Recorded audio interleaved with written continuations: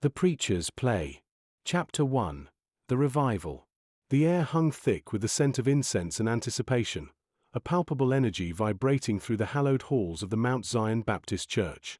Crystal chandeliers, sparkling like captured starlight, cast a dazzling glow on the polished mahogany pews, a stark contrast to the crumbling brownstones and cracked sidewalks of the Harlem streets outside. Inside, a sea of faces, etched with hope and desperation, turned towards the pulpit. This wasn't just any Sunday service. This was a revival, a fervent outpouring of faith promising salvation and, for some, a much-needed miracle.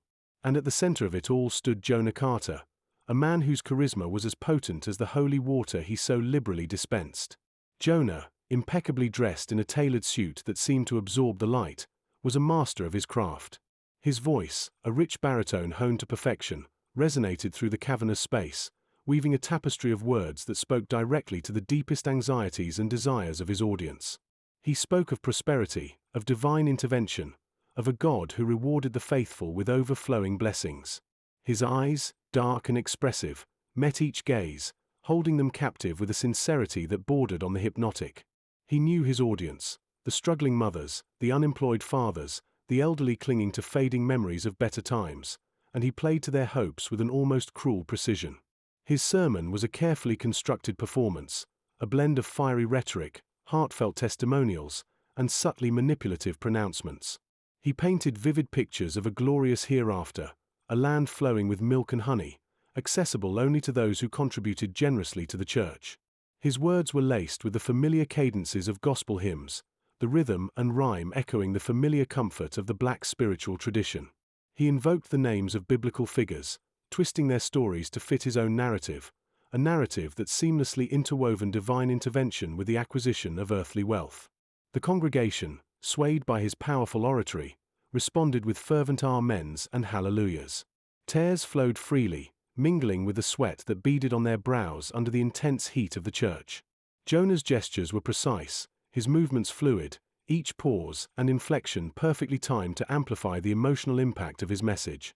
He moved effortlessly from passages of scripture to personal anecdotes, weaving a captivating tale that drew his audience deeper into his carefully crafted illusion. He spoke of his own humble beginnings, his own struggles against adversity, and his miraculous rise to grace, all carefully embellished and tailored to inspire both awe and trust. He presented himself as a shepherd guiding his flock to salvation, a protector shielding them from the harsh realities of their lives. He was, in essence, a con artist on a grand scale, exploiting their vulnerability and their faith to achieve his own selfish ends. Yet, beneath the veneer of piety, a hint of something else flickered in Jonah's eyes. It was a subtle shift, almost imperceptible to the casual observer, a flicker of something akin to genuine emotion that belied his carefully constructed persona. It was a fleeting expression, quickly masked by the unwavering conviction of his performance, but it served as a subtle reminder that even the most accomplished deceiver could harbor an unexpected vulnerability. As the service drew to a close, Jonah's manipulation took a more overt form. He announced a special offering, a seed of faith, that would unlock the divine blessings he had so eloquently described. The suggestion was subtly phrased, but the implication was unmistakable: give generously, and God would reward you handsomely. And the congregation, their faith ignited by his performance, responded with a generosity that exceeded even Jonah's expectations. The collection plates overflowed with cash, jewelry, and other valuables, a testament to Jonah's persuasive powers and the desperation of those who clung to the hope of a brighter future. He watched, a mixture of satisfaction and something akin to guilt churning within him, as the offerings were counted and meticulously tallied. The money, he knew, would soon line his own pockets, a stark contrast to the struggling lives of those who had so readily parted with their hard-earned possessions. The opulent grandeur of the church, shimmering with polished brass and stained glass, was a stark reminder of the vast socio-economic disparity that permeated Harlem. Outside, the dilapidated buildings, crumbling facades, and the persistent shadow of poverty contrasted sharply with the sanctuary's gilded splendor. This disparity, this chasm between the haves and the have-nots, was a constant undercurrent in Jonah's deception, a silent accomplice in his manipulative enterprise. He exploited this chasm, preying on the desperation of those who sought refuge from their harsh realities within the comforting embrace of faith. The contrast between the church's interior and the external world was mirrored in Jonah himself. His carefully constructed persona, a facade of holiness and righteousness, was as carefully crafted as the intricate details of his sermon. He moved through the world with a fluid grace, navigating the complexities of human emotion and manipulation with the ease of a seasoned actor on a well-rehearsed stage.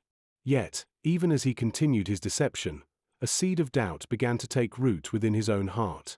As the final hymn faded, and the congregation dispersed into the Harlem night, a lone figure remained seated in the darkened sanctuary. Sarah, a member of the choir whose voice had been a powerful counterpoint to Jonah's sermon, sat alone, her face illuminated by the faint glow of the stained glass window.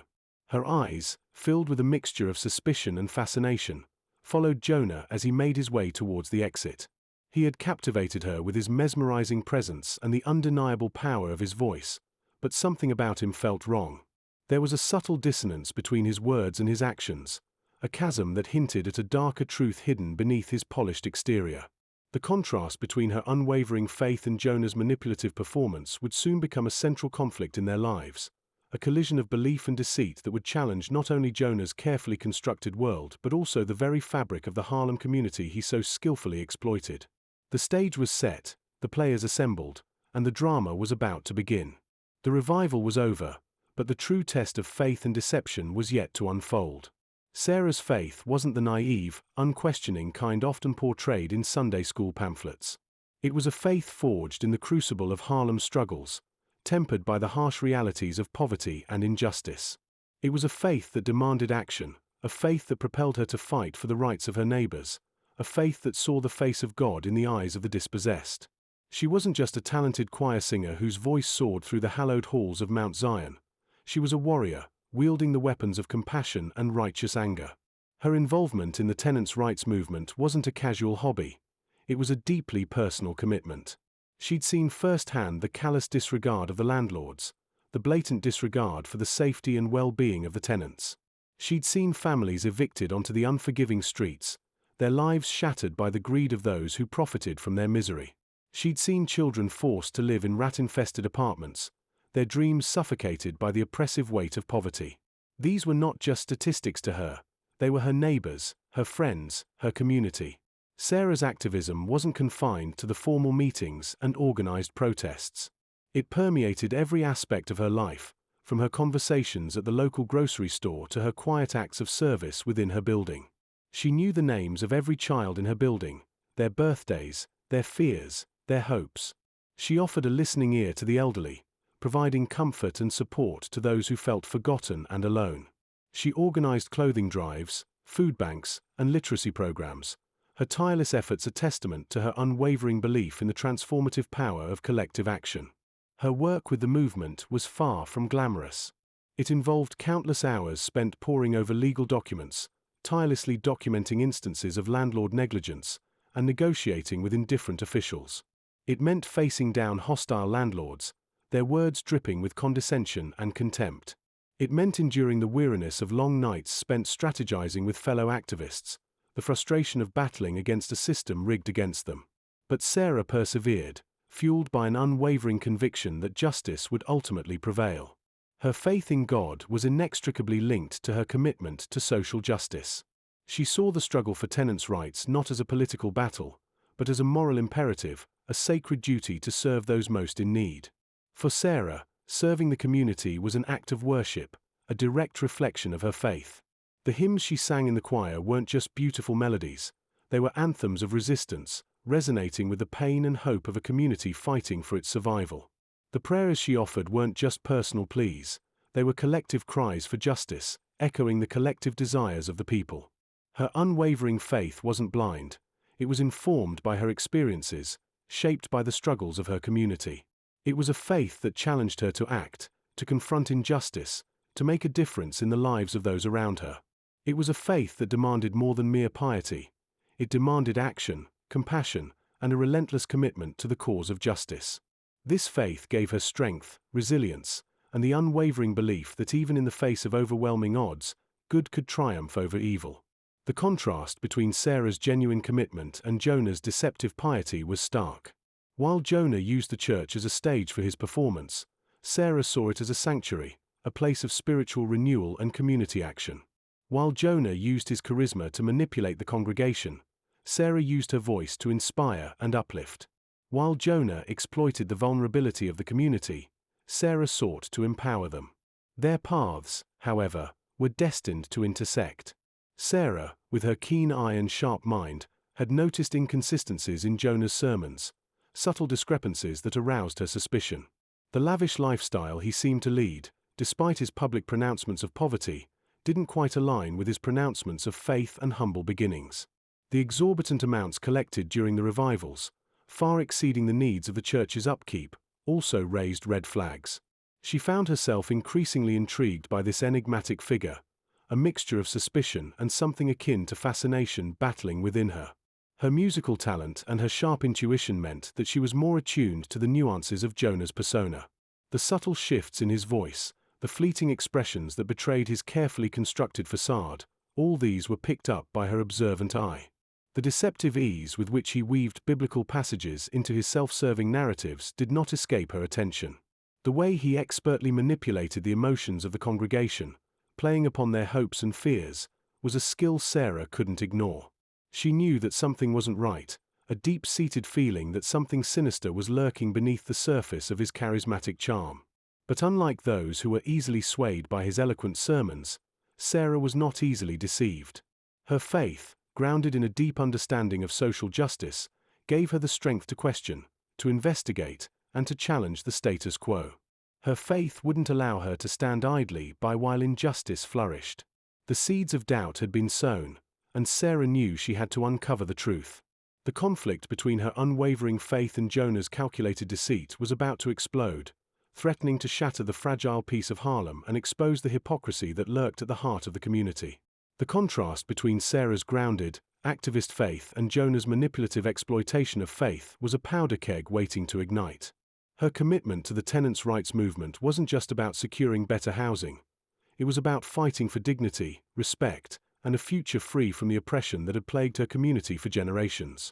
She saw the fight as a spiritual battle, a struggle for the soul of Harlem.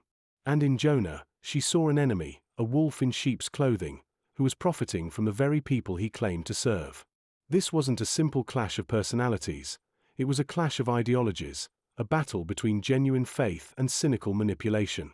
The outcome would not only determine Jonah's fate but also the future of the community he had so cleverly exploited. The seeds of confrontation had been planted, and the fertile ground of Harlem was ready for the harvest of truth and justice. The impending showdown wasn't just between Sarah and Jonah, it was between faith and deception, between hope and despair, between the forces of good and evil battling for the soul of Harlem. The revival had ended, but the true struggle was just beginning. The community held its breath, unaware of the storm that was brewing, a storm that would test the limits of their faith and their resolve. Sarah, armed with her unwavering belief in justice and her sharp mind, was ready to face the storm.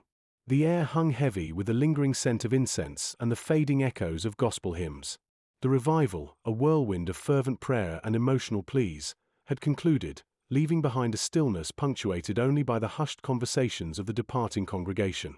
Jonah, still in the borrowed preacher's garb, felt the weight of his charade settle upon him. The money, though substantial, felt like ashes in his mouth. He lingered near the altar, a knot of unease tightening in his chest. The exhilaration of the performance had given way to a gnawing emptiness. Then he saw her. Sarah stood near the stained-glass window, the fading light catching the gold in her hair, transforming her into a vision bathed in ethereal glow. She hummed a soft melody, a fragment of the revival's final hymn, her voice a low, resonant hum that vibrated with an inner strength that resonated deeply within him. He'd noticed her during the service, her voice a powerful counterpoint to his own carefully crafted performance. Her voice, clear and strong, cut through the emotional fervor of the crowd, a voice untouched by the manipulative undercurrents that he so skillfully deployed. He approached cautiously, drawn to her like a moth to a flickering flame. She turned, her eyes, the color of warm honey, meeting his. There was a moment of silent recognition, an unspoken acknowledgement of an unseen connection. He felt a surprising flutter in his chest, a sensation so foreign it unsettled him. This was unlike the fleeting connections he usually made, the calculated charm he used to manipulate his marks. This felt different. This felt real. That was something, he began, the words clumsy and inadequate to express the complex emotions swirling within him. Sarah smiled, a slight curve of her lips that hinted at a hidden intelligence. Powerful, she agreed, her voice a soft counterpoint to the lingering echoes of the service. Though I confess, some of it felt theatrical. He chuckled, a nervous sound that belied his usual confident demeanor. Theatricality is part of the performance, isn't it? He replied, attempting to maintain a playful tone, a facade that felt increasingly fragile in her presence. Perhaps, she responded, her eyes unwavering, holding his gaze with an intensity that pierced through his carefully constructed persona. But true faith doesn't require theatrics. It speaks for itself. Her words struck him like a physical blow, jarring him out of his comfortable self-deception. He'd spent years crafting a persona, perfecting his delivery, manipulating emotions for personal gain. He'd become adept at weaving intricate webs of deceit, but this woman, with her quiet strength and unwavering faith, seemed to see through him with unnerving clarity. They fell into conversation, an easy flow of words despite the inherent contrast in their personalities and beliefs. He spoke of his travels, embellishing the tales, of course, painting a picture of a life less complicated than his own reality. She spoke of her work with the tenants' rights movement, her voice imbued with a passion that both inspired and intimidated him. He listened, genuinely captivated by her dedication, her fierce commitment to social justice, a stark contrast to his own self-serving machinations. Her commitment to the community was profound, rooted in a faith that demanded action. She described the dilapidated buildings, the unresponsive landlords, the families facing eviction, not with despair, but with a steely determination that resonated with a quiet power. He saw the fire in her eyes, a burning intensity that spoke of years spent fighting for the underdog, battling against a system designed to keep the poor impoverished and powerless. He found himself drawn to this strength, this unwavering conviction. It was a stark contrast to his own cynical worldview, a world where trust was a weakness and manipulation was a necessity. He'd spent his life exploiting the vulnerabilities of others, preying on their hopes and fears. Yet here he was, captivated by a woman whose strength and integrity were so profoundly different from anything he had ever encountered. As they talked, Jonah felt the carefully constructed walls of his deception begin to crumble. He found himself strangely compelled to be honest with her, to reveal the truth about his fraudulent revivals, yet the fear of exposure held him back. He felt a conflict within himself, a battle between the ingrained cynicism that defined him and a nascent respect for her integrity. He spoke of the hardship he'd faced, but carefully omitted the details of his scams. He painted himself as a struggling preacher, a man dedicated to serving God, albeit one who'd had a difficult path. He watched her carefully, searching for any hint of disbelief, any flicker of suspicion. But her gaze remained steady, her expression compassionate, not judgmental. He realized, with a chilling clarity, that he was falling for her. This woman, with her unwavering faith and tireless commitment to justice, threatened to upend his entire life, not with violence or anger, but with the sheer force of her integrity. He was captivated by her beauty, her strength, her unwavering belief in something larger than himself. He'd thought he was immune to such things, a master manipulator untouched by genuine emotion. He was wrong. The night air grew cooler as their conversation continued, their voices a hushed murmur against the backdrop of the quiet Harlem streets. The church, once a stage for his deceptive performance, now felt like a sanctuary, a place where he was forced to confront the chasm between his carefully constructed persona and the man he truly was. He felt a profound loneliness, a gnawing sense of isolation, despite her proximity. He was trapped between the allure of his deceptive lifestyle and the overwhelming pull of a genuine connection, a connection that threatened to unravel everything he'd built. The seed of his deception had taken root, and now, he felt the first tremors of the earthquake it was about to unleash. He knew, with terrifying certainty, that their chance encounter was far from over. It was only the beginning of a profound and potentially devastating transformation. The revival was over, but the true awakening had just begun. Deacon Elijah Washington, a man whose faith was as deeply rooted as the ancient oaks lining the streets of Harlem, had a keen eye for the incongruous. He'd spent decades witnessing the ebb and flow of preachers, the rise and fall of charismatic figures who promised salvation and often delivered only disillusionment. His weathered face, etched with the wisdom of years spent nurturing his flock, held a quiet intensity that spoke of a life dedicated to discerning truth from falsehood. He'd seen Jonah Carter's revival, witnessed the fervent outpouring of emotion, and while the young preacher's eloquence had impressed many, it had sparked a flicker of unease within the deacon. It wasn't the flamboyant gestures, the impassioned sermons, or even the surprisingly large collection taken up that day. Deacon Elijah had seen it all before. No, it was something subtler, a dissonance between the words and the man that pricked at his conscience. There was a sheen to Jonah, a carefully constructed gloss that felt too perfect, too polished to be genuine.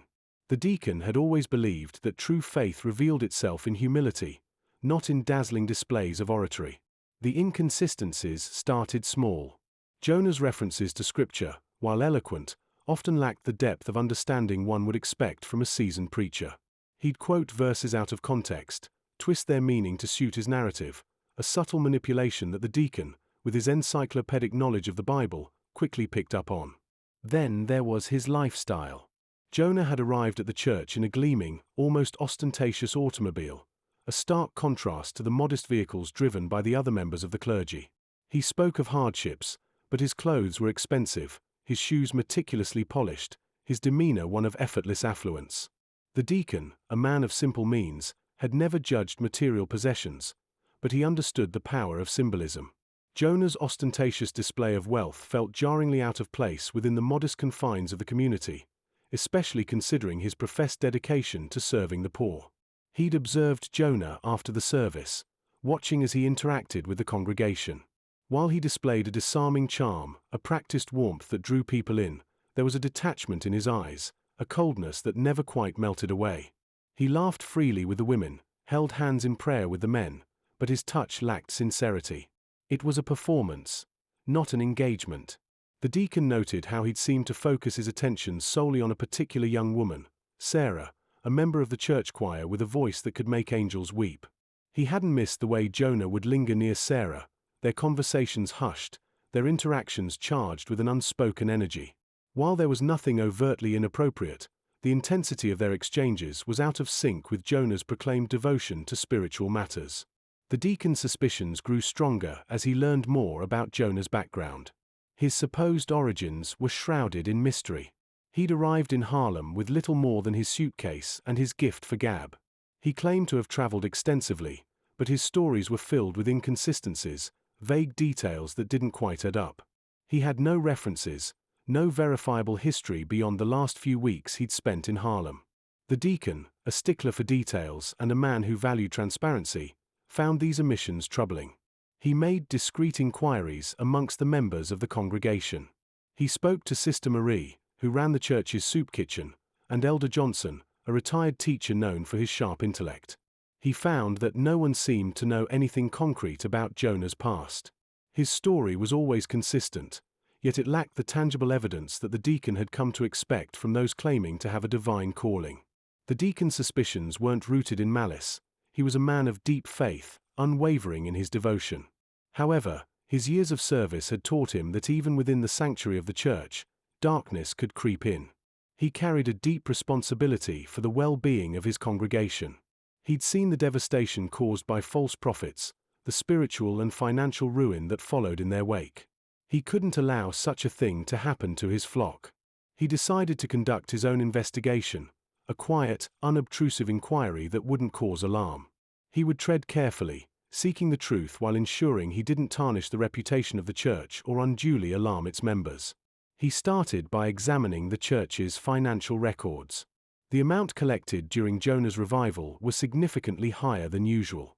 This in itself was not unusual, as charismatic preachers often drew larger crowds, but the way the money was handled was.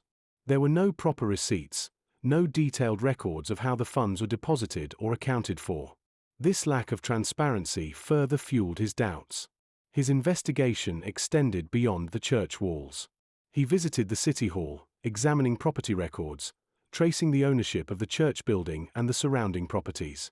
This was a seemingly mundane step, but he had a suspicion that Jonah's seemingly rapid success may be connected to those beyond religious matters. He spent hours in the archives, poring over old newspapers and city records, seeking any mention of Jonah Carter or someone who resembled him. He came across a few articles mentioning scams run in other cities, fraudulent religious figures who preyed on vulnerable communities. While the names and details didn't precisely match, the similarities were striking enough to raise further concerns. His heart sank. He realized that his suspicions were more than just instincts. They were founded on evidence, however fragmentary. Jonah Carter wasn't just a charismatic preacher, he was a con artist, a wolf in sheep's clothing preying on the faith of his community. The weight of this revelation pressed heavily on him. He knew he had a duty to act, to protect his flock from this man's deceitful schemes, but the method of exposure would require careful consideration. The revelation wouldn't be easy to expose without causing further damage to the community that he had dedicated his life to serving. He contemplated the potential repercussions. Accusing a charismatic preacher without irrefutable evidence could be disastrous. The community, so recently swayed by Jonah's fervent sermons, could turn against him. He had to find a way to expose the truth without causing further division within his congregation.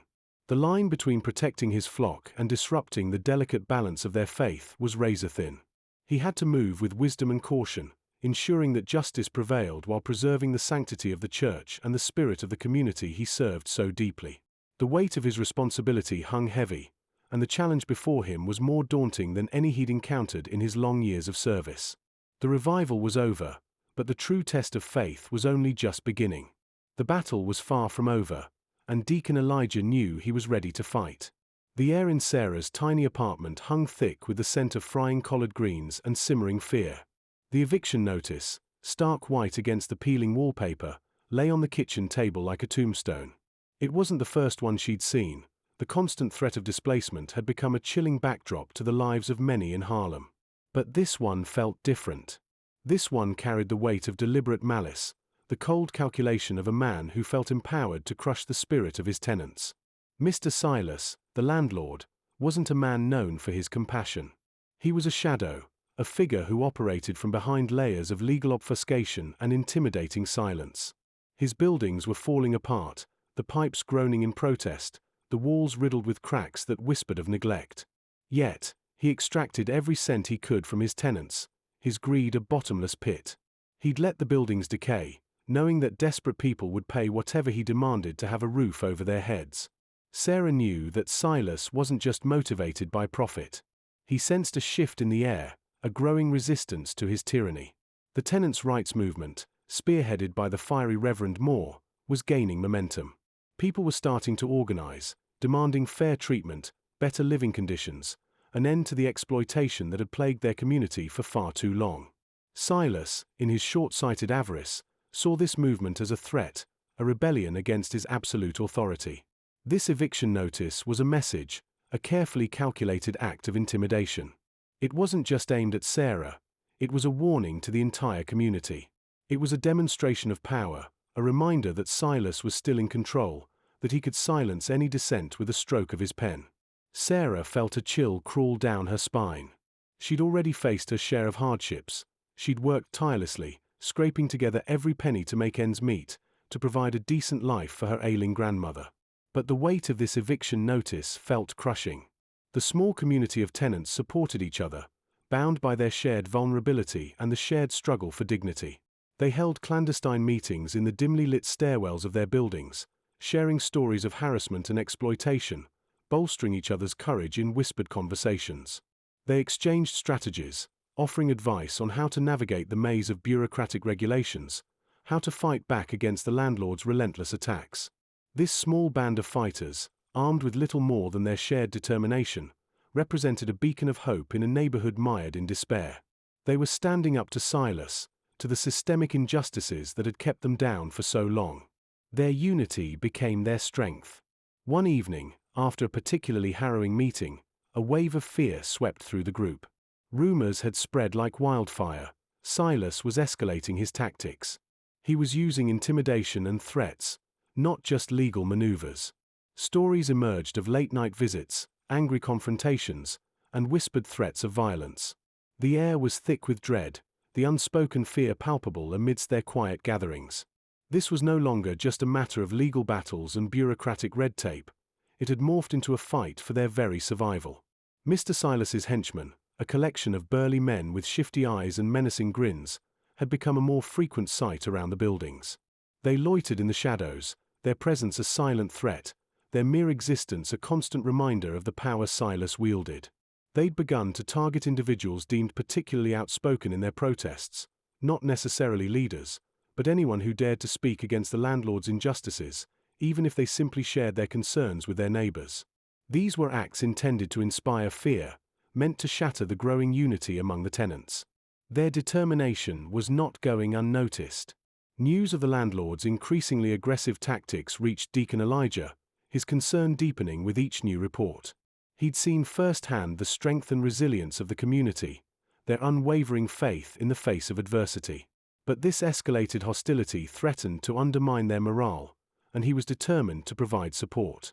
He knew Silas's actions were not just about money.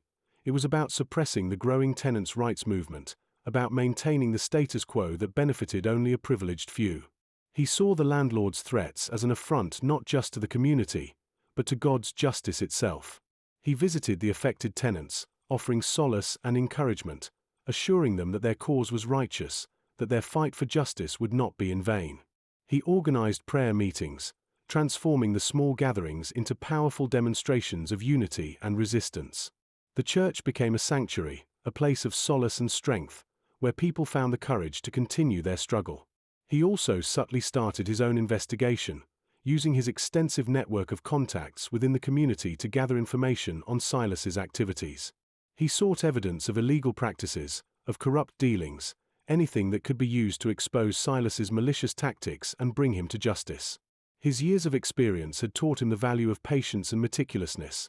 He understood that exposing a figure like Silas required careful planning and irrefutable evidence. Sarah, with her powerful voice and unwavering conviction, found herself increasingly at the forefront of the tenants' rights struggle.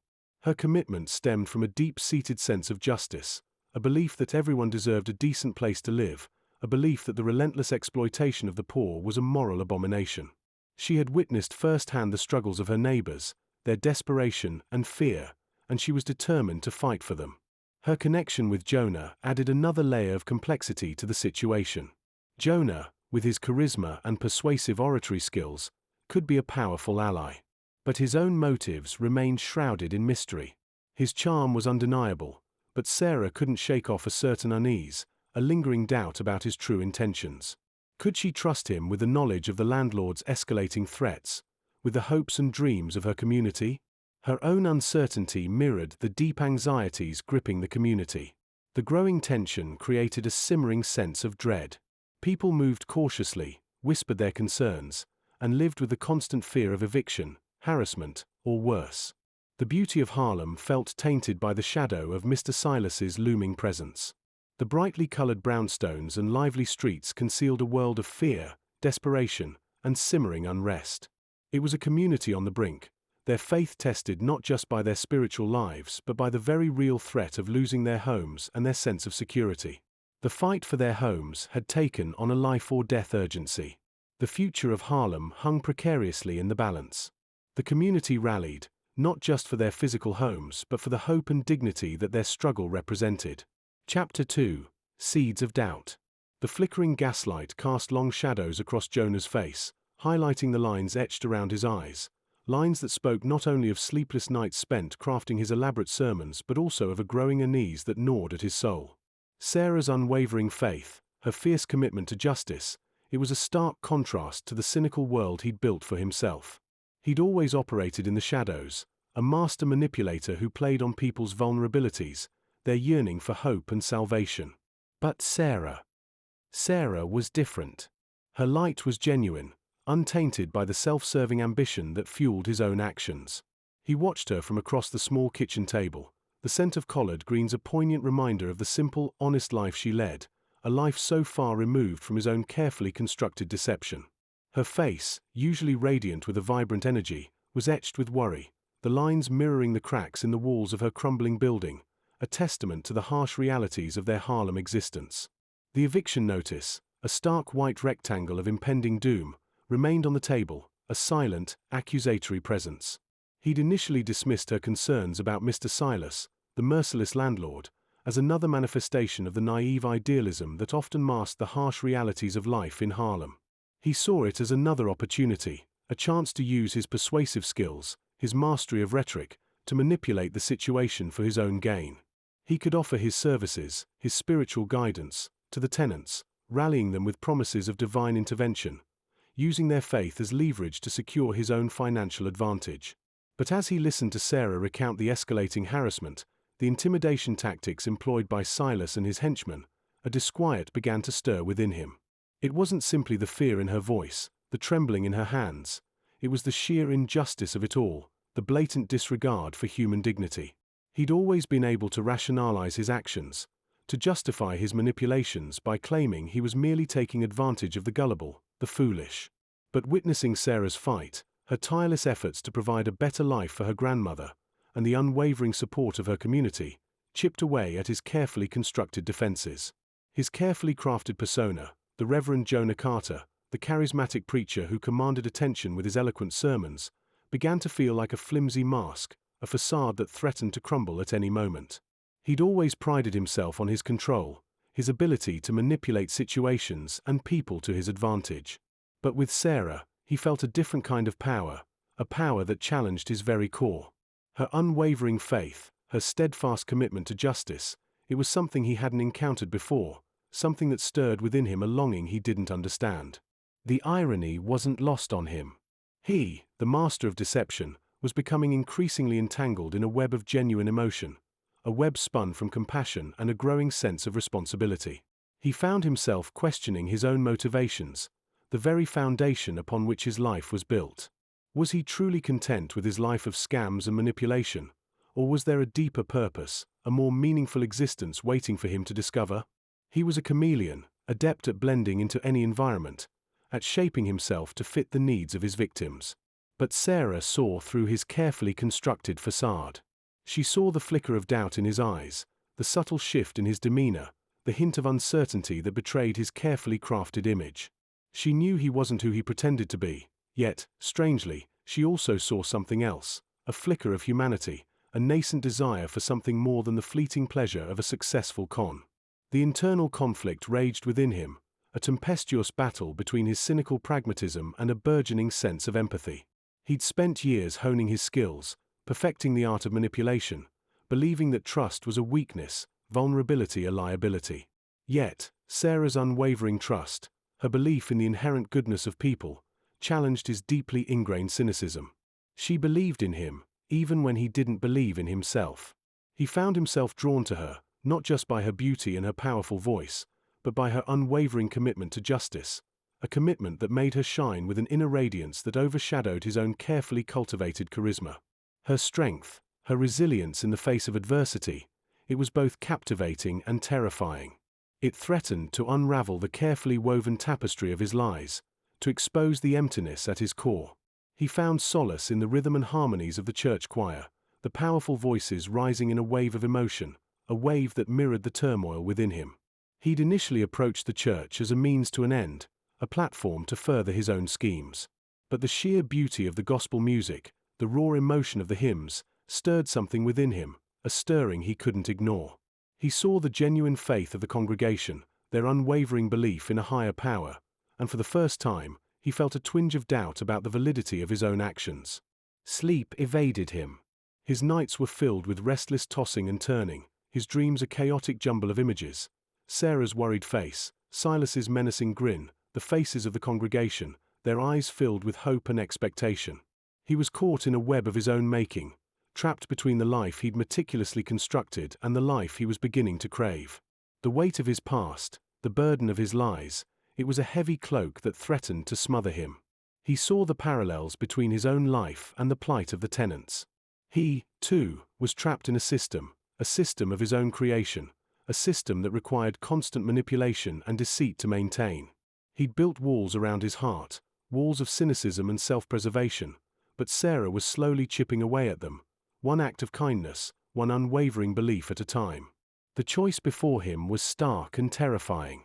He could continue down the path of deception, clinging to the familiar comfort of his carefully constructed world. Or he could risk everything, confess his sins, and use his skills to help Sarah and the tenants fight for justice.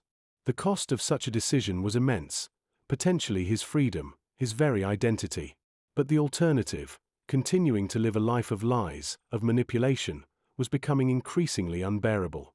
He knew that redemption wouldn't come easily. He'd hurt many people, and the path to forgiveness would be long and arduous.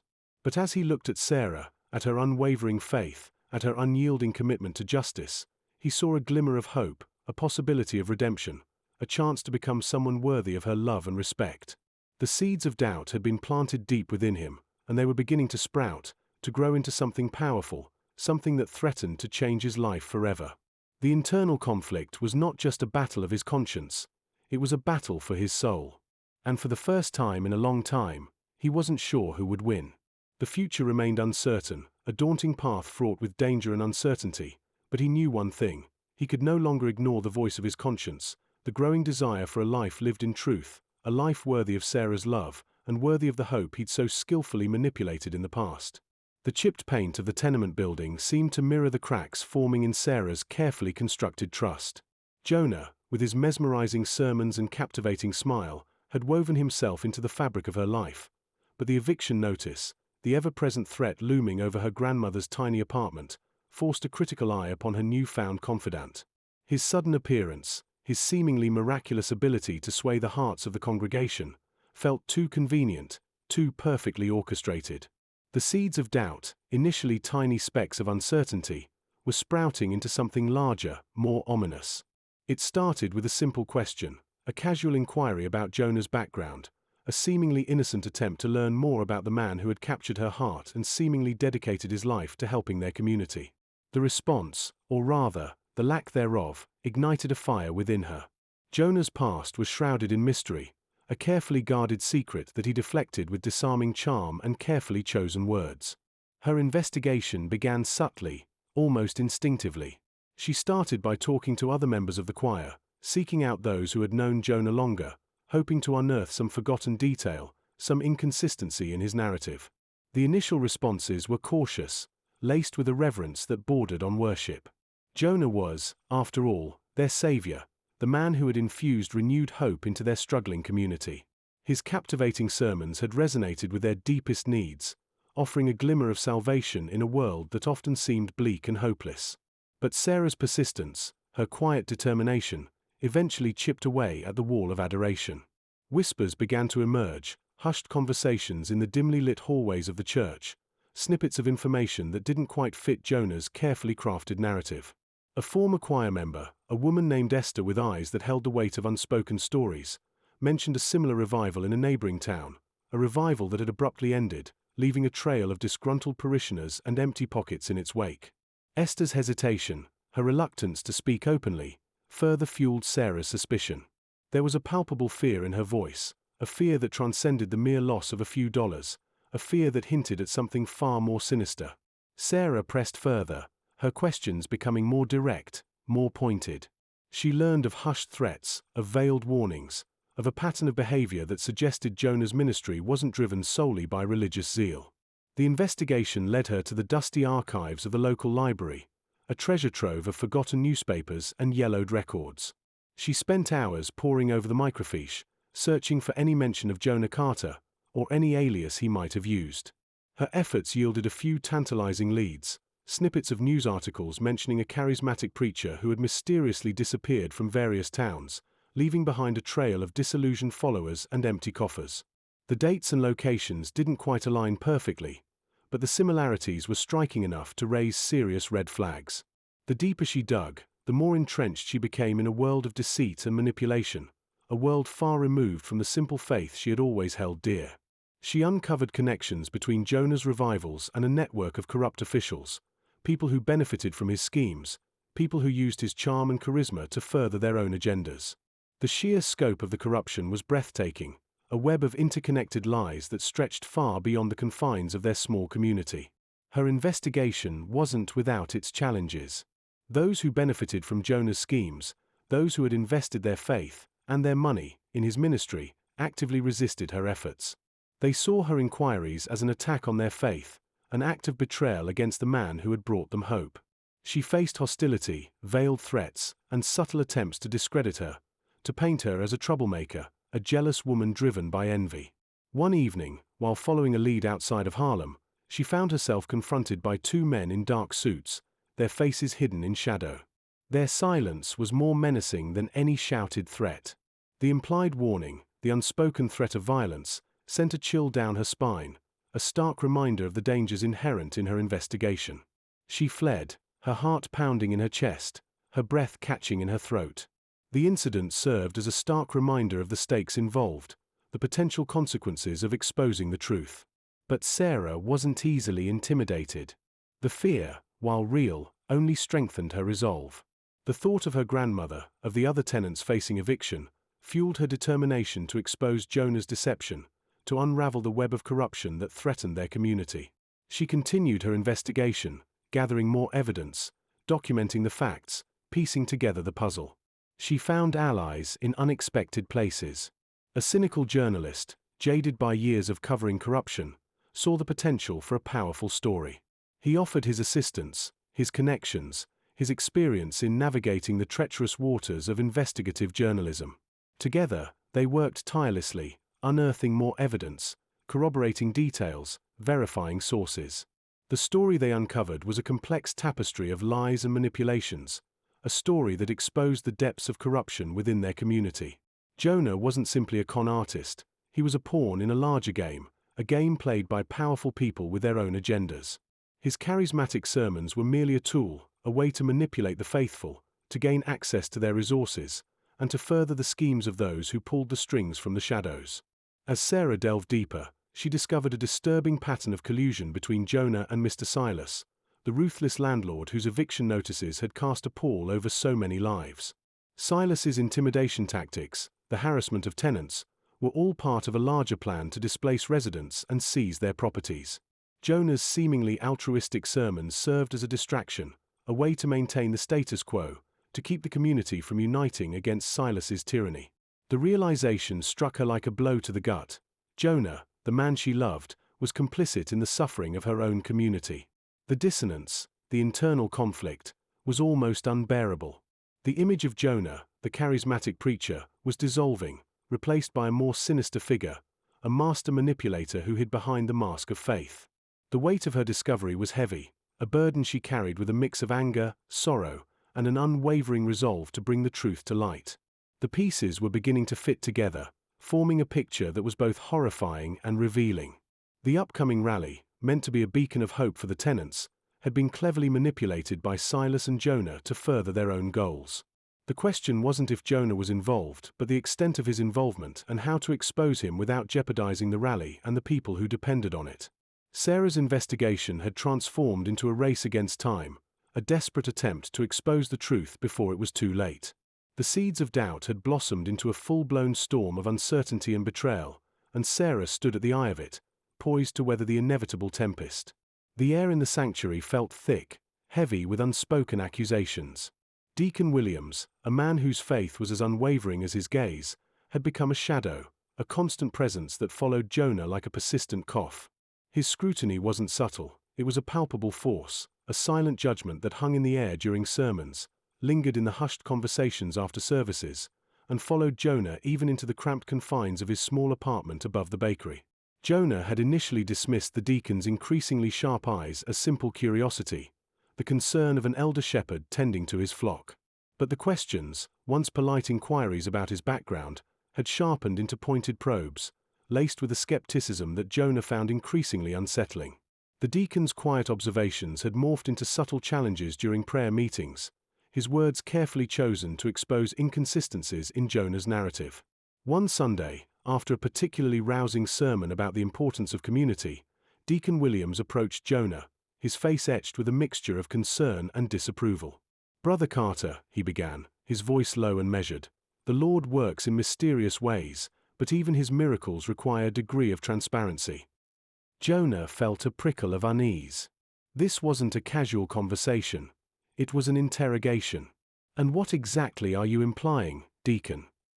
he asked, trying to maintain a calm exterior, despite the tremor in his voice. "I'm implying, Brother Carter," the deacon responded, his gaze unwavering, that some of your methods seem unorthodox. The sudden influx of funds into the church coffers, the rather extravagant lifestyle you seem to be maintaining, these things raise questions. The implication hung heavy in the air, an accusation unspoken but clearly understood. Jonah, accustomed to navigating the murky waters of deception, felt a flicker of panic. His carefully constructed facade was cracking under the deacon's relentless scrutiny. He attempted to deflect the deacon's scrutiny with carefully chosen words, invoking the generosity of unseen benefactors, the miraculous nature of divine intervention. He spoke of answered prayers, of divine blessings that manifested in unexpected ways. But the deacon remained unimpressed, his skepticism unyielding. He had seen too much of Harlem's hardship, too much of its desperation, to be easily swayed by slick rhetoric. The pressure mounted. The church, once a sanctuary, had become a stage for a subtle but intense conflict. The congregation, once united in their admiration for Jonah's charisma, was now divided, whispering amongst themselves, their faith wavering under the weight of doubt. The growing tension spilled over into other aspects of Jonah's life. Sarah, despite her own concerns, initially remained supportive, her love for him shielding her from the full weight of the deacon's accusations. But even her unwavering faith began to crumble under the persistent pressure. Her grandmother, a woman whose wisdom and experience were deeply rooted in the traditions of the Black Church, felt the shift in the spiritual atmosphere. Her intuition, honed by decades of observing the ebb and flow of the Harlem community, was deeply unsettled by Jonah's sudden presence and equally sudden departure from the norms of their faith community. She voiced her concerns to Sarah, not with accusations, but with gentle warnings, urging her granddaughter to be cautious, to trust her instincts. One evening, after a particularly tense service, Sarah confronted Jonah. "The deacon is asking questions, Jonah," she said, her voice soft but firm. "People are talking. You need to address this." Jonah, his usual charm faltering, attempted to dismiss her concerns. He spoke of jealous rivals, of misunderstandings, of the inherent skepticism that often accompanied true faith. But Sarah, her eyes filled with a mixture of love and apprehension, saw through his carefully constructed facade. "It's not just the deacon, Jonah," she said, her voice laced with a hint of heartbreak. "It's more than that. The money. Your sudden wealth. It doesn't feel right." The weight of Sarah's words hit him harder than any accusation from the deacon. Her love, her unwavering faith, had always been his anchor, his moral compass, however skewed. Now, even that was slipping away. The conflict within the church intensified. The once harmonious choir rehearsals were now strained, punctuated by hushed whispers and uneasy glances. The joy that had once filled the sanctuary was replaced by a palpable tension, a silent battle waged between faith and doubt, between admiration and suspicion. Jonah found himself increasingly isolated, the vibrant community that had once embraced him now viewing him with a mixture of suspicion and apprehension. The lines blurred, the roles reversed. The man who had once held the power to manipulate a crowd now felt powerless, trapped in a web of his own making. Meanwhile, Silas, the ruthless landlord, watched the unfolding drama with a calculating smile. He had initially seen Jonah as a useful tool, a charismatic preacher who could divert attention from his schemes while simultaneously keeping the community passive through the emotional fulfillment of Jonah's sermons. But the deacon's growing suspicion threatened to unravel his carefully laid plans. Silas decided to intervene, subtly pushing Jonah further into the corner, using veiled threats and subtle manipulations to ensure that Jonah would maintain his silence. He used the threat of exposing Jonah's past to further cement his control over Jonah and to ensure the continued success of his scheme of evicting residents and seizing their properties. The increasing pressure from both the deacon and Silas tightened Jonah's precarious position. His carefully constructed world, once a sanctuary of deception, was now crumbling, threatening to expose his lies and reveal the depth of his manipulations. The seeds of doubt, sown in the hearts of the community, had blossomed into a storm that threatened to engulf him. The upcoming rally, once a celebration of community resilience, now loomed as a potential disaster, a stage where his carefully constructed facade could shatter irrevocably. The eviction notices arrived like thunderclaps on a sunny afternoon. Sarah found us tucked under her door, a crisp white rectangle stark against the worn, faded rug. Her heart hammered against her ribs, a frantic drumbeat against the sudden silence of her apartment. The notice was terse, devoid of any empathy, a legal document spelling out her impending displacement, a 3-day notice to vacate, citing a violation of her lease agreement, a violation she knew was fabricated. Panic warred with a simmering rage. She wasn't alone. Others in the building received similar notices, neighbors she'd stood shoulder to shoulder with at meetings, sharing stories of leaky roofs and broken stoves, of the landlord's deliberate neglect and blatant disregard for their safety and well-being. The air in the building, once filled with the familiar sounds of life, children's laughter, the rhythmic tap-tap-tap of sewing machines, the murmur of conversations, was now thick with fear and apprehension. Silas, the landlord, a man whose smile didn't reach his cold, calculating eyes, was behind this. He hadn't been subtle.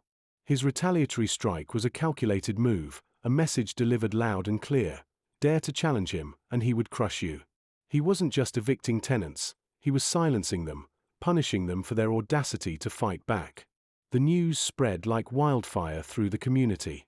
The church, already fractured by the seeds of doubt sown regarding Jonah, became a hub of frantic activity. The women gathered, their voices rising in a chorus of anger and fear, their hands clasped together in prayer and protest. Sarah, her eyes blazing with righteous fury, spoke to them, her voice ringing with a strength that belied her fragile frame. She would not be silenced. They would not be silenced. This was more than just evictions. It was an attack on their community, a systematic attempt to displace those who dared to fight for their rights. They had been promised better, a fair chance at decent housing, and Silas was attempting to rob them of that. This was a power play, a stark demonstration of the inequality that permeated Harlem's underbelly, a stark reminder of the systemic injustices they had been fighting so hard against.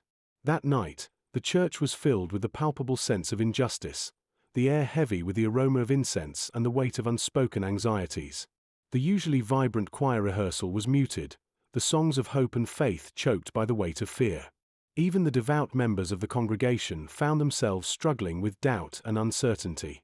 The landlord's actions had shaken the very foundations of their faith, proving the very injustices Jonah had only touched on in his sermons. Jonah watched Sarah's struggle with a mixture of guilt and admiration.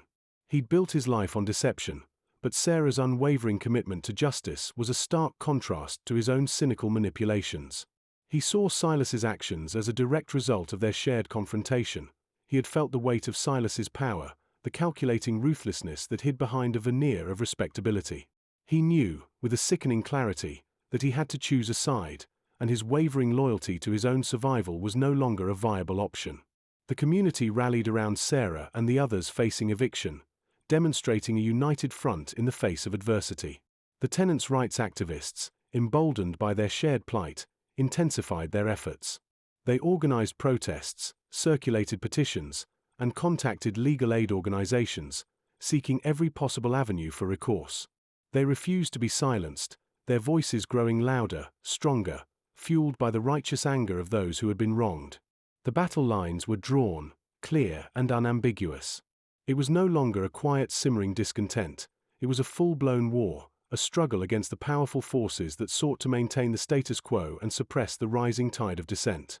The eviction notices had transformed the quiet hum of daily life into a cacophony of conflict. The fight extended beyond the confines of the church and the affected buildings.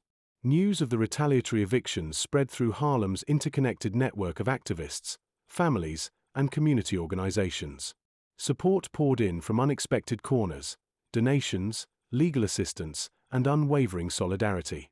The church became a center for community meetings, a place where strategies were developed, and spirits were buoyed through prayer and collective action. One evening, as Sarah sat alone in her apartment, a sense of overwhelming exhaustion weighed her down. She felt the relentless pressure building, her energy depleted after hours of meetings, phone calls, and organizing. Her fight was not only against Silas but against a system that allowed such exploitation to thrive. She received a call from Deacon Williams. "Sister Sarah," his voice was low and concerned, "I know you are fighting a hard fight, and I want you to know the church supports you. We're working with the legal team, and I am personally contacting the local council. You are not alone. The Lord sees your plight, and we shall help you persevere." His support, alongside the unwavering determination of her community, gave Sarah renewed strength. The collective spirit invigorated her, renewing her resolve against the powerful forces aligned against them. She saw the growing chasm between her fight for justice and Jonah's past deception. Silas, meanwhile, felt the tightening noose. The community's response exceeded his expectations. He had underestimated the power of collective action, the strength of a community united in the face of oppression. His actions, intended to intimidate and silence, had instead galvanized the very people he sought to control. His calculated risk had backfired, creating a far more powerful and organized opposition than he had anticipated. The escalating conflict put immense pressure on Jonah. He saw Silas's tactics, understood his ruthlessness, and felt a growing sense of responsibility. He'd initially viewed the church and its activism as a means to an end, a way to cover his own lies. Now, seeing the brutal consequences of Silas's actions, he understood the true cost of his indifference. He couldn't just stand by and watch Sarah and the community suffer. His comfortable existence of manipulating others was now threatened, and with it, his own sense of self-preservation. He knew that he needed to act, not for himself, but for the community he had been unwittingly using. The weight of his past sins was now compounded by the weight of the current battle against Silas, and the only way out, he realized, was to choose justice and reconciliation. His decision would require a profound shift in his mindset and potentially cost him everything he had built, but the choice was clear. He would use his skills, his mastery of deception, to expose Silas and fight for those fighting for justice. The weight of his decision pressed down on Jonah like a physical burden.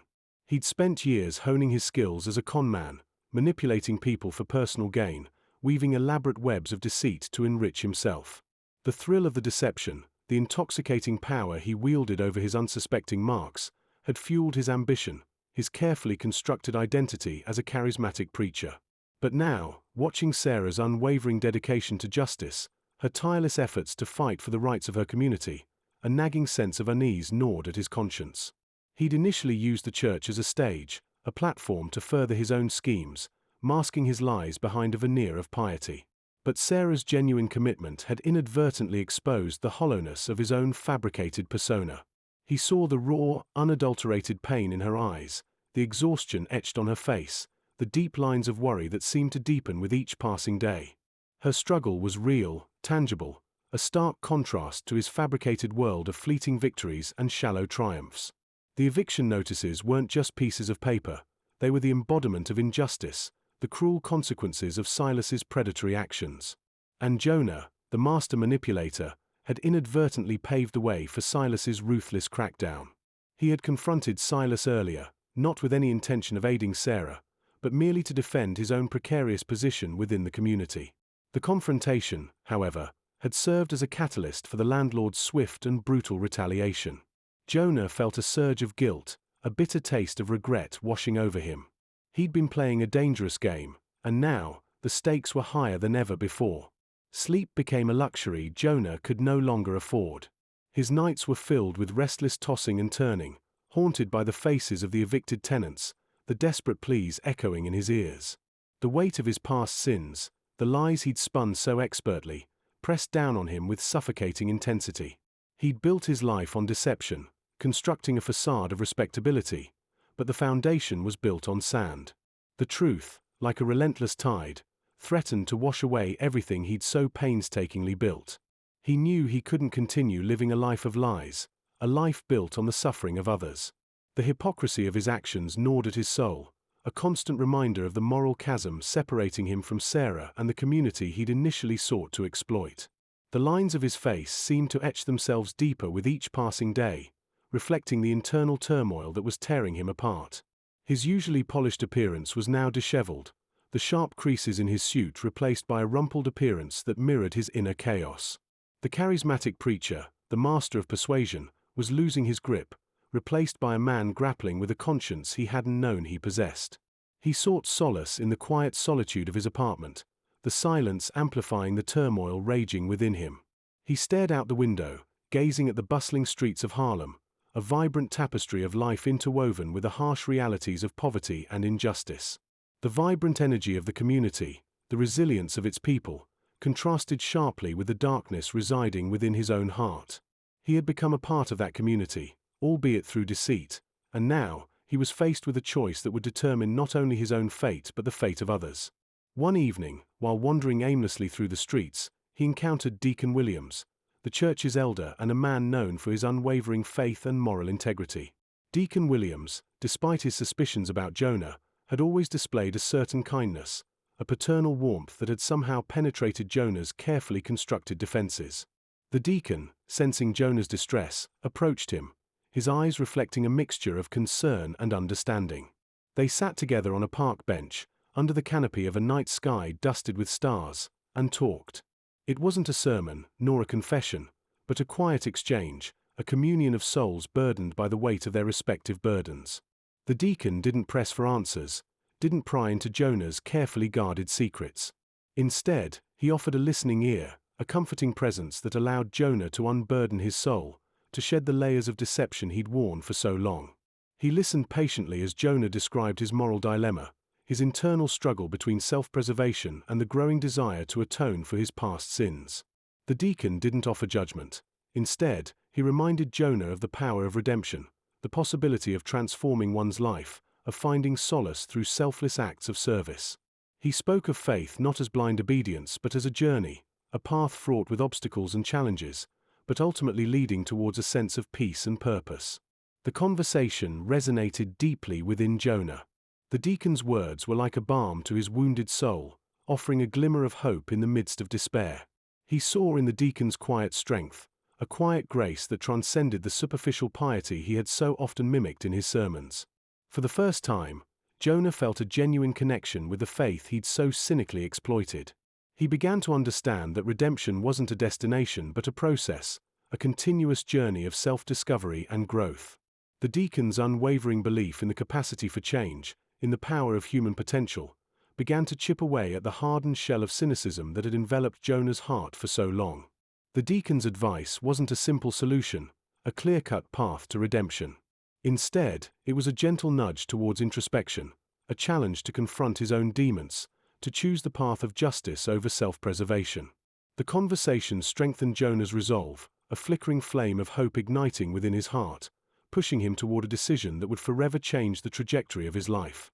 He would use his skills, his mastery of deception, not for personal gain but for the greater good, to expose Silas and fight for the community he'd once betrayed. The knowledge of his impending action did not bring him peace. Instead, it was a mixture of trepidation and determination. The path he chose was fraught with danger. Silas was a powerful man, and his connections reached far and wide. Jonah knew that exposing him would put him in considerable peril, possibly even endangering his life. Yet, the thought of remaining silent, of watching Sarah and the community suffer, was unbearable. He understood now that his own salvation lay in the salvation of others. The price of redemption, he realized, would be high. It would demand a complete renunciation of his past life, a complete transformation of his identity, a stripping away of his carefully constructed persona. He would have to sacrifice everything he had built, the life he had always known, to atone for his past transgressions. He knew that his confession would not be easily accepted, that the community he had betrayed would likely turn their backs on him. But the prospect of their rejection paled in comparison to the weight of his guilt, the burden of his past sins. He resolved to face the consequences of his actions, to stand before the community and confess his lies, to use his skills to expose Silas's fraudulent schemes. He would seek not forgiveness, but the opportunity to make amends, to contribute to the fight for justice he had once actively undermined. The path ahead was uncertain, but one thing was clear: Jonah's moral dilemma had reached its climax. He would choose redemption, even if it meant sacrificing everything he had. He was no longer just a con man. He was a man wrestling with his conscience, a man determined to atone for his past, and a man ready to face the music, ready to fight for what was right, for the community that had, inadvertently, given him a second chance. The seeds of doubt planted within him had finally borne fruit, the fruit of a difficult but necessary decision. His next step would be to make his choice known. Chapter 3: A Web of Deceit. The worn hymnals, usually vibrant with the energy of Sunday service, lay scattered on Sarah's small kitchen table, their pages dog-eared and marked with frantic underlines. Amidst the chaos of pamphlets and hastily scribbled notes, a small, almost insignificant detail caught her eye. A faded receipt, tucked between the pages of Amazing Grace, bore the logo of a luxury car dealership, far beyond the reach of Jonah's declared income from the church collection plate. The date matched a particularly lavish revival, the one with the imported champagne and expensive catering. A flicker of suspicion, long dormant, ignited into a flame. This wasn't just a hunch, it was a tangible piece of the puzzle, a concrete clue that shattered the carefully constructed image of the humble preacher Jonah projected. She remembered his passionate sermons, his captivating presence, the way he'd commanded the attention of the entire congregation, and the way he'd made her heart skip a beat. Now, the memory felt tainted, overshadowed by the chilling implication of the receipt. Her stomach churned with a mixture of betrayal and a burning desire for justice. She had trusted him, confided in him, and now she was being forced to confront the painful truth. The discovery spurred Sarah into action. She dove deeper into the church's financial records, a tedious process that required late nights and early mornings, fueled by a potent brew of black coffee and righteous anger. Each document she examined revealed more inconsistencies, more evidence of Jonah's elaborate scheme. She unearthed forged signatures on donation receipts, falsified expense reports, and a series of suspiciously large cash withdrawals. The meticulous record she kept meticulously of the church finances, along with her intimate knowledge of Jonah's spending habits, the luxurious suits, the extravagant dinners, the seemingly effortless flaunting of wealth, formed a damning portrait of a con artist masquerading as a man of God. Her investigation wasn't confined to the church's finances. She expanded her search, seeking clues in the community. She revisited the tenants struggling with eviction notices, their stories echoing Jonah's false promises. The pain in their eyes, their desperation, served as a grim reminder of the gravity of his actions. She spoke to elderly women who had emptied their meager savings into his supposed charity, the innocent trust in their voices a stark contrast to the cold calculations behind his schemes. Their stories fueled her determination, reinforcing her belief in the necessity to expose his deception. One particularly poignant conversation led Sarah to an abandoned warehouse on the outskirts of Harlem. It was a place where Jonah had occasionally held smaller, more private gatherings, supposedly for prayer and fellowship. But within the warehouse's dusty confines, amidst discarded furniture and scattered pamphlets advertising Jonah's revivals, Sarah discovered a ledger. It was meticulously kept, detailing each fraudulent transaction, each victim's name, and the amount of money extracted. It was a chilling testament to the scope of Jonah's deception, a roadmap to his elaborate web of lies. The ledger held the name of Silas, the ruthless landlord, in a prominent position, revealing a more sinister alliance between the two men. Jonah wasn't merely fleecing the congregation, he was actively collaborating with Silas, ensuring the eviction of tenants to create more vacant properties for Silas's profitable schemes. This revelation struck her with the chilling realization that the seemingly pious preacher was deeply intertwined with the very system that was devastating their community. The weight of her discovery was almost unbearable. The man she had fallen for, the man whose charisma had enchanted her, was a cold-blooded con artist, complicit in the suffering of her neighbors. Tears streamed down her face, blurring the words in the ledger, but her resolve only hardened. She knew she had to expose him, not just for herself, but for the countless people he had wronged. The decision weighed heavily on her heart. She knew exposing Jonah would not be easy. He was powerful, his charm and charisma capable of swaying opinions, his lies capable of turning the community against her. But the image of the evicted tenants suffering, the elderly women who had lost their life savings, and the blatant disregard for the integrity of the church fueled her courage. She sought counsel from Deacon Williams, a man of unwavering faith and wisdom, a man who had long harbored suspicions about Jonah, but who also understood the profound impact of truth and reconciliation within the community. He listened patiently to her revelations, his eyes reflecting a mixture of sadness and steely determination. He didn't offer easy answers, but confirmed her suspicions that Jonah's reign of deception had run its course. The deacon's support gave her the strength to forge ahead.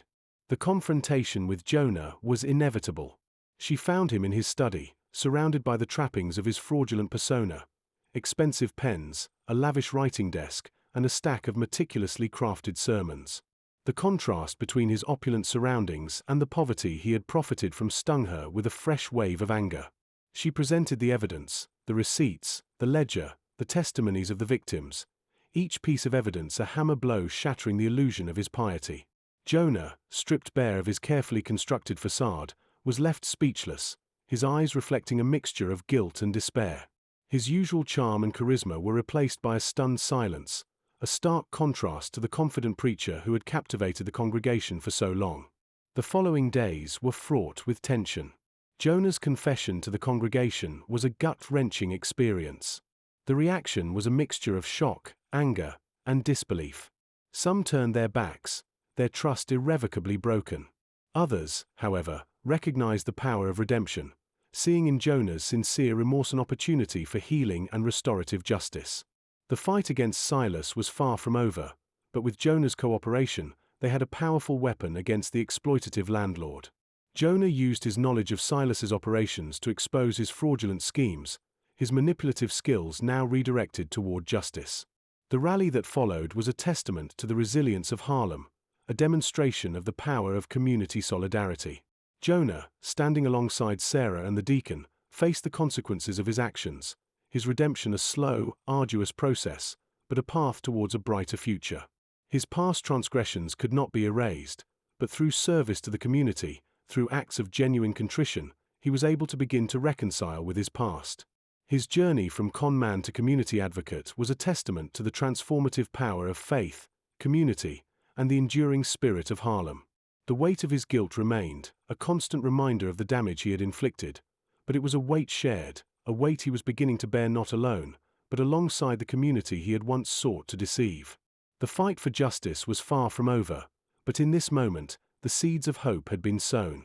The rain hammered against the stained glass windows of the small, cluttered study, mirroring the tempest brewing inside Jonah. Sarah sat opposite him, the ledger, a damning testament to his deceit, resting between them. The air crackled with unspoken accusations, the silence punctuated only by the rhythmic drumming of the rain. He'd expected anger, righteous fury, even scorn. But Sarah's face, illuminated by the flickering gaslight, held a heartbreaking blend of disappointment and something akin to pity. He swallowed hard, the lump in his throat a physical manifestation of his guilt. The meticulously crafted sermons, the polished veneer of piety, it all felt like a grotesque costume now, ripped and tattered by the harsh light of truth. He ran a trembling hand through his hair, the slicked-back style he'd carefully cultivated for his public persona falling into disarray. "It started small," he began, his voice barely a whisper above the storm outside. "Not as some grand, Machiavellian scheme, but a desperate attempt to survive." He looked away, unable to meet Sarah's gaze. He'd imagined this moment 1,000 times, rehearsing excuses, crafting justifications. But the words failed him. The truth was far messier, far more complicated than any carefully constructed narrative. He spoke of his childhood, a fractured upbringing in the shadows of Harlem, the constant struggle for survival in a world where opportunity seemed perpetually out of reach. His mother, a tireless domestic worker, had instilled in him a fierce determination, but also a deep-seated distrust of systems designed to keep people like them down. He'd seen firsthand the exploitation, the blatant disregard for the dignity of the poor, the casual cruelty of landlords and those in positions of power. "I wasn't always a con man," he confessed, his voice gaining a little strength. "I dreamed of being a preacher, truly. I wanted to help people, to bring them hope. But hope costs money in this world. And the system? It wasn't interested in offering any." He paused, his eyes tracing the worn patterns of the carpet. His early attempts at honest employment had been met with repeated failures, the sting of rejection fueling a growing cynicism. He'd worked odd jobs, washing dishes, hauling boxes, cleaning floors, but the wages were meager, barely enough to keep a roof over his head. The church, with its promise of community and spiritual sustenance, had become a beacon of hope in those dark days. He'd initially volunteered as an assistant at the Mount Zion Baptist Church, assisting with various duties. He was captivated by the powerful sermons and the unwavering faith of the congregation, people who had endured immense hardship yet maintained their dignity. He'd volunteered initially for the genuine connection to the faith that he had. But the lure of financial security, so elusive in the world outside, had gradually overshadowed his initial intentions.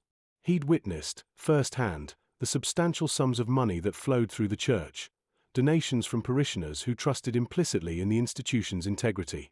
He'd become increasingly desperate. "I started small," he repeated, his voice laced with shame. "Small misappropriations, petty thefts.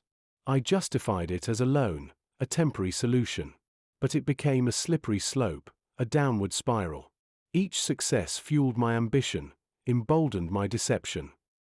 He detailed how he'd initially borrowed small amounts from the collection plate, replacing the money later when he could.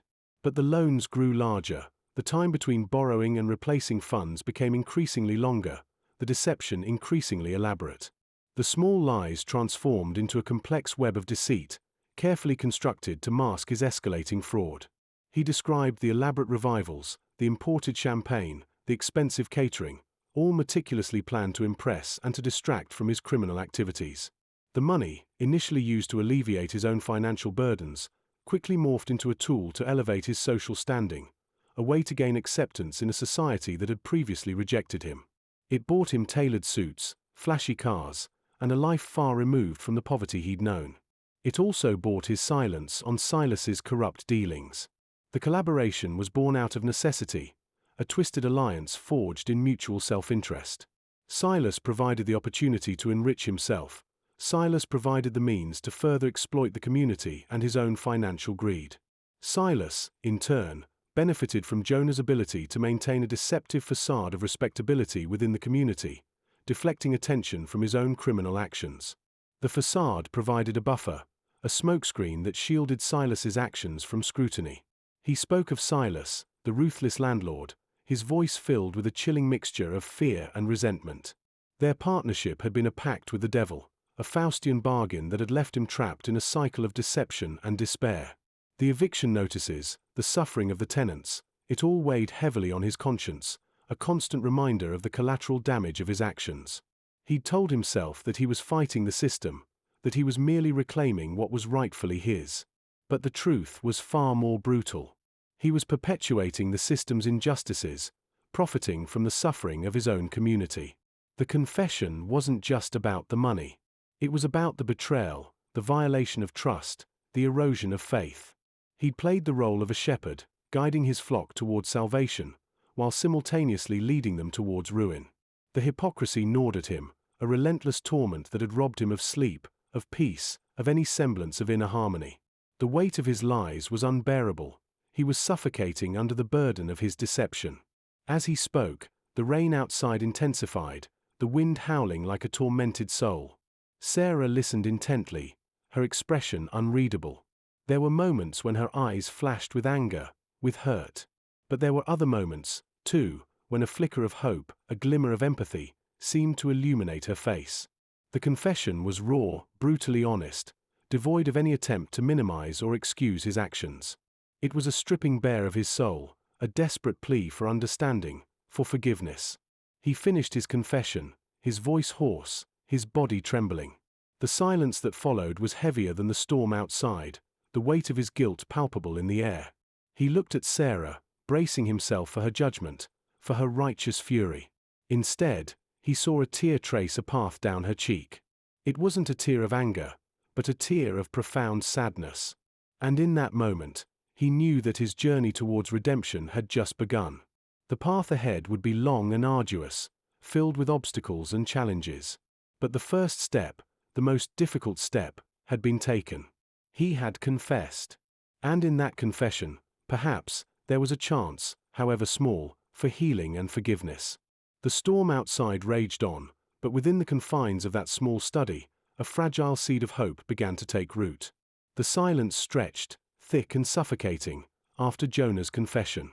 The rain continued its relentless assault on the windows, a fitting soundtrack to the turmoil raging within him. Sarah's single tear, a silent testament to her conflicted emotions, hung heavy in the air. Just as he was beginning to believe he might find some measure of solace in her unexpected compassion, a sharp rap on the door shattered the fragile calm. Sarah rose, her face hardening slightly as she moved to answer. A moment later, Deacon Elijah Johnson stood silhouetted in the doorway, his presence filling the small room with a palpable sense of authority. He was a man of imposing stature, his broad shoulders and deep chest suggesting years of physical labor, but his eyes, sharp and keen, revealed a mind as powerful as his body. He was a pillar of the Mount Zion Baptist Church, a man respected and revered for his unwavering faith and his unyielding commitment to justice. But there was a hardness to his gaze now, a steely resolve that sent a chill down Jonah's spine. "Brother Carter," Deacon Johnson began, his voice a low rumble that resonated through the room. He didn't offer a greeting, no pleasantries. His tone was direct, devoid of warmth, devoid of empathy. He didn't need to. The weight of his accusation hung heavy in the air, as palpable as the rain lashing against the windows. Jonah braced himself. He'd expected Sarah's reaction, but the deacon's arrival felt like a different level of reckoning. This wasn't the gentle persuasion of a concerned friend or the pitying gaze of a lover. This was the cold, hard judgment of a man of God, a man who had dedicated his life to upholding the moral fabric of their community. "I have seen the ledger," the deacon stated, his gaze unwavering. He held it aloft, the worn cover reflecting the dim gaslight. "I have seen the accounts. I have seen the lies." Jonah didn't respond, unable to find the words to defend himself. The truth hung between them, heavy and inescapable. He had hoped Sarah's reaction would be the culmination of his penance, the start of his redemption. Instead, the deacon's revelation brought him a fresh wave of despair. This was far from over. "Your deception has not gone unnoticed," the deacon continued, his voice unwavering. "The community trusts you, Brother Carter. They look to you for guidance, for spiritual solace. You have betrayed that trust. You have betrayed their faith." The words hit Jonah like blows to the gut. He'd felt the weight of Sarah's disappointment, but the deacon's condemnation was a different beast altogether. It was a condemnation rooted in the very principles he had claimed to uphold. It pierced his carefully constructed facade, revealing the raw, festering wound of his guilt. "You have a choice, Brother Carter," the deacon said, his voice hardening. "You can confess your sins, make amends for your wrongdoing, and seek forgiveness. Or you can continue down this path of deception and face the consequences. The choice, my son, is yours." The ultimatum hung in the air, heavy and uncompromising. The weight of Deacon Johnson's words pressed down on Jonah, squeezing the air from his lungs. He knew what the deacon meant by consequences. The community wouldn't take kindly to a con artist masquerading as a preacher, especially one who'd profited from their vulnerability. The exposure would shatter his carefully built reputation, leaving him ostracized, possibly even facing legal repercussions.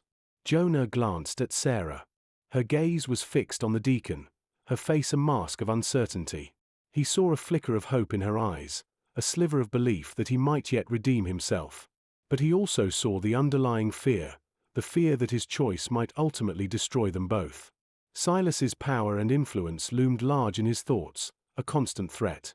What happens if I confess?"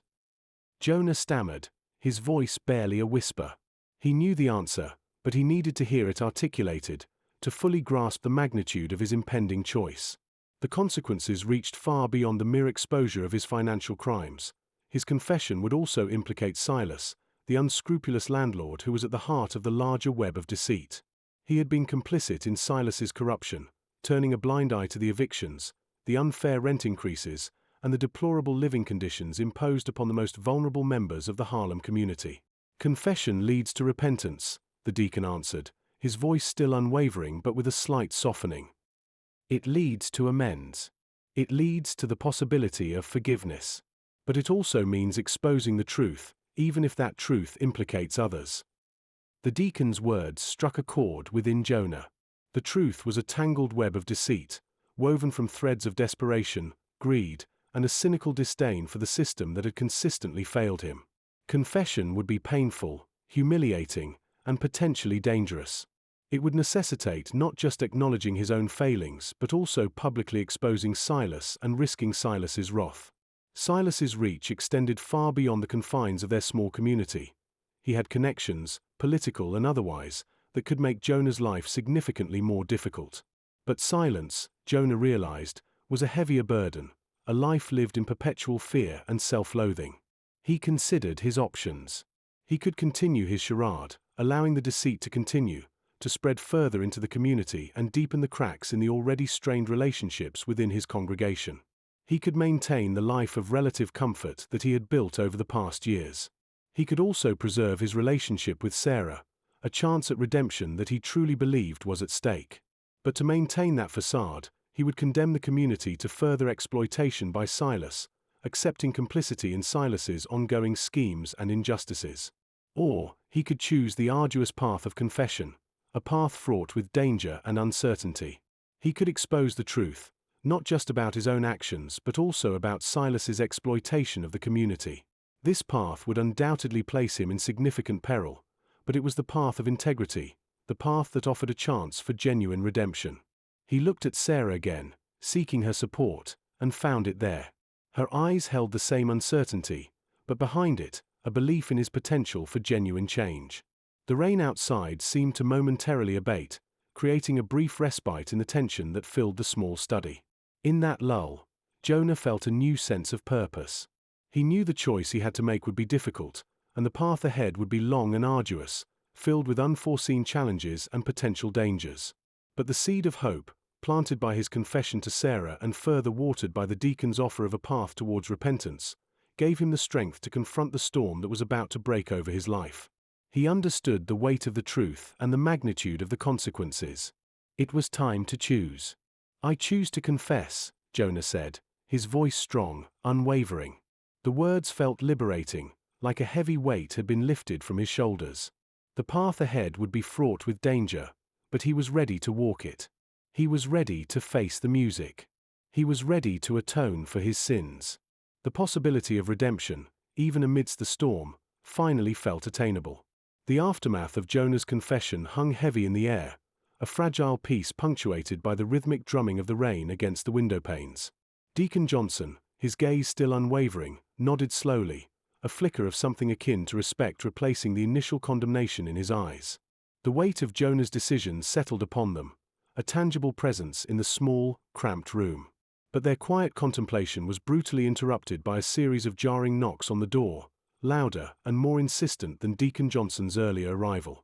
Sarah, her face etched with apprehension, cautiously opened the door to reveal two burly men, their faces obscured by the shadows of wide-brimmed hats. They exuded an air of menace, their silence far more threatening than any words. Before Sarah could speak, one of the men shoved a crumpled eviction notice into her hands, its harsh lettering a stark contrast to the delicate lace adorning her dress. The notice was addressed to her, a blatant attempt to silence her burgeoning activism and intimidate her into submission. "Silas sends his regards," the man growled, his voice a low, gravelly rasp that seemed to vibrate through the very floorboards. He didn't wait for a response, simply turning and disappearing into the rain-slicked streets, leaving Sarah frozen in place, the eviction notice clutched tightly in her hand. The room fell silent once more, the weight of the situation pressing down on them all. The eviction notice wasn't just a personal attack on Sarah, it was a blatant act of intimidation against the entire tenants' rights movement. Silas, the ruthless landlord, was escalating his campaign of harassment, aiming to crush any opposition to his exploitative practices. Jonah, feeling a surge of anger and protectiveness towards Sarah, stepped forward, his gaze hardening. He'd confessed his sins, but this was a new battle, a fight for the very soul of their community. He couldn't stand idly by while Silas systematically targeted those fighting for justice. His initial relief at confessing was quickly replaced by a fierce determination. This wasn't just about his personal redemption, it was about defending the vulnerable, protecting the innocent from the predatory clutches of Silas and his cronies. "This isn't over," Jonah declared, his voice resonating with newfound conviction. "Silas thinks he can silence us with intimidation, with threats, but he's wrong. He's underestimated the strength of this community, the power of our collective voice." Deacon Johnson, his eyes gleaming with a renewed sense of purpose, nodded in agreement. He was a man of faith, but he was also a man of action, deeply invested in the well-being of his community. He had witnessed firsthand the devastation caused by Silas's relentless pursuit of profit, the families evicted, the homes left to decay, the lives shattered by greed. "We need to fight back," the deacon said, his voice firm and unwavering. "We need to expose Silas's corrupt practices, to show the city, the world, the extent of his wickedness. We need to mobilize the community, to organize a counteroffensive against this tyranny." The following days were a whirlwind of activity. Jonah, despite the lingering fear of Silas's retribution, became an unlikely champion of the tenants' rights movement. His newfound honesty, born from his confession, resonated with the community, lending him a credibility he never possessed during his days as a fraudulent preacher. He used his pulpit, no longer for self-gain but for genuine advocacy, to mobilize the congregation, galvanizing them to action. Sarah, though initially shaken by the eviction notice, refused to be silenced. She channeled her fear into a fierce determination, her singing voice now a rallying cry for justice. Her talent, once used to soothe and inspire, was now weaponized, transforming into a powerful force for social change. Her songs spoke of injustice, of hardship, of the unyielding human spirit, becoming anthems for the disenfranchised. Her performances moved people, fueling their determination to fight back against Silas. The church became a central hub of activity, a sanctuary not just for spiritual reflection but for political organizing. Deacon Johnson, leveraging his extensive network within the community, coordinated efforts, connecting with other activists, lawyers, and community leaders to formulate a strategy against Silas. The church basement transformed into a makeshift war room, buzzing with activity as plans were laid and strategies devised. The landlord's counterattack, however, was swift and ruthless. They employed a range of tactics, from spreading malicious rumors about the tenants' rights movement to filing frivolous lawsuits against key activists. They tried to intimidate witnesses, to tamper with evidence, to sow discord within the community. But the community, galvanized by Jonah's confession and spurred on by Sarah's unwavering resolve, refused to be intimidated. The fight became increasingly fraught with danger. There were incidents of vandalism, threats against community leaders, and even acts of physical violence. The landlord's tactics were designed not just to silence the opposition but to create an atmosphere of fear, to instill self-doubt and division among those fighting for their rights. The relentless pressure made many reconsider their involvement, and those who refused to be silenced lived with the looming threat of violence and legal repercussions. Jonah found himself caught in the crosshairs of Silas's wrath. Anonymous phone calls, threatening messages left on his doorstep, and unsettling encounters in the dimly lit alleyways of Harlem served as constant reminders of the danger he faced. Yet, his commitment to the cause only deepened, fueled by the knowledge that he was fighting for something bigger than himself. He understood now the true meaning of redemption, the significance of fighting for what is right, regardless of the personal cost. Sarah faced similar pressures, her eviction notice just the beginning of Silas's attempts to silence her. Her apartment was vandalized, and she received anonymous threats targeting her family. The fear of repercussions did cross her mind, particularly given her status as a single mother, but she persisted. Her passion for justice, and the unwavering belief of the community, buoyed her spirits and fueled her determination. The movement also gained traction outside the immediate neighborhood. News of Silas's exploitative practices and the community's courageous resistance reached local newspapers and even national news outlets. The attention, though initially unsettling, drew attention from political circles and attracted assistance from legal aid organizations committed to combating slumlord injustices. This support infused the movement with hope and strength, further bolstering their resistance against Silas. The climax of the landlord's counterattack came in the form of a massive, orchestrated attempt to discredit the tenants' rights movement. A series of false accusations against key activists were leaked to the media, and a smear campaign was launched, designed to tarnish their reputations and sow distrust within the community. The tactics were ruthless and calculated, aimed at shattering the unified front that had emerged to challenge Silas. This culminated in a large public rally, the scene brimming with both hope and foreboding, a pivotal moment where the fate of the movement seemed to hang precariously in the balance. The community was resolute, their unity fortified by the shared experiences of injustice and fueled by a collective determination to overcome. The support for Sarah and Jonah had grown, not diminished, in the face of the landlord's ferocious campaign. The rally became a potent symbol of their defiance. This became the stage for the next act in their struggle for justice. The fight, far from over, had only just begun. The air in the church basement crackled with a nervous energy, a stark contrast to the usual quiet hum of prayer and hymns. Folding tables were laden with maps of the affected buildings, stacks of eviction notices, and hastily scribbled notes outlining Silas's various infractions. The faint scent of coffee mingled with the heavier aroma of fear and determination. Sarah, her usually vibrant eyes shadowed with worry, meticulously organized files, her fingers flying across the pages. Deacon Johnson, his face etched with lines of both concern and resolute defiance, paced back and forth, his phone pressed to his ear, negotiating with lawyers and coordinating with other community leaders. Jonah, perched on a rickety chair, felt a peculiar sense of belonging he hadn't anticipated. The weight of his deception still pressed upon him, a constant reminder of his past transgressions, but it was tempered by a newfound purpose. He wasn't simply atoning, he was actively participating in a fight for justice. He found himself instinctively offering assistance, his natural charisma and street smarts surprisingly effective in navigating the complexities of the situation. His sharp mind, honed by years of manipulating people, was now being used to dissect Silas's operations, identifying loopholes and anticipating his next moves.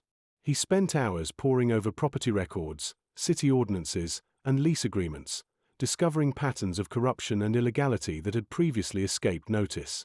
Their alliance, born out of necessity, was proving unexpectedly fruitful. Deacon Johnson, with his deep-rooted connections within the Harlem community and his unwavering moral compass, provided the essential framework for their campaign. His network extended across generations, reaching into families long settled in the neighborhood, families who had become targets of Silas's relentless exploitation. He knew who to trust, where to find support, and how to mobilize the community's resources. His wisdom and knowledge were invaluable in navigating the intricate web of relationships and power structures within Harlem. He was the steadfast foundation, providing the necessary moral and spiritual backing to the movement. His unwavering faith served as a source of inspiration and strength, providing the ethical grounding for the fight against Silas. He understood that this was not merely a legal battle, but a fight for the soul of the community. Sarah, on the other hand, provided the emotional and intellectual firepower. Her sharp intelligence, honed by years of academic study and self-education, allowed her to swiftly grasp the intricacies of legal arguments and tenant rights legislation. Her keen observations and analytical skills proved invaluable in unearthing critical pieces of evidence and formulating a robust legal strategy. Beyond her intellect, her voice, the very instrument that had once captivated audiences with its beauty and grace, now served as a clarion call for justice.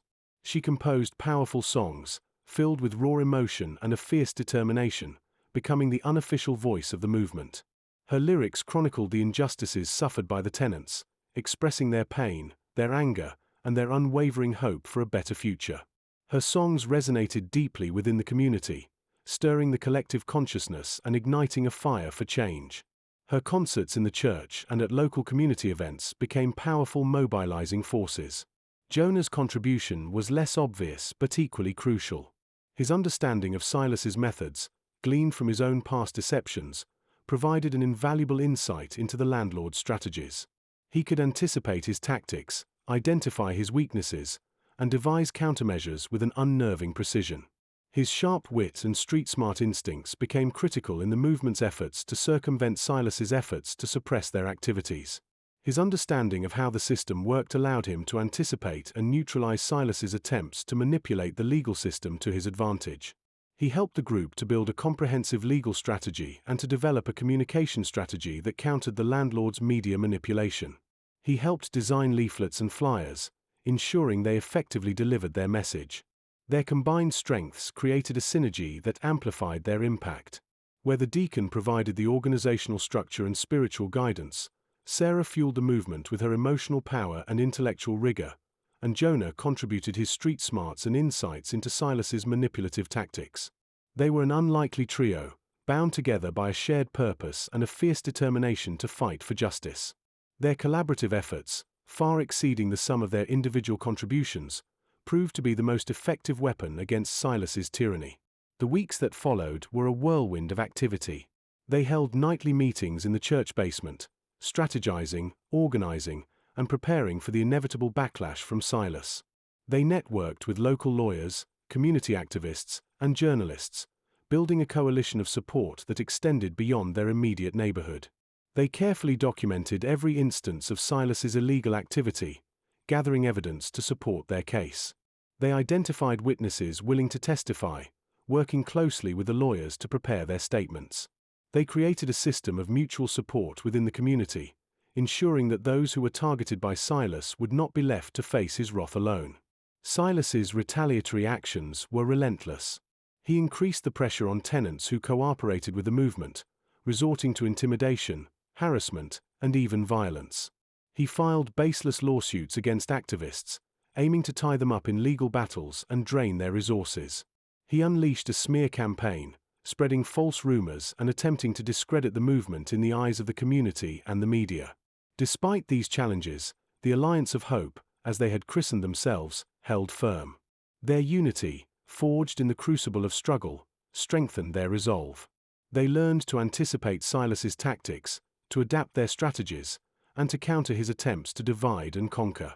They understood that their struggle was not merely about securing better housing. It was about reclaiming their dignity, their voice, and their right to a life free from oppression.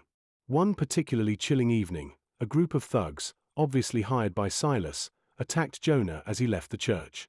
He was badly bruised but refused medical attention, focusing instead on the more pressing task of protecting Sarah and the deacon.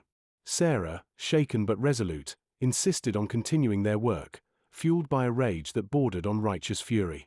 The deacon, though deeply concerned for their safety, refused to back down, his faith unwavering, providing spiritual comfort and strategic guidance. The near-death experience served only to galvanize their commitment and amplify their determination. The act of violence only spurred a stronger unified front in their community. The culmination of their efforts was a massive rally held in Harlem's Central Square. Thousands of people attended, representing a diverse cross-section of the community. Tenants, activists, clergy, and ordinary citizens united in their demand for justice. Sarah sang her songs of resistance, her voice echoing through the square, her lyrics expressing the collective anger, frustration, and hope of the assembled crowd. The deacon delivered a passionate speech, combining spiritual inspiration with political analysis, reminding everyone of their shared struggle and their collective strength. Jonah, standing beside them, his face bearing the marks of the recent assault, spoke with newfound conviction, his words resonating with honesty and authenticity. His past sins now fueled his present actions, his conversion from con artist to activist complete. The rally served as a powerful symbol of resistance. News of the event attracted national media attention, further amplifying their message and bolstering their efforts. Silas, facing mounting pressure from the community, the media, and the legal system, eventually caved in. He was forced to negotiate a settlement with the tenants, agreeing to substantial repairs, rent reductions, and the withdrawal of all pending eviction notices. His attempts to intimidate and silence the community had spectacularly backfired. The Alliance of Hope had triumphed, but the victory was bittersweet. The struggle had been arduous, fraught with danger, and marked by personal sacrifices. But they had accomplished something remarkable. They had successfully challenged a powerful landlord, exposing his corrupt practices and securing justice for their community. They had demonstrated the power of collective action, the transformative potential of faith, and the unwavering strength of the human spirit. The experience had changed them all, leaving an indelible mark on their lives, transforming them into seasoned activists, prepared to face whatever challenges lay ahead. The fight for justice in Harlem was far from over, but they had proven that even the most formidable opponent could be overcome through unity, perseverance, and an unwavering commitment to the common good. The Alliance of Hope had emerged not just as a symbol of resistance, but as a beacon of hope for other disenfranchised communities facing similar struggles.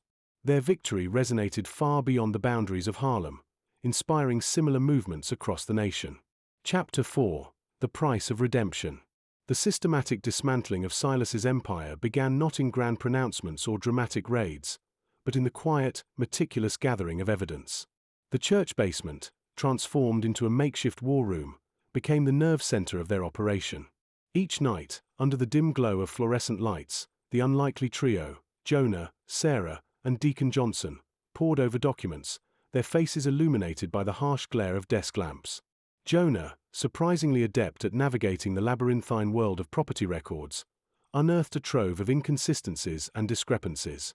His sharp eye, trained by years of deception, spotted irregularities that others might have overlooked: forged signatures, falsified permits, missing paperwork, and suspiciously inflated rental agreements.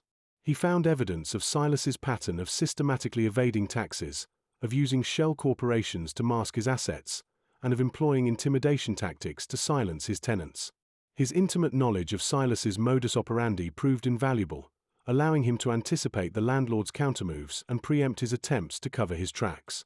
Sarah, with her rigorous academic background, focused on legal precedents and tenant rights legislation. She meticulously documented every violation, cross-referencing Silas's actions with relevant laws and ordinances. She painstakingly compiled a comprehensive legal brief, assembling a mountain of evidence that would be difficult to refute in court. She didn't just gather facts, she built a case, weaving a narrative that highlighted the systematic nature of Silas's exploitation and the widespread suffering he inflicted on the community. Her work involved long nights spent at the library, studying legal textbooks, and contacting lawyers and legal aid organizations.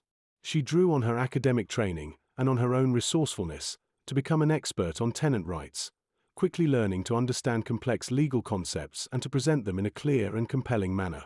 Deacon Johnson, the moral compass of their operation, played a crucial role in securing crucial witness testimonies. His deep-rooted connections within the Harlem community allowed him access to people who were hesitant to speak out against Silas, fearful of retaliation. He employed his considerable pastoral skills, offering comfort, reassurance, and a sense of safety to those who had been intimidated and silenced. He reassured them that their voices mattered, that their stories needed to be heard, and that they would not be abandoned. He spent countless hours visiting families in their homes, listening to their stories of hardship, patiently building trust, and gently encouraging them to participate in the fight for justice. The deacon's role was essential in creating the atmosphere of confidence and trust within the community, facilitating the cooperation that was vital for the success of their campaign. Their work was not without its challenges. Silas's network of spies kept a close watch on the church, and the slightest hint of their activities was met with immediate retaliation. Tenants who cooperated were subjected to increased harassment, eviction notices, rent hikes, and threats of violence. The pressure was immense, and the fear was palpable. The atmosphere grew increasingly tense as Silas's retaliatory actions intensified, but the trio remained steadfast, driven by a shared sense of purpose and an unwavering faith in their cause. One particularly harrowing night, a group of Silas's thugs attempted to break into the church basement. Jonah, ever vigilant, heard the sounds of forced entry and alerted the others.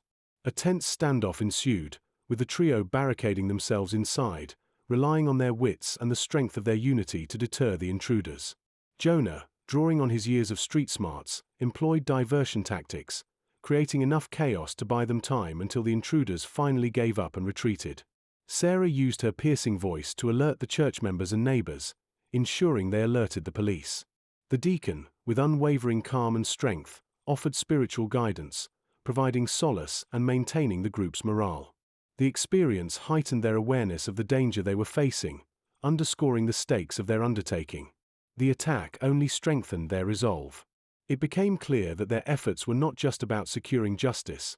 It was about survival, about protecting the vulnerable, and about safeguarding the very heart of their community. The risks were immense, but the rewards were far greater, the promise of a better life for all the residents of Harlem. Their work was not limited to gathering evidence. They also focused on community outreach, building a broad coalition of support. Sarah used her talent to create powerful songs that served as anthems of resistance, igniting a fire in the hearts of the people and inspiring them to action. Her music not only articulated their pain and anger but also gave voice to their hopes and dreams. The songs became the soundtrack of the movement, echoing through the streets of Harlem, creating a sense of unity and purpose. Deacon Johnson mobilized the church's resources, establishing a support network for the affected tenants, providing them with food, shelter, and legal assistance. Jonah, despite his troubled past, employed his unique skills in media relations and community organization. As the weeks turned into months, the evidence mounted. The sheer volume of documentation, coupled with the numerous witness testimonies, created an irrefutable case against Silas. The landlord's elaborate facade of respectability began to crumble under the weight of the evidence.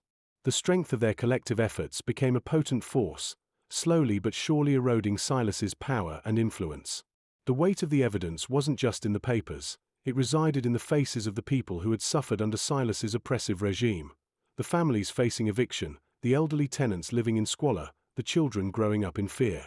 These were the true testaments to Silas's cruelty and the compelling evidence of his crimes.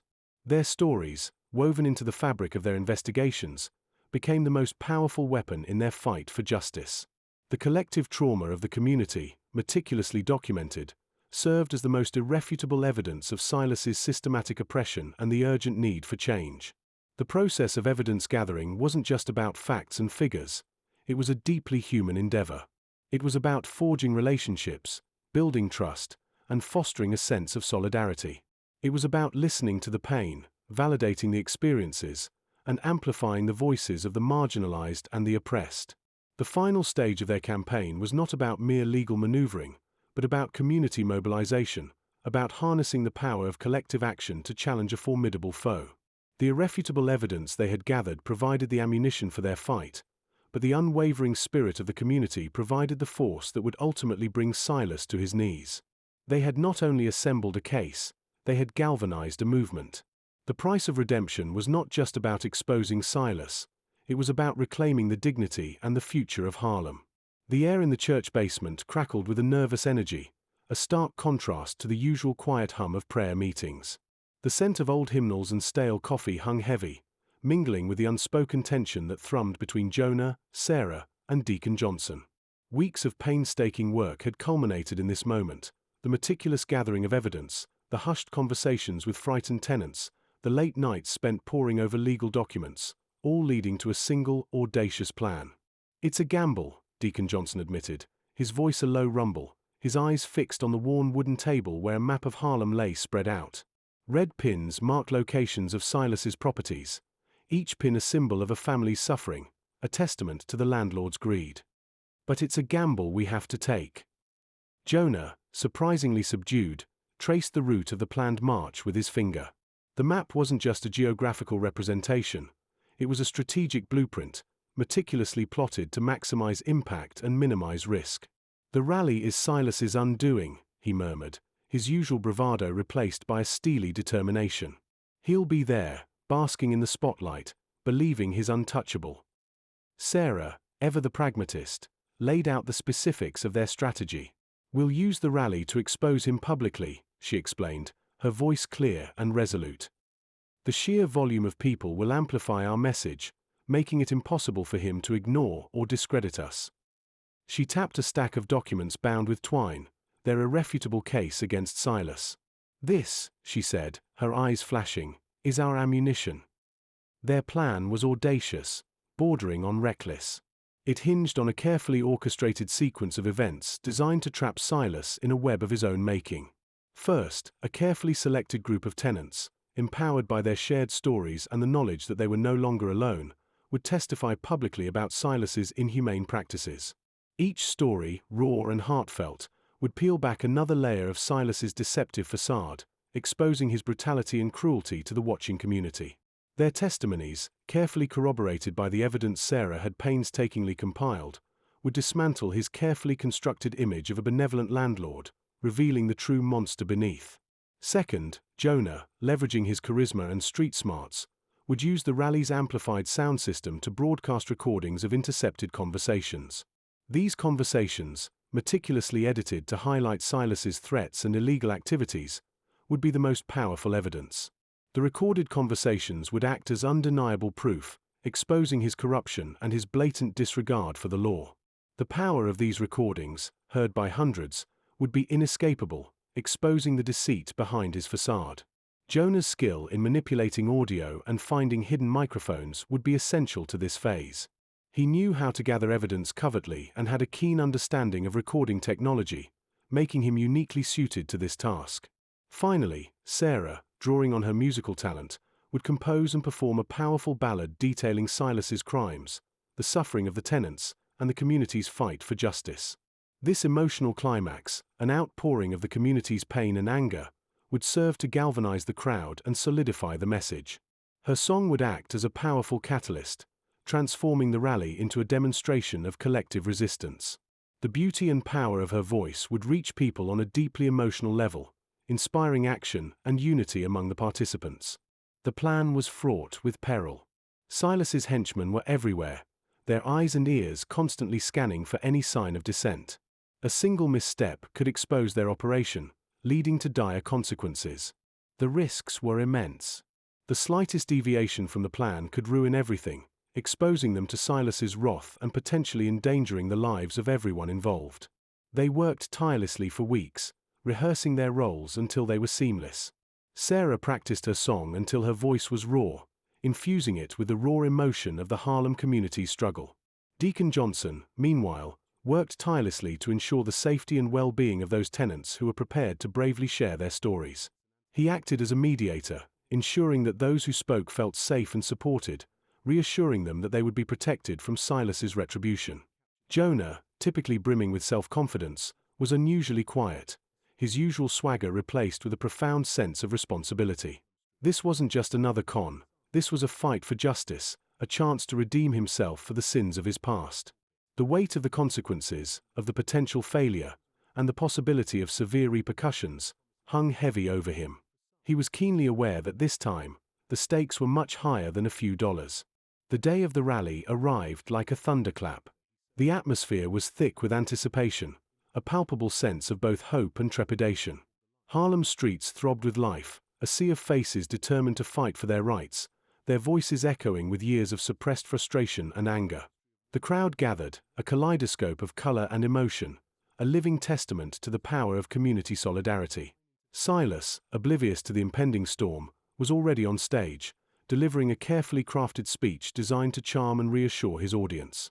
He exuded confidence, his words slick and polished, a sharp contrast to the raw emotion simmering beneath the surface of the crowd. His speech was met with polite applause, a stark contrast to the silent anger and simmering resentment that many in the audience carried. But the calm was deceptive. The meticulously crafted plan was about to unfold, setting in motion a series of events that would shake Harlem to its core. The first tenant stepped forward, her voice trembling but resolute, her words a testament to Silas's cruelty. Her testimony, supported by evidence gathered in their clandestine operation, sent a ripple of shock through the crowd, revealing the depths of Silas's deceit and inhumanity.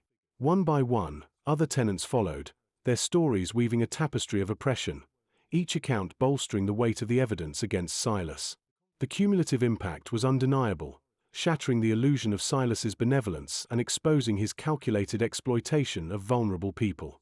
The crowd listened, their faces etched with a mix of anger, sorrow, and a growing sense of resolve. Silas, his face paling beneath his veneer of composure, began to realize that the ground was shifting beneath his feet. The crowd's mood shifted from polite interest to outrage and determination. Jonah, his voice amplified through the rally's sound system, then played the recordings of Silas's conversations, the incriminating words shattering the remaining vestiges of Silas's carefully crafted public image. The voice recordings, stark and undeniable, sealed Silas's fate, revealing the true extent of his cruelty and greed. The crowd reacted with gasps of shock and outrage, their anger reaching a fever pitch. Finally, Sarah took the stage. As the opening notes of her song filled the air, a hush fell over the crowd. Her voice, raw with emotion, carried over the throng, each note a testament to the struggle, the pain, and the unwavering hope of Harlem. Her performance, powerfully emotional and deeply moving, captivated the audience, her words weaving a narrative of oppression, struggle, and the eventual triumph of justice. The song, fueled by emotion, became an anthem of resistance, uniting the community in a powerful display of shared experience and solidarity. The crowd erupted, a wave of collective outrage washing over Silas and his dwindling circle of supporters. Silas, his carefully constructed world crumbling around him, stood exposed, not just as a ruthless landlord, but as a symbol of systemic injustice. His reign of terror was over. The community, united by their shared struggle and fueled by a shared sense of hope, had finally taken back their power. The dangerous plan had worked. The price of redemption, for Jonah, and for Harlem, had been paid. The fight for justice wasn't over, but in that moment, surrounded by the roaring energy of a community empowered, they knew they had achieved something truly extraordinary. The victory wasn't just about the legal consequences for Silas, but about the revitalization of the spirit of Harlem, the reaffirmation of hope and community solidarity. The price of redemption was high, but the rewards were immeasurable. The fight for a better future for Harlem had only just begun, but they had taken the first critical step. The roar of the crowd still echoed in Jonah's ears, a deafening wave of collective anger that had washed over Silas and his cronies. The victory felt exhilarating, a heady mix of adrenaline and relief. But as the dust settled, a chilling awareness settled over him, the weight of his own actions, the consequences of his choices, both past and present. The cheers were fading, replaced by the quiet hum of 1,000 conversations, 1,000 whispers of what had transpired. The adrenaline rush was giving way to a deeper, more profound unease. He'd played a dangerous game, a high-stakes gamble with the lives and livelihoods of countless Harlem residents hanging in the balance. He'd used his skills, honed over years of deception and manipulation, to fight for justice. But the irony wasn't lost on him. The same skills that had allowed him to thrive as a con man were now instrumental in his redemption. The lines were blurred, the morality hazy. He'd walked a tightrope, balancing on the precipice of self-preservation and genuine altruism. The exhilaration began to morph into a gnawing anxiety. The legal ramifications of his actions loomed large. He knew Silas wouldn't go down without a fight, his vast wealth and influence making him a formidable opponent. He'd manipulated audio recordings, potentially a crime in itself. The authorities wouldn't look kindly upon someone using illegally obtained evidence, even if it was to expose a far greater crime. He had played fast and loose with the law, and now the law might come knocking on his door. The weight of possible charges pressed down on him, a heavy cloak of uncertainty. His involvement in the rally, his public display of defiance against Silas, had also made him a target. Silas's men were known for their ruthlessness, their unwavering loyalty a chilling testament to their boss's power. He could easily disappear. Or worse. Jonah wasn't just facing the consequences of his actions, he was facing the consequences of Silas's retaliation. The fear wasn't of arrest or imprisonment, but of something much more visceral, something that crawled beneath his skin and left him cold. Beyond the legal and physical threats, a more profound struggle raged within him. The self-loathing that had been a constant companion for years clawed at him. His past, a tapestry woven with deceit and selfishness, threatened to unravel everything he had achieved. He had spent years deceiving people, preying on their faith and their vulnerabilities, using his charisma as a weapon. The guilt of his past actions was a constant weight on his soul, a constant reminder of the man he no longer wanted to be. He'd used the pulpit to manipulate, not to inspire. He'd worn the guise of a man of God to exploit the needy, his actions a betrayal of the very faith he pretended to embody. His relationship with Sarah added another layer of complexity to his internal struggle. He'd fallen deeply in love with a woman whose unwavering commitment to justice was the antithesis of his cynical manipulation. Her purity of purpose shone like a beacon, exposing the darkness within him. She deserved someone better, someone honest, someone who wasn't burdened by a past riddled with deceit and betrayal. He worried that his true nature, once revealed, would shatter their connection. He'd been dishonest with her since the very beginning, and the guilt of that dishonesty was a torment. The thought of losing her, of having his fragile happiness destroyed, fueled his determination to continue the fight. He had a chance to change, to atone for his past sins, to prove to Sarah and to himself that he wasn't defined solely by his past actions. This wasn't merely a fight against Silas, it was a fight for his own soul, a desperate attempt to finally escape the shadow of his past. He had to fight for a future where he could stand beside Sarah, his past no longer casting a pall over their present or their future. He found himself seeking solace in the quiet sanctuary of the church. The familiar scent of old wood and incense, the hushed whispers of prayer, provided a momentary respite from the chaos and uncertainty. He sought guidance not from the pulpit, but from the quiet strength of the community that had rallied behind Sarah and the fight for tenants' rights. He'd seen their strength firsthand, their unwavering hope a constant reminder of the power of collective action. Deacon Johnson, though initially suspicious, now regarded him with a newfound respect, a glimmer of understanding in his eyes. The deacon had witnessed Jonah's transformation, his unwavering commitment to the cause, and recognized the genuine remorse in his eyes. The deacon knew that true redemption wasn't simply about atoning for past sins. It was about making amends, about using the lessons of the past to forge a better future. The deacon saw this in Jonah, a quiet determination to make right the wrongs he'd committed. The days that followed were filled with a mixture of apprehension and quiet resolve. The legal battles began, Silas unleashing his legal arsenal in a desperate attempt to salvage his reputation and his empire. Jonah, surprisingly, found himself collaborating with Sarah and Deacon Johnson, using his street smarts to navigate the complexities of the legal system, offering insights gleaned from years of navigating the underbelly of Harlem. He used his knowledge of the city's network of informants to uncover new evidence, using his sharp wit and understanding of the game to counter Silas's legal maneuvers. He'd learned to use his skills, once employed for selfish gain, for the benefit of the community. He was a reformed man, using his cunning not to deceive, but to uncover the truth. The deacon saw the transformation in him. He'd seen the change firsthand, a rebirth from darkness into the light. The trial was a grueling affair, a battle fought not only in the courtroom but also in the court of public opinion. Silas's lawyers employed intimidation tactics, attempting to discredit the witnesses and sow seeds of doubt. Jonah remained resolute, offering testimony that was both compelling and devastating, a testament to his metamorphosis. His testimony, supported by the meticulously gathered evidence, was a devastating blow to Silas's defense. The verdict came as a collective sigh of relief. Silas was found guilty on multiple counts, his empire crumbling beneath the weight of his own misdeeds. The victory was bittersweet. While justice had been served, the scars of his actions ran deep. The fight for better housing conditions in Harlem was far from over, but this victory was a testament to the power of unity and the possibility of redemption. Jonah, looking back, understood the true price of redemption. It wasn't just the legal battles, the threats, or the self-doubt. The true price was the relentless self-reflection, the painful confrontation with his past, the constant struggle to reconcile his past with his present.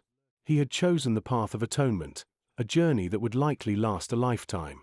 But standing beside Sarah, his hand clasped in hers, he knew it was a path worth walking. The community had given him a second chance, a chance to rewrite his narrative, to become the man he was always meant to be. The price of redemption was high, but the reward, the love and acceptance he found in Sarah's eyes and in the community, was worth more than anything he had ever known. The future was still uncertain, but for the first time in a long time, Jonah felt a glimmer of hope, a sense of belonging, a chance at a life lived with integrity and purpose. The euphoria of Silas's downfall was short-lived. A gnawing unease settled over Jonah, a cold dread that had nothing to do with the lingering threat of Silas's henchmen and everything to do with Sarah. He'd played a dangerous game, and the collateral damage was starting to show. He'd used his manipulative charm, his finely honed skills of deception, to win her trust, to win her heart. And now, the truth, a slowly unfurling tapestry of lies and half-truths, threatened to unravel everything. The cracks began subtly. A hesitant pause in her usually warm smile, a fleeting shadow crossing her expressive eyes. It wasn't a blatant accusation, not yet, but a quiet questioning, a subtle shift in her demeanor. She'd always been fiercely independent, her spirit unyielding, yet lately, there was a fragility in her gaze, a vulnerability that mirrored his own deep-seated insecurities. He'd become accustomed to hiding behind a mask of charisma, a facade of confidence, and suddenly, he found himself utterly exposed before her. One evening, after a particularly grueling day spent navigating the legal labyrinth, Sarah found him in the church, sitting alone in a pew, the weight of the world pressing down on his shoulders. The air was thick with the scent of incense and old wood, the usual comfort now feeling suffocating. He saw the question in her eyes before she even voiced it. "Jonah," she began, her voice soft, hesitant, "there are things I don't understand. Things you haven't told me." He looked up, meeting her gaze. He'd braced himself for this confrontation, anticipated this moment of reckoning. He'd spent sleepless nights rehearsing his explanation, trying to find the words that would bridge the chasm between his past and his present, between the con man he used to be and the man he was striving to become. But as he looked into her eyes, the carefully constructed narrative crumbled, replaced by a raw, agonizing honesty. "There's a lot you don't know," he admitted, his voice rough with emotion. "About my past. About how I got here." He began to speak, the words tumbling out in a torrent of confession. He didn't hold back, detailing his life before Harlem, the years spent honing his skills as a con man, the moral compromises, the betrayals, the cynical manipulations. He told her about the hollow ache in his soul, the constant self-loathing that had been his constant companion. He didn't spare himself, laying bare his deepest vulnerabilities, the darkest corners of his heart. He watched her reaction carefully, his heart pounding in his chest. The initial shock was evident, a flicker of hurt and disappointment crossing her features. But then, something shifted. There was a flicker of understanding, a recognition of the complexity of his journey, the internal battles he'd been fighting. She listened with unwavering attention, her eyes reflecting the turbulent emotions swirling within him. "I knew you weren't perfect, Jonah," she said softly when he finished, her voice filled with a quiet strength that surprised him. "But I didn't know." A small, shaky breath escaped her lips. "I believed in you, in what you were doing. But I also knew that you were hiding something. You were hiding a part of yourself." Her words were like a balm to his wounds, a gentle hand reaching into the depths of his self-doubt. Her acceptance wasn't unconditional. It was earned, a testament to her understanding of his struggle, a reflection of her own unwavering faith in the possibility of redemption. The next few days were a blur of legal maneuvering and emotional turmoil. Silas's lawyers were relentless, throwing everything they had at their case, their attempts to discredit Jonah's testimony growing increasingly desperate. The pressure intensified, both legally and personally. Sarah remained steadfast in her support, but the doubts, the uncertainties, still lingered in the air between them. The whispers of the community, the uncertainty about his past, created a distance, an emotional gulf that felt as wide and deep as the Harlem River. Deacon Johnson, a man of unwavering faith and quiet wisdom, became a crucial source of support. He saw through the superficial concerns of the community, seeing Jonah's genuine transformation. He understood that redemption wasn't a clean break from the past. It was a continuous process, a constant battle against the ghosts of one's former self. He offered Jonah guidance, counsel, and, most importantly, unwavering belief. "Redemption ain't a destination, son," Deacon Johnson had told him, his voice filled with a deep paternal warmth. "It's a journey. A long, hard journey. But you're on that path. Don't let the whispers of doubt derail you." The deacon's words resonated deeply with Jonah. He realized that his struggle wasn't merely about proving his innocence or securing justice for the tenants of Harlem. It was about proving to Sarah, to himself, that he was worthy of her love, worthy of the second chance he'd been given. He doubled his efforts, pouring his energy into the fight, his cunning honed over years of deception now focused on uncovering the truth, on exposing Silas's corruption. He worked tirelessly, his determination fueled by a fierce love for Sarah and an unwavering commitment to atone for his past. The climax arrived in the courtroom, the tense atmosphere thick with anticipation. The prosecution presented their case, meticulously laying out the evidence against Silas, evidence that Jonah had played a significant role in uncovering.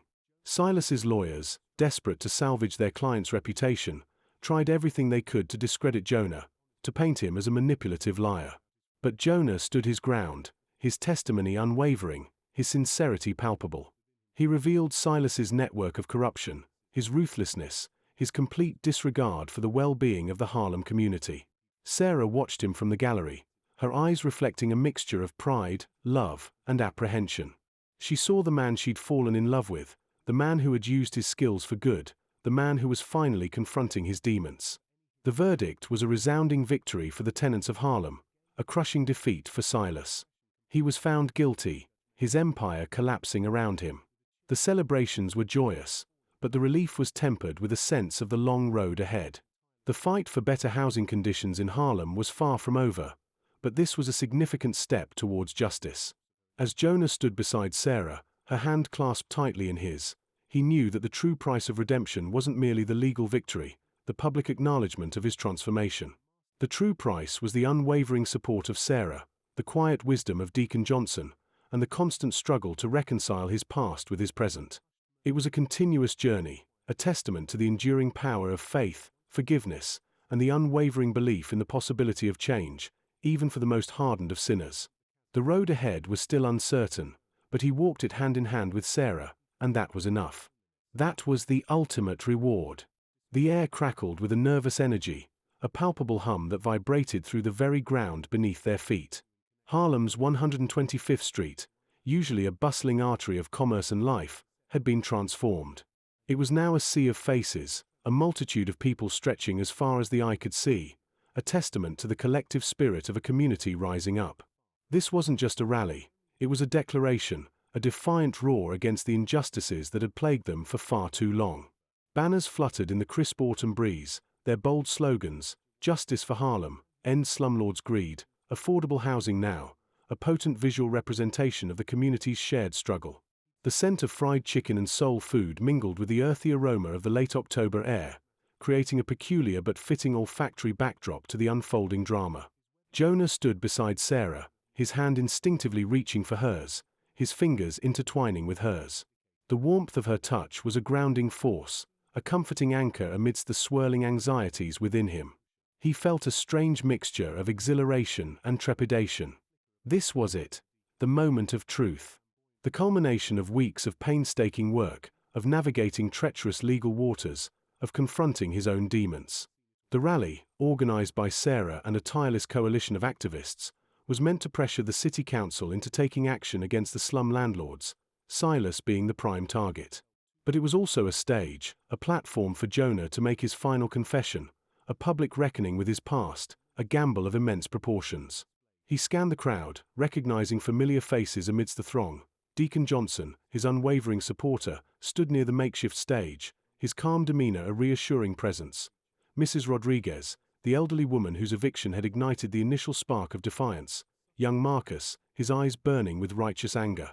Each face was a story, each story a testament to the systemic injustices they were fighting against. And he, Jonah Carter, the erstwhile con man, was now inexplicably at the heart of it all. The speeches began, a fiery cascade of eloquent words and impassioned pleas.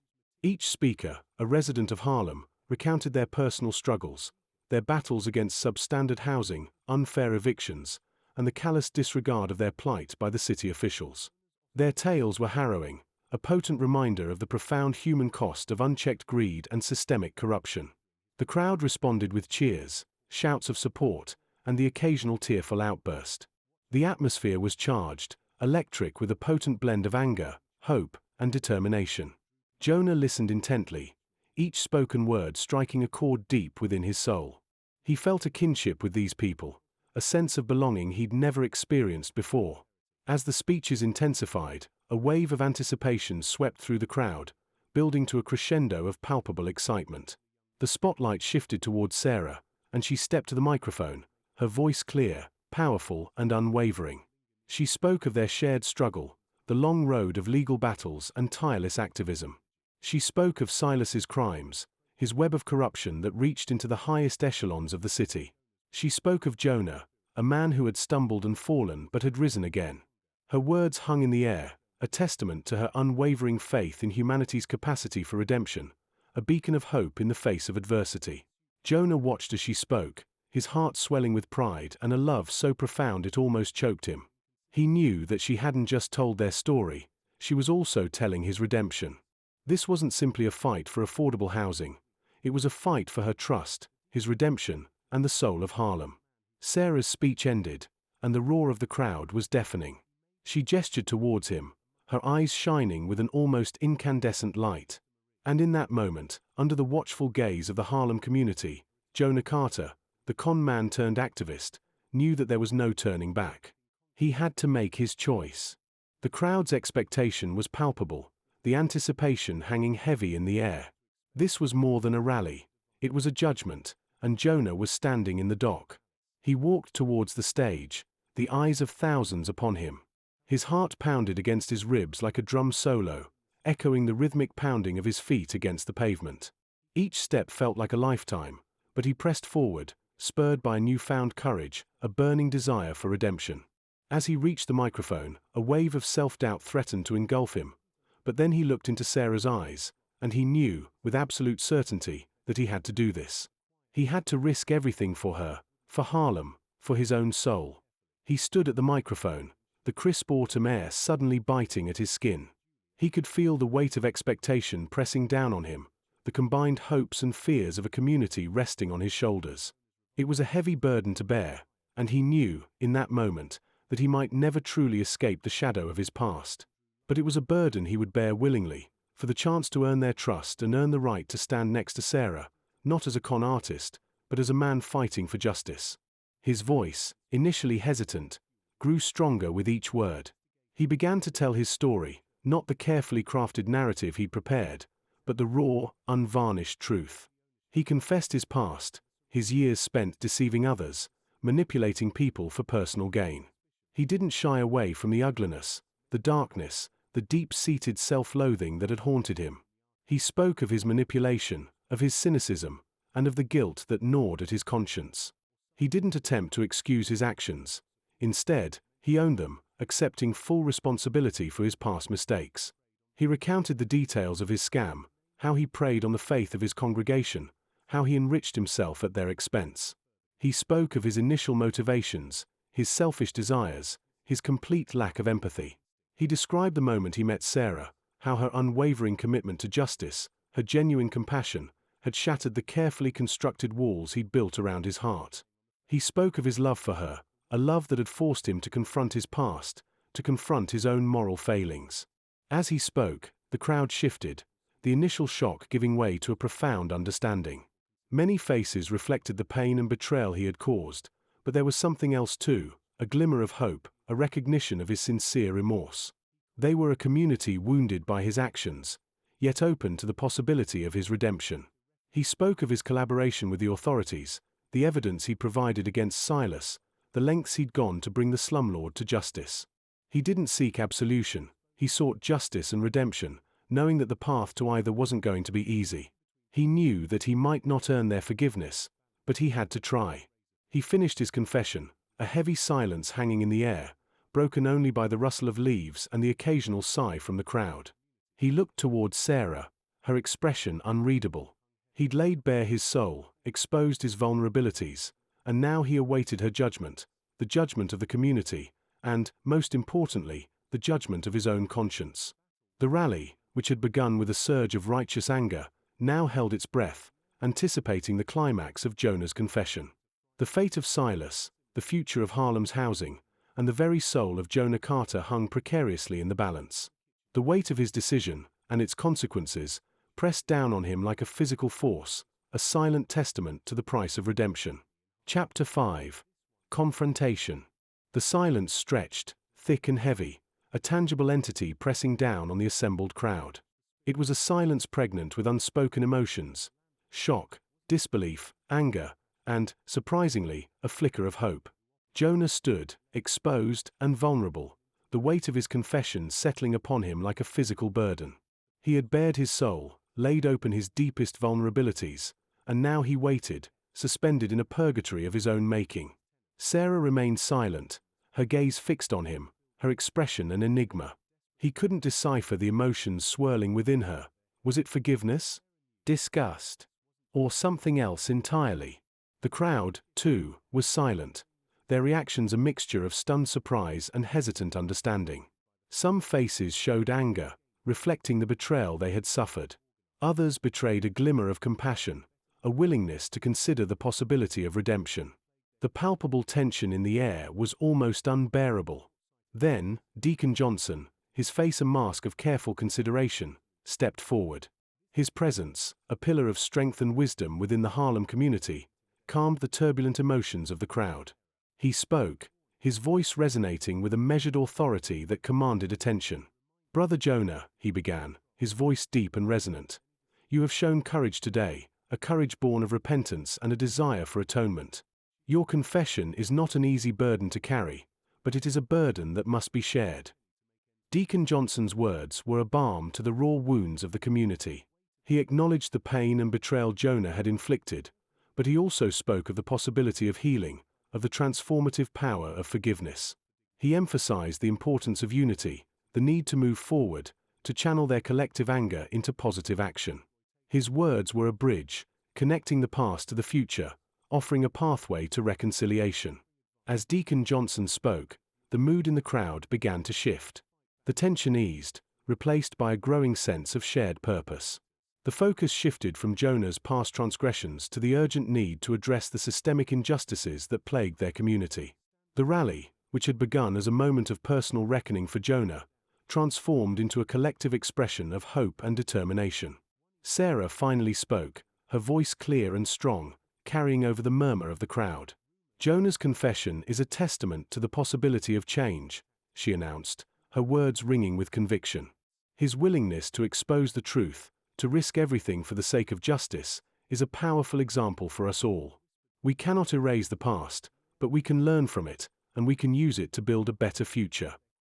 Her words were met with a surge of applause, a resounding affirmation of the community's capacity for forgiveness and redemption. The collective energy shifted, transforming the atmosphere from one of tense anticipation to one of shared purpose. Jonah felt a wave of relief wash over him, a lightness he hadn't experienced in years. He had gambled everything on this moment, and against all odds, he seemed to have won. But the battle was far from over. The revelation of Silas's fraudulent schemes, while shocking, was merely the first step in a long and arduous process. The legal battles were far from concluded. They still faced the daunting task of ensuring Silas was brought to justice, and more importantly, of fighting for affordable housing and improved living conditions for all residents of Harlem. The rally continued, its focus now shifting from personal confession to collective action. Speakers rose to address the crowd, articulating the community's demands with renewed fervor.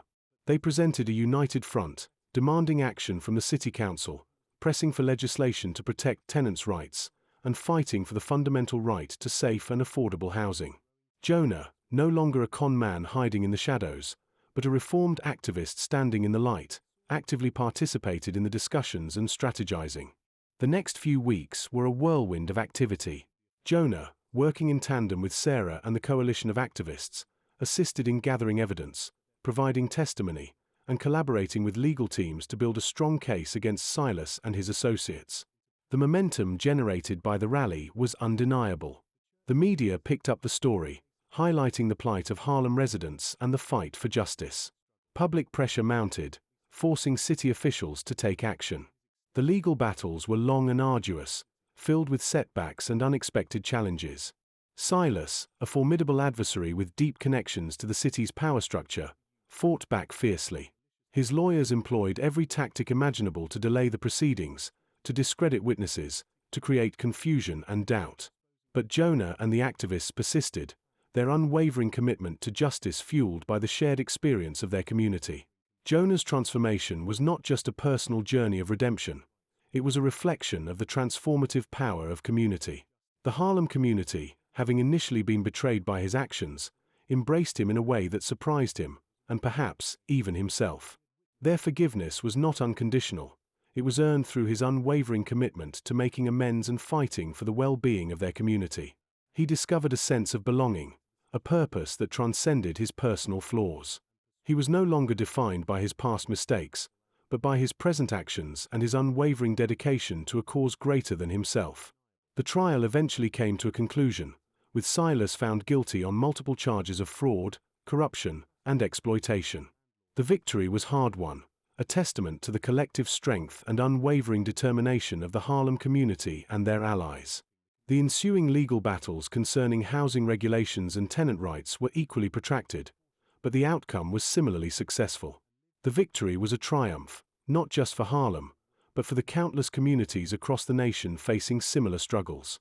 The fight for affordable housing continued, and though challenges remained, the battle had shifted in favor of those who had long been marginalized and oppressed.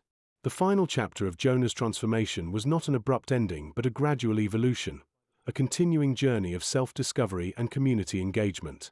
His relationship with Sarah flourished, built on a foundation of mutual respect, shared purpose, and a deep love that had weathered the storm of his past sins. He found solace and fulfillment in serving his community, his past life a distant memory replaced by a meaningful present.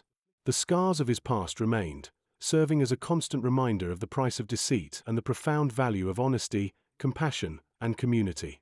Harlem, forever changed by the fight for justice, became a beacon of hope, proof that even the deepest wounds of betrayal could be healed through collective action and the unwavering commitment to redemption.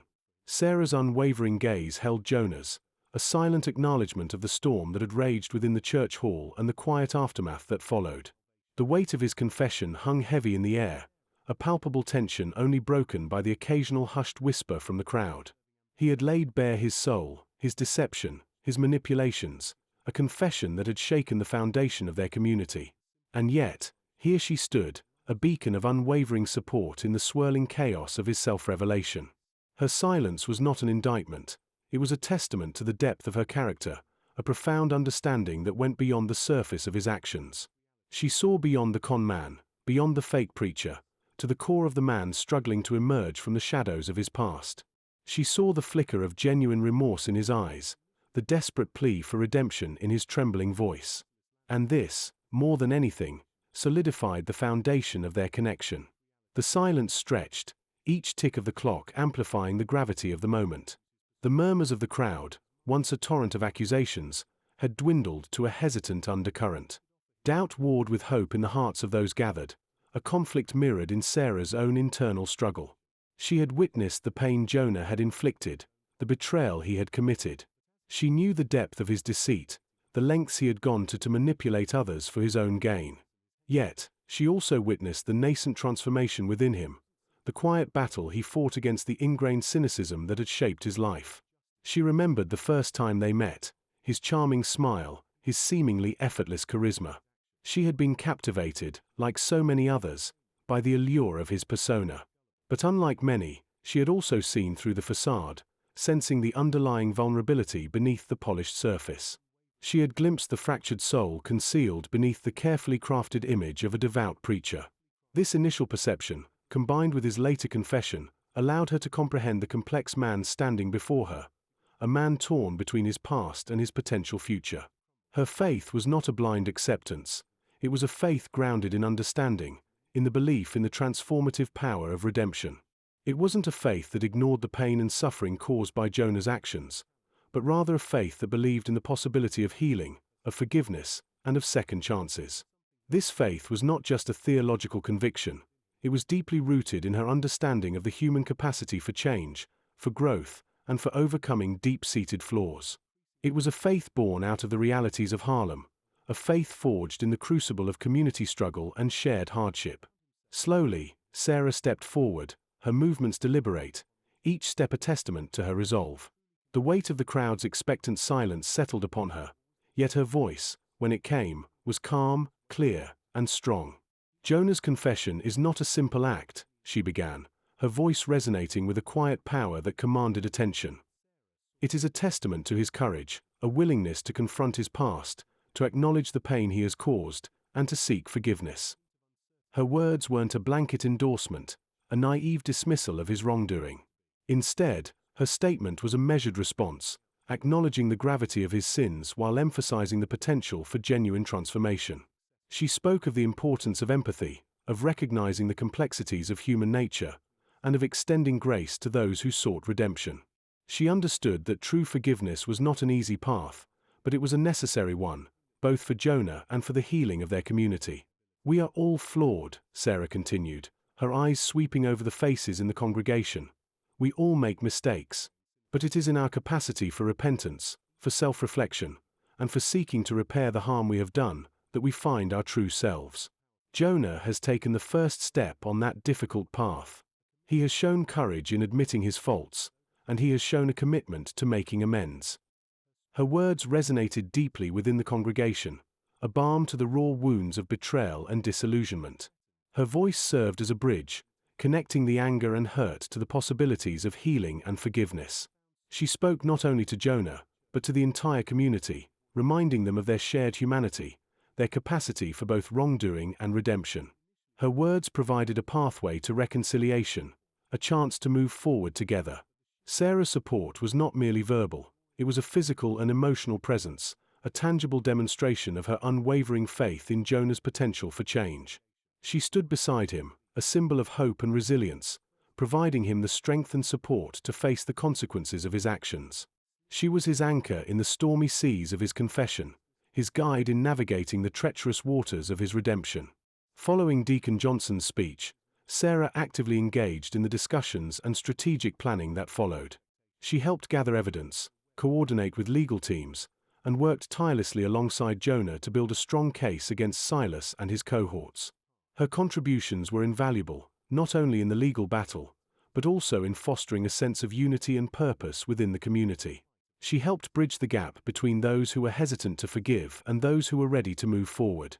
The ensuing weeks were a blur of activity, a whirlwind of meetings, rallies, and court appearances. But throughout the chaos, Sarah remained a constant presence, a source of strength and inspiration for Jonah and the community. She was the quiet force behind the scenes, the unwavering support that kept them focused on their goals. Her resilience and determination were contagious, inspiring others to persevere in the face of adversity. She worked tirelessly, not just to bring Silas to justice, but also to create a more just and equitable society for all.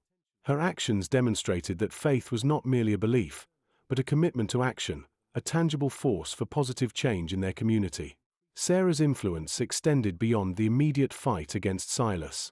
She became a powerful advocate for tenants' rights, working alongside Jonah to ensure that the victory over Silas resulted in meaningful, lasting change for the Harlem community.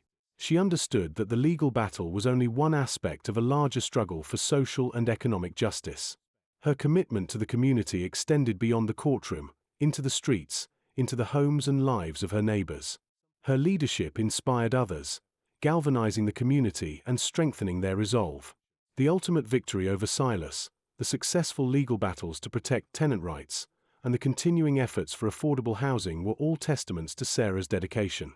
She was not merely a supporting character, she was a driving force, a pillar of strength, a beacon of hope for a community struggling for justice. Her unwavering faith in Jonah, her unwavering commitment to her community, and her unwavering belief in the transformative power of redemption served as a catalyst for positive change, a powerful reminder of the enduring strength of the human spirit. The bond between Jonah and Sarah, forged in the crucible of adversity and fueled by a shared commitment to justice, became a symbol of hope for the entire Harlem community and beyond. It was a testament to the power of love, faith, and resilience in the face of overwhelming odds. Their story, a story of redemption and community strength, would serve as a lasting reminder that even the deepest wounds can heal, that even the most hardened hearts can change, and that even in the darkest of times, hope can prevail. The steel cuffs clicked shut around Silas's wrists, the sound echoing through the otherwise silent precinct.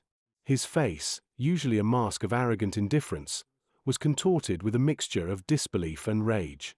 He glared at the officers, his eyes darting around the room, searching for an escape, a loophole, anything to prevent the inevitable. But there was nothing. His reign of terror was over.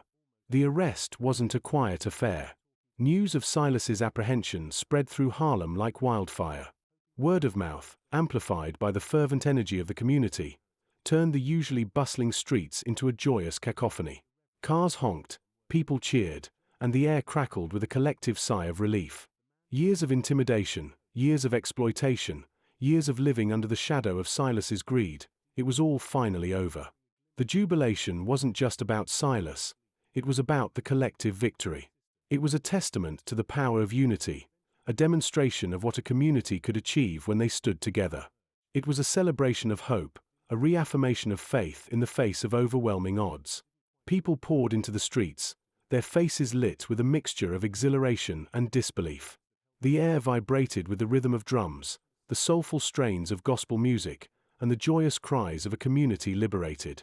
Jonah, standing alongside Sarah, watched the unfolding celebration with a mixture of awe and relief. He hadn't anticipated such widespread joy. His initial guilt over his past actions almost overshadowed the triumph of the moment. He had played a part in exposing Silas, yes, but the true heroes were the ordinary people of Harlem who had endured years of hardship and oppression, who had dared to challenge the powerful and fight for their rights. Sarah, her eyes sparkling with unshed tears, squeezed his hand. Her quiet strength, her unwavering belief in justice, had been the driving force behind the entire movement. It was her commitment, her dedication, that had inspired others to overcome their fear and join the fight. She was the heart of the resistance, the unwavering beacon of hope that had guided them through the darkest hours. He watched her as the crowd erupted in another cheer, a wave of sound washing over him, and realized he had found something precious in this fight, a love so strong it could move mountains. The arrest wasn't simply the culmination of a legal battle. It was a turning point in the social and political landscape of Harlem. It was a symbolic victory, a powerful reminder that even the most entrenched systems of oppression could be challenged and overcome. It marked a shift in the power dynamic, a testament to the resilience and determination of the community. The following days were filled with a flurry of activity. Celebratory rallies were held, speeches were delivered, and the media buzzed with the news. Silas's arrest became a national story, highlighting the struggles faced by tenants across the country. It sparked a renewed interest in tenants' rights activism and inspired similar movements in other urban communities. Jonah, once a master manipulator, found himself in the unusual position of being a spokesperson for the cause. His past, while a source of deep shame, also provided him with a unique perspective. He understood the mechanisms of deceit, the tactics used to exploit the vulnerable, and he could effectively expose them. His testimony, coupled with the evidence gathered by Sarah and the community, solidified the case against Silas and his partners. The legal battle was far from over. Silas's lawyers fought tooth and nail, using every legal loophole imaginable to delay and obstruct justice. But the community, armed with unwavering determination and the weight of public opinion, remained steadfast. They continued to rally, to organize, to testify, and to maintain the pressure. Sarah, ever the strategist, orchestrated a masterful campaign of public awareness. She used the media to amplify the community's voice, sharing stories of hardship and injustice, making the fight relatable to a wider audience. She presented the legal battle not merely as a case against a landlord but as a struggle for human dignity and economic justice. The trial was a long, arduous process, filled with intense moments of tension and uncertainty. Jonah and Sarah sat through days of relentless questioning, defending their testimonies and the integrity of the evidence. But they remained resolute, their commitment to justice unshaken. The community rallied behind them, offering unwavering support and encouragement. Finally, the verdict came. Silas and his associates were found guilty on multiple counts, including fraud, extortion, and conspiracy. The courtroom erupted in joyous celebration, the sound of relief echoing through the hallowed halls of justice. It was a resounding victory, a powerful statement that would reverberate far beyond the confines of Harlem. The celebration that followed was even more ecstatic than the one following the arrests, the sound of relieved cheers and car horns adding to the sounds of the city. The ensuing months were marked by a flurry of positive developments.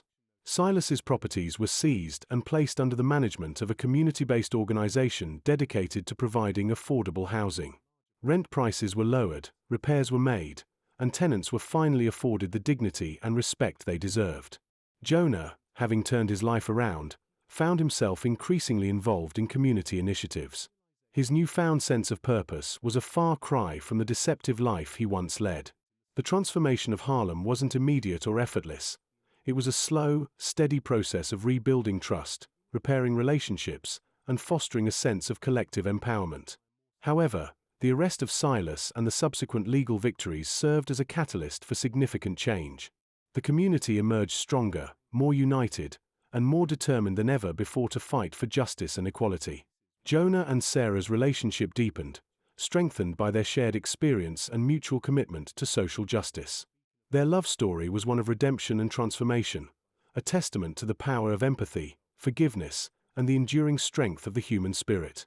They had found love not in the fleeting allure of superficial charm, but in the enduring strength of shared purpose and mutual respect. Their love story had become a symbol of hope for the entire community. It served as a reminder that even amidst the darkness of injustice and oppression, hope, love, and the transformative power of redemption could prevail. The Harlem community had witnessed, participated in, and ultimately triumphed in a fight for justice, and their story, of both struggle and triumph, would serve as an inspiration for generations to come. The victory was far more than just legal. It was a triumph of the human spirit, an enduring testament to the strength of community and the unwavering pursuit of justice. The weight of Silas's conviction settled over Harlem like a gentle rain, washing away years of accumulated grime and fear. The celebratory fervor, though muted somewhat by a quiet reverence, still resonated through the streets. It wasn't just a victory over a corrupt landlord. It was a victory over the insidious doubt that had begun to fester in the hearts of many. Could they truly effect change? Could they truly make a difference? The answer, resounding and undeniable, was yes. Deacon Elijah, a pillar of the community and a man whose faith was as strong as his convictions, had observed Jonah's transformation with a keen and discerning eye.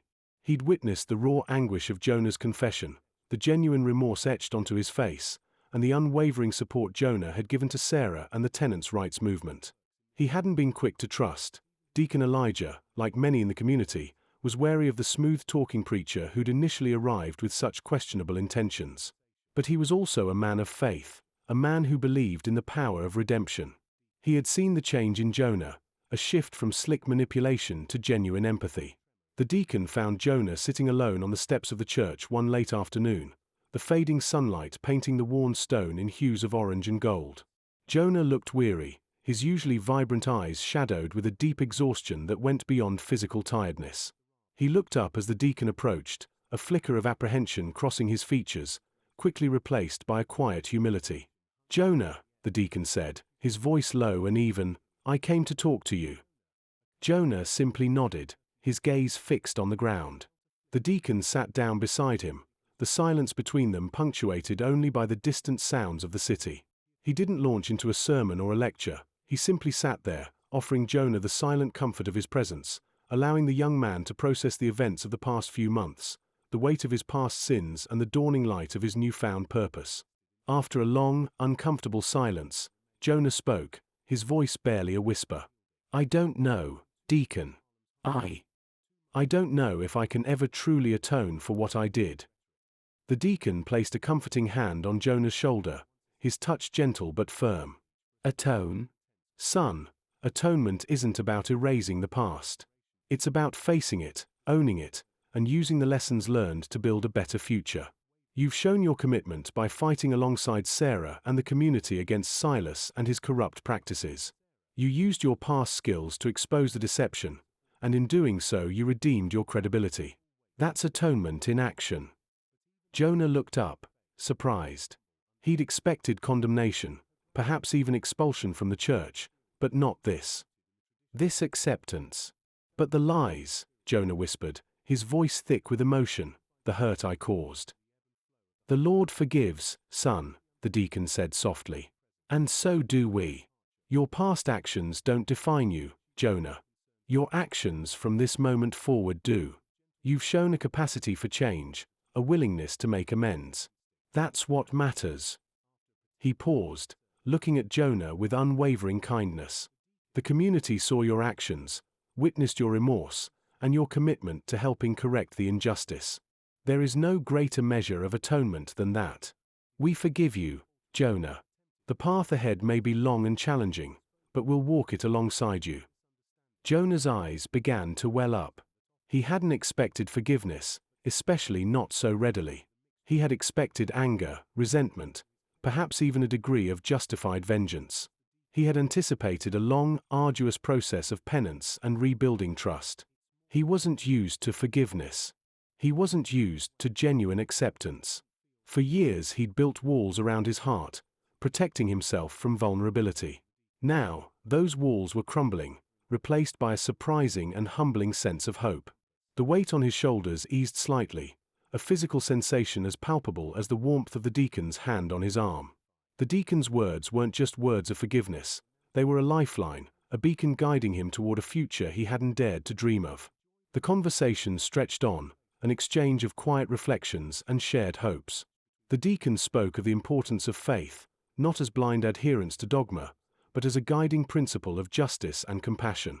He spoke of the role of the church in the community, its responsibility to provide not only spiritual nourishment but also practical support and advocacy for the marginalized and oppressed. Jonah listened intently, absorbing every word, his heart filling with a newfound purpose. He hadn't just found redemption, he had found a renewed sense of belonging. For years, he'd been an outsider, a manipulator, a predator preying on the vulnerabilities of others. Now, he was welcomed back into the fold, embraced not for what he had been but for what he was striving to become. The deacon's acceptance wasn't a simple act of forgiveness, it was an acknowledgement of the transformative power of community and faith. It demonstrated the possibility of redemption, not as a magical erasure of past sins but as a challenging, ongoing journey of growth, empathy, and genuine commitment to justice. It highlighted the inherent strength of the Harlem community, its ability to heal, to forgive, and to offer second chances, not out of weakness, but out of a profound understanding of the human condition. The acceptance wasn't just from the deacon, It spread through the community. Sarah, ever vigilant and ever perceptive, sensed the shift in the atmosphere surrounding Jonah. She saw the relief in his eyes, the lightness in his step. She witnessed the growing respect he earned from those he had once deceived, his actions proving far more potent than any words could ever convey.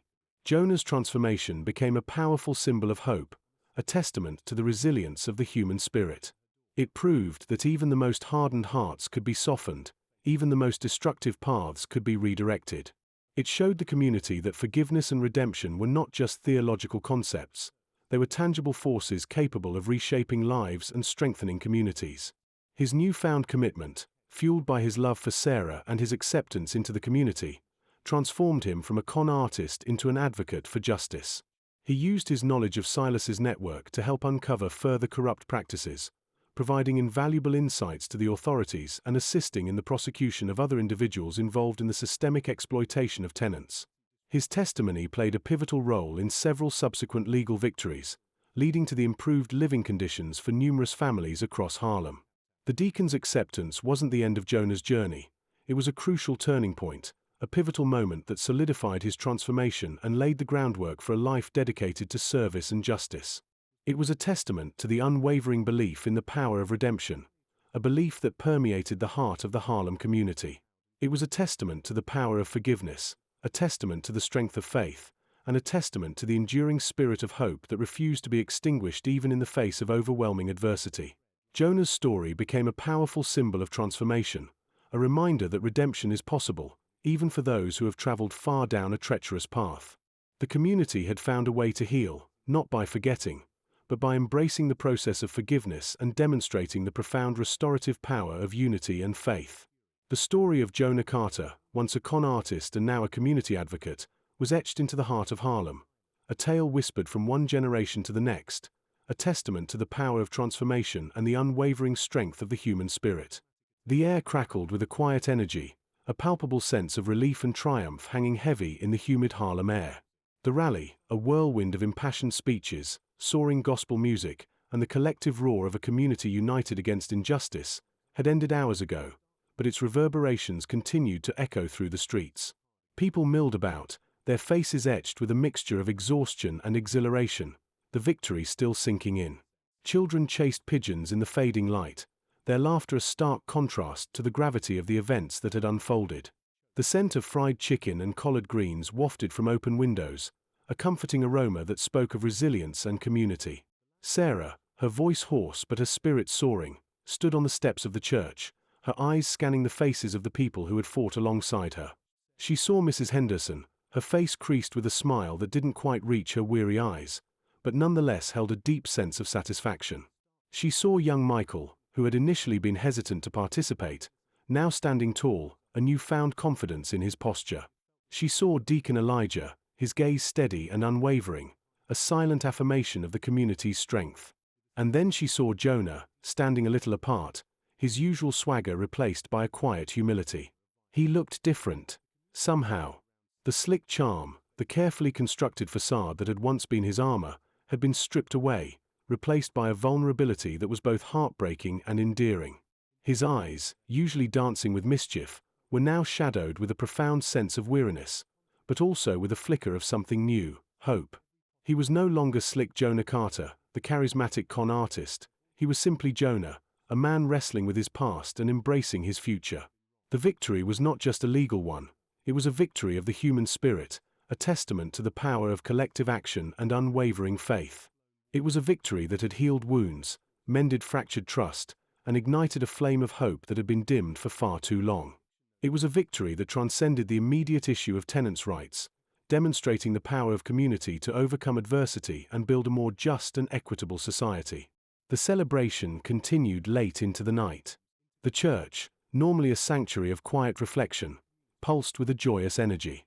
Gospel music soared through the open doors, filling the night air with a symphony of faith, resilience, and hope. Food was shared, stories were exchanged, and laughter filled the space where fear had once reigned. The victory was a communal experience, a shared triumph that forged stronger bonds among the residents of Harlem. Jonah, despite the celebratory atmosphere, remained largely withdrawn. He moved through the crowd, a quiet observer, his heart filled with a bittersweet mix of relief and guilt. The relief stemmed from the successful outcome of the rally, the knowledge that he had played a pivotal role in securing a better future for the community he had once sought to exploit.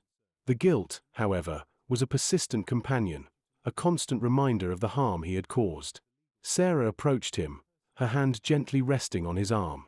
"You did good, Jonah," she said softly, her voice barely audible above the din of celebration. Her words were simple, devoid of any hint of judgment or condemnation, but they held a weight that spoke volumes.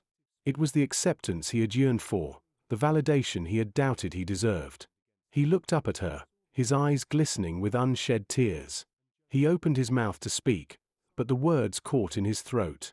He couldn't articulate the turmoil within him, the complex mixture of gratitude, remorse, and a newfound sense of purpose. He simply nodded, the gesture a silent acknowledgement of her unwavering support. The following days were a period of reflection and reconciliation. Jonah immersed himself in the work of the community, using his skills to assist in organizing local initiatives, offering his support to those who needed it most. He volunteered at the soup kitchen, tutoring underprivileged children, and helping senior citizens with their errands. He applied his knowledge of Silas's financial dealings to assist other advocacy groups in their fight against predatory landlords and developers. His actions spoke louder than words, transforming him from a deceptive con artist into a tireless advocate for justice. His transformation wasn't immediate, it was a gradual process, a journey of self-discovery and redemption. There were moments of doubt, moments when the weight of his past threatened to overwhelm him. But the unwavering support of Sarah and the community, the quiet acceptance of Deacon Elijah, and the overwhelming gratitude of those he had helped kept him on track. The church played a pivotal role in this process of reconciliation. It wasn't merely a place of worship, it was the heart of the community, a hub of activity where people sought solace, support, and guidance. Jonah found solace in the familiar rhythm of the gospel choir, in the quiet prayers of the congregation, and in the unwavering faith of the deacon. The church provided him with a sense of belonging, a space where he could begin to rebuild his life, free from the shadows of his past. The impact of Jonah's actions extended far beyond the immediate victory at the rally. His transformation became a symbol of hope, a beacon of redemption for others who had made mistakes. His story spread throughout Harlem, whispered from one generation to the next, serving as a reminder that even the most flawed individuals could find redemption through genuine repentance and unwavering commitment to change.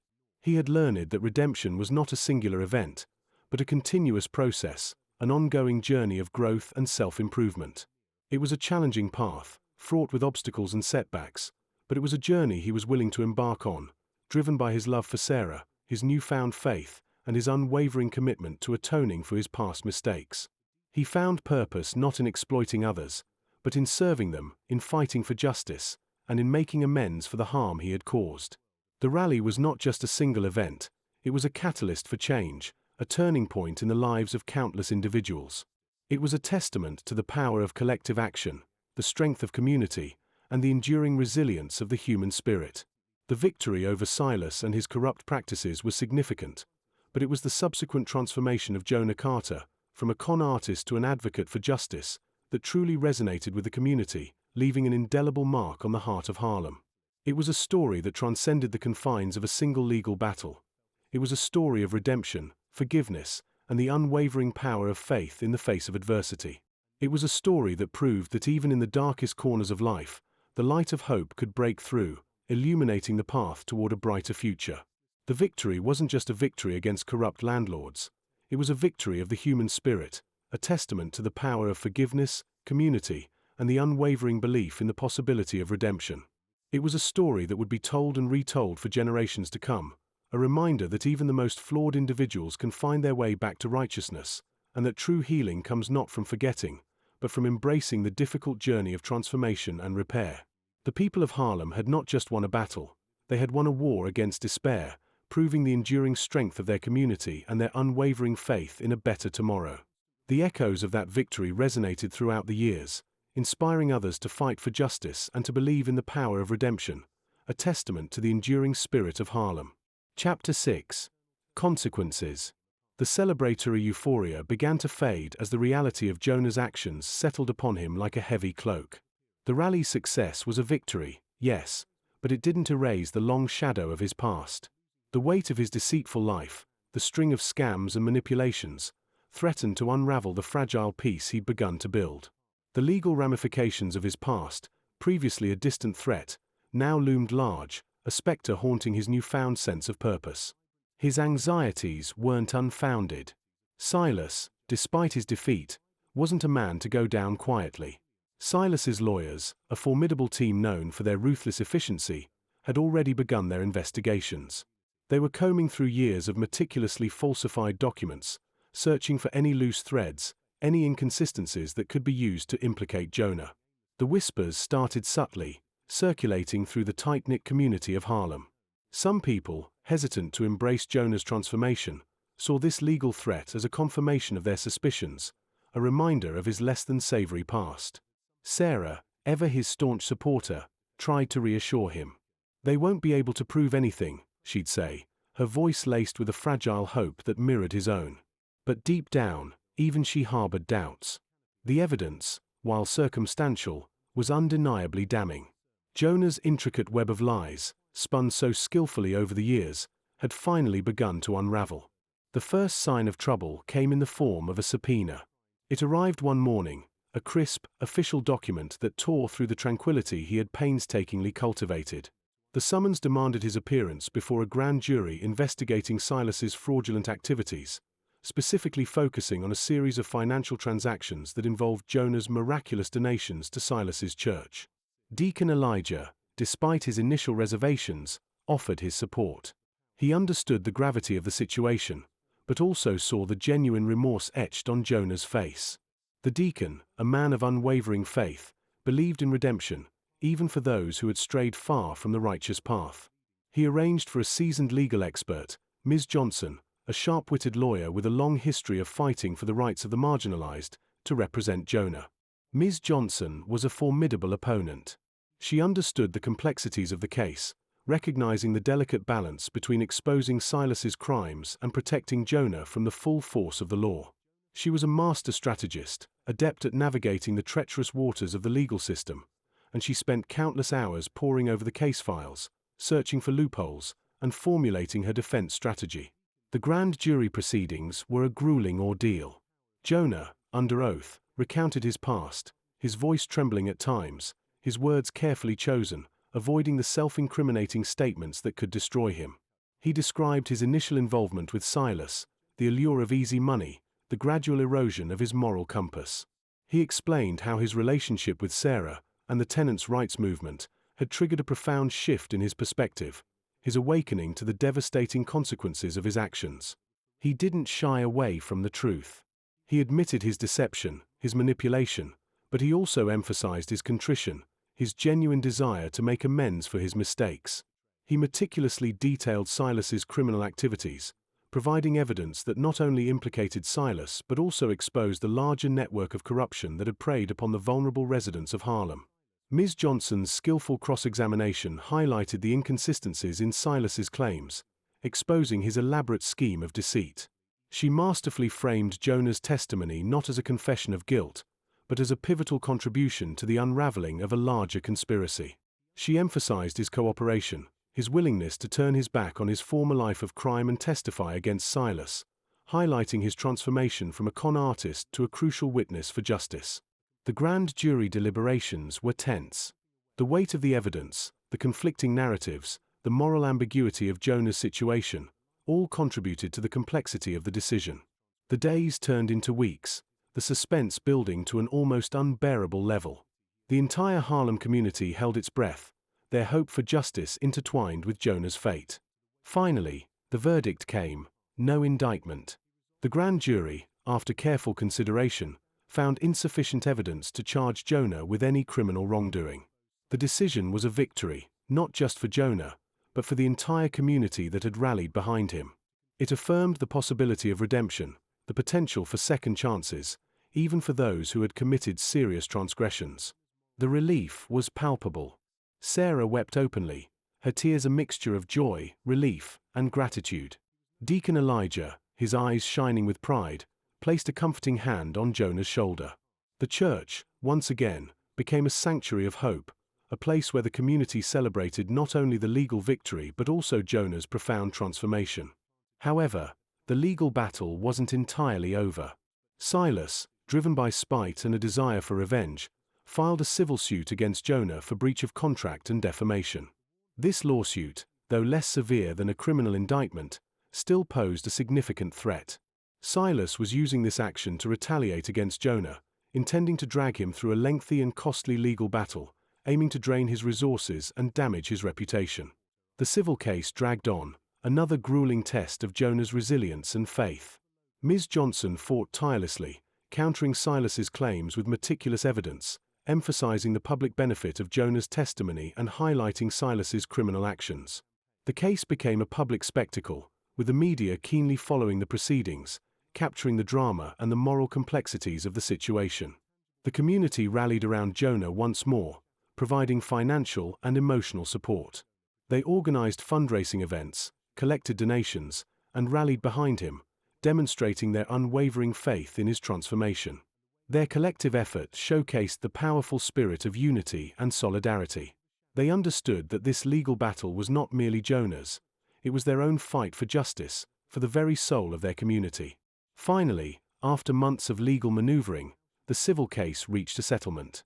Silas, facing overwhelming evidence and public scrutiny, agreed to drop his claims against Jonah in exchange for a public apology.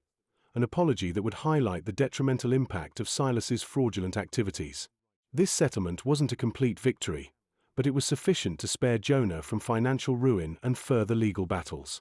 The experience, though arduous, had strengthened Jonah's resolve.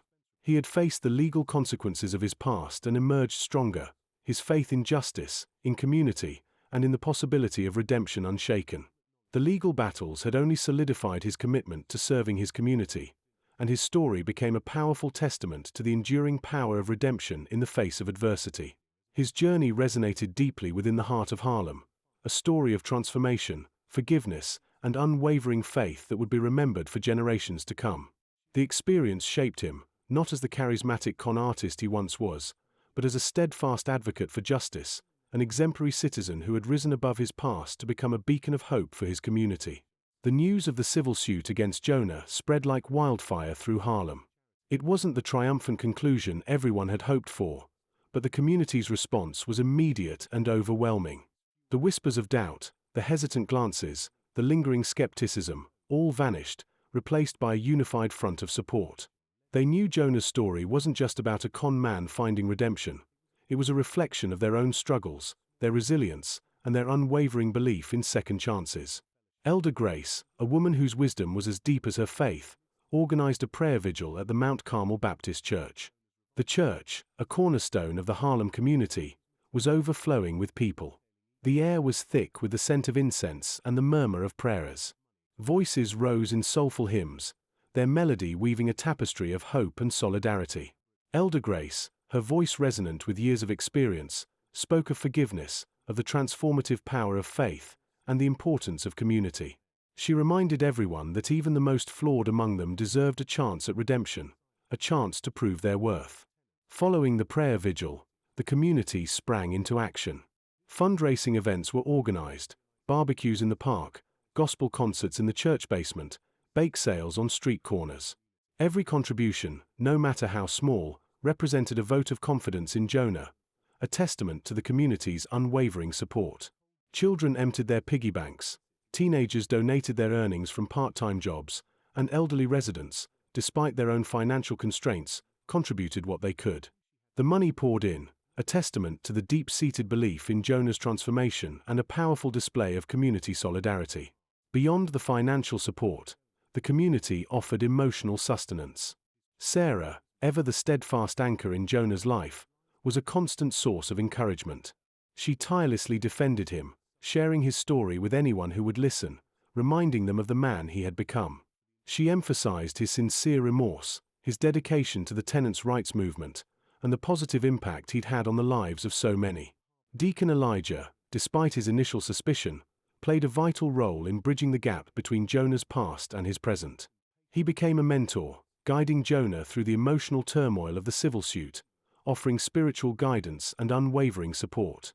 His presence was a reassuring symbol of faith, a beacon of hope in the face of adversity. The media, initially captivated by the sensational aspects of Jonah's story, shifted their focus to the broader narrative of community support. Reporters chronicled the fundraising efforts, documented the unwavering faith of Harlem's residents, and highlighted the moral complexity of Jonah's journey. The story became less about a con artist facing legal repercussions and more about a community embracing redemption. The narrative shifted from condemnation to compassion, from judgment to understanding. The power of collective belief became a captivating story in itself. The trial became a focal point for the community. They filled the courtroom, their presence a silent yet powerful endorsement of Jonah. Their collective support formed a shield against the relentless attacks of Silas's lawyers, a constant reminder that Jonah was not alone in this fight. They were fighting alongside him, not only to clear his name but to defend the values of their community: forgiveness, redemption, and the unwavering belief in the power of second chances. Even those who had initially harbored reservations about Jonah's transformation found themselves drawn into the community's embrace. The collective support fostered a sense of shared purpose, transcending individual doubts and fostering a stronger bond among Harlem residents. The legal battles became a catalyst for unity, solidifying the community's resilience and highlighting its power to overcome adversity. Throughout the legal proceedings, Ms. Johnson, Jonah's lawyer, constantly emphasized the profound positive impact Jonah had on the lives of many Harlem residents. She presented evidence of his active participation in community initiatives, his tireless efforts in the tenants' rights movement, and his genuine remorse for his past misdeeds. She skillfully framed his story not as one of criminal intent, but as a narrative of transformation, a testament to the power of redemption. The eventual settlement wasn't just a legal resolution, it was a communal victory. It confirmed the power of collective action, the impact of forgiveness, and the triumph of hope over adversity. The apology Silas issued, while lacking genuine remorse, acknowledged the harm caused and confirmed the validity of Jonah's testimony. The outcome served as a powerful validation of the community's belief in Jonah's redemption and their collective resolve to stand by him. Beyond the courtroom, the story of Jonah's journey continued to resonate. His transformation became a powerful parable, a narrative of hope that echoed through the streets of Harlem and beyond. His story was told and retold, shared in churches, recounted in homes, and passed down through generations. It became a symbol of the unwavering spirit of Harlem, its resilience, and its deep-rooted belief in the transformative power of faith, forgiveness, and the unwavering support of a community. It was a reminder that even amidst the shadows of the past, the light of redemption could shine brightly, illuminating the path towards a better future, a future built on hope, forgiveness, and the enduring power of community. The story of Slick Jonah Carter's redemption became more than just a story, it became a testament to the indomitable spirit of Harlem itself. Sarah's unwavering belief in Jonah was a constant source of strength for him, a beacon in the storm of accusations and legal battles. Their relationship, forged in the crucible of his public disgrace, deepened beyond the initial attraction. It was a bond built on shared experiences, mutual respect, and a fierce commitment to the tenants' rights movement. She saw beyond the label of con artist, recognizing the genuine remorse and the profound change within him. His nightly confessionals, whispered under the Harlem moon, weren't just about his past transgressions. They were a testament to his growing vulnerability, his willingness to confront his demons, and his desperate desire to prove himself worthy of her love and the community's trust. Their evenings were often spent poring over documents, strategizing with Ms. Johnson, Jonah's lawyer, and preparing for the inevitable courtroom showdown. Sarah, with her sharp mind and organizational skills, proved invaluable to their efforts. She coordinated volunteers, managed communication, and even helped in the meticulous task of gathering evidence, proving her commitment to the cause extended far beyond her feelings for Jonah. She was a force of nature, her passion for justice burning bright, fueling the entire movement. Their shared work brought them closer, forging a bond that transcended the romantic. They were partners in the truest sense of the word, sharing burdens and victories, their individual strengths complementing each other. While Jonah's charisma drew in the crowd, Sarah's intellect and organizational skills provided the structure and stability. Their shared purpose was a powerful glue, holding them together during the tumultuous period. They became the heart of the movement, their commitment inspiring others to fight for a better Harlem. Sarah's commitment wasn't merely passive support, it was an active participation in shaping his redemption. She challenged him to be better, to confront his past actions with unwavering honesty, and to demonstrate his commitment to the community through selfless service. Their conversations were both passionate and pragmatic, a mix of tender moments and intense strategizing. She wasn't afraid to challenge his lingering cynicism, to call him out on his self-doubt, and to push him to embrace the man he was striving to become. Her faith in him wasn't blind. It was a calculated risk based on observing his actions, his remorse, and his genuine desire for a positive change. Sarah's faith wasn't limited to Jonah. It extended to the entire community. She saw in each resident a reflection of their shared struggles, their resilience, and their unwavering hope for a brighter future. She tirelessly defended the movement, the cause, and Jonah, often standing as a shield against the barbs and skepticism from those who remained unconvinced. Her voice, clear and resonant, resonated with the community, amplifying the message of justice and redemption. She became a symbol of hope, a testament to the power of faith and the unwavering belief in second chances. The church, Mount Carmel Baptist, became a sanctuary for them. The rhythmic cadence of gospel music, the comforting warmth of the community, and the spiritual guidance from Elder Grace provided a much-needed solace during the tumultuous period. It was here that Sarah found strength, renewing her resolve and refocusing her efforts on the fight for justice. The weight of the situation didn't dim her spirit. Instead, it sharpened her resolve, making her even more determined to achieve victory. The media attention, initially focused on the scandalous aspects of Jonah's past, gradually shifted. They began to document Sarah's unwavering support, her tireless advocacy, and her integral role in the tenants' rights movement. The narrative evolved, highlighting her strength, intelligence, and commitment, creating a more nuanced portrayal of the story beyond the sensationalism of Jonah's initial scandal. Her image, once absent, became increasingly prominent as the media recognized the importance of her role in the unfolding drama. The courtroom became a stage for Sarah's unwavering loyalty. She sat by Jonah's side, her presence a silent but powerful testament to her belief in his redemption. She observed the proceedings with keen focus, her sharp eyes missing nothing, her mind constantly analyzing and strategizing. She became an unofficial advisor to Ms. Johnson, offering insights gleaned from her deep understanding of the community and the dynamics of the situation. Her unwavering faith in Jonah, coupled with her commitment to the tenants' rights movement, made her a target for Silas and his cronies. Threats, subtle and overt, were made to discourage her involvement. However, Sarah remained resolute, her determination unshaken. Her strength, inspired by her faith and her commitment to the cause, became a potent force, inspiring others to remain steadfast in their support of Jonah and the movement. The attempts to intimidate her only served to solidify her resolve and strengthen her commitment. Beyond the legal battles and the media spotlight, Sarah and Jonah found solace in their quiet moments. Their conversations, often late into the night, ranged from the practicalities of the legal strategy to their hopes and fears for the future. They found strength in their shared vulnerability, their shared commitment, and their shared dream of a just and equitable Harlem. Their love story was woven into the fabric of the community's struggle, adding another layer of complexity and emotion to the unfolding narrative. The community's collective support extended beyond Jonah. It embraced Sarah, recognizing her unwavering commitment and invaluable contributions. The women of the church, particularly Elder Grace, provided Sarah with emotional sustenance, offering prayers, advice, and a constant reminder that she wasn't alone in this fight. They became her support system, strengthening her resolve and renewing her spirit. As the trial neared its conclusion, the weight of expectation pressed down heavily. The outcome would determine not only Jonah's fate but the future of the tenants' rights movement and the very soul of Harlem. Sarah, alongside Jonah, stood ready to face the consequences, their hands clasped, their spirits intertwined, their faith in each other, and the community unwavering.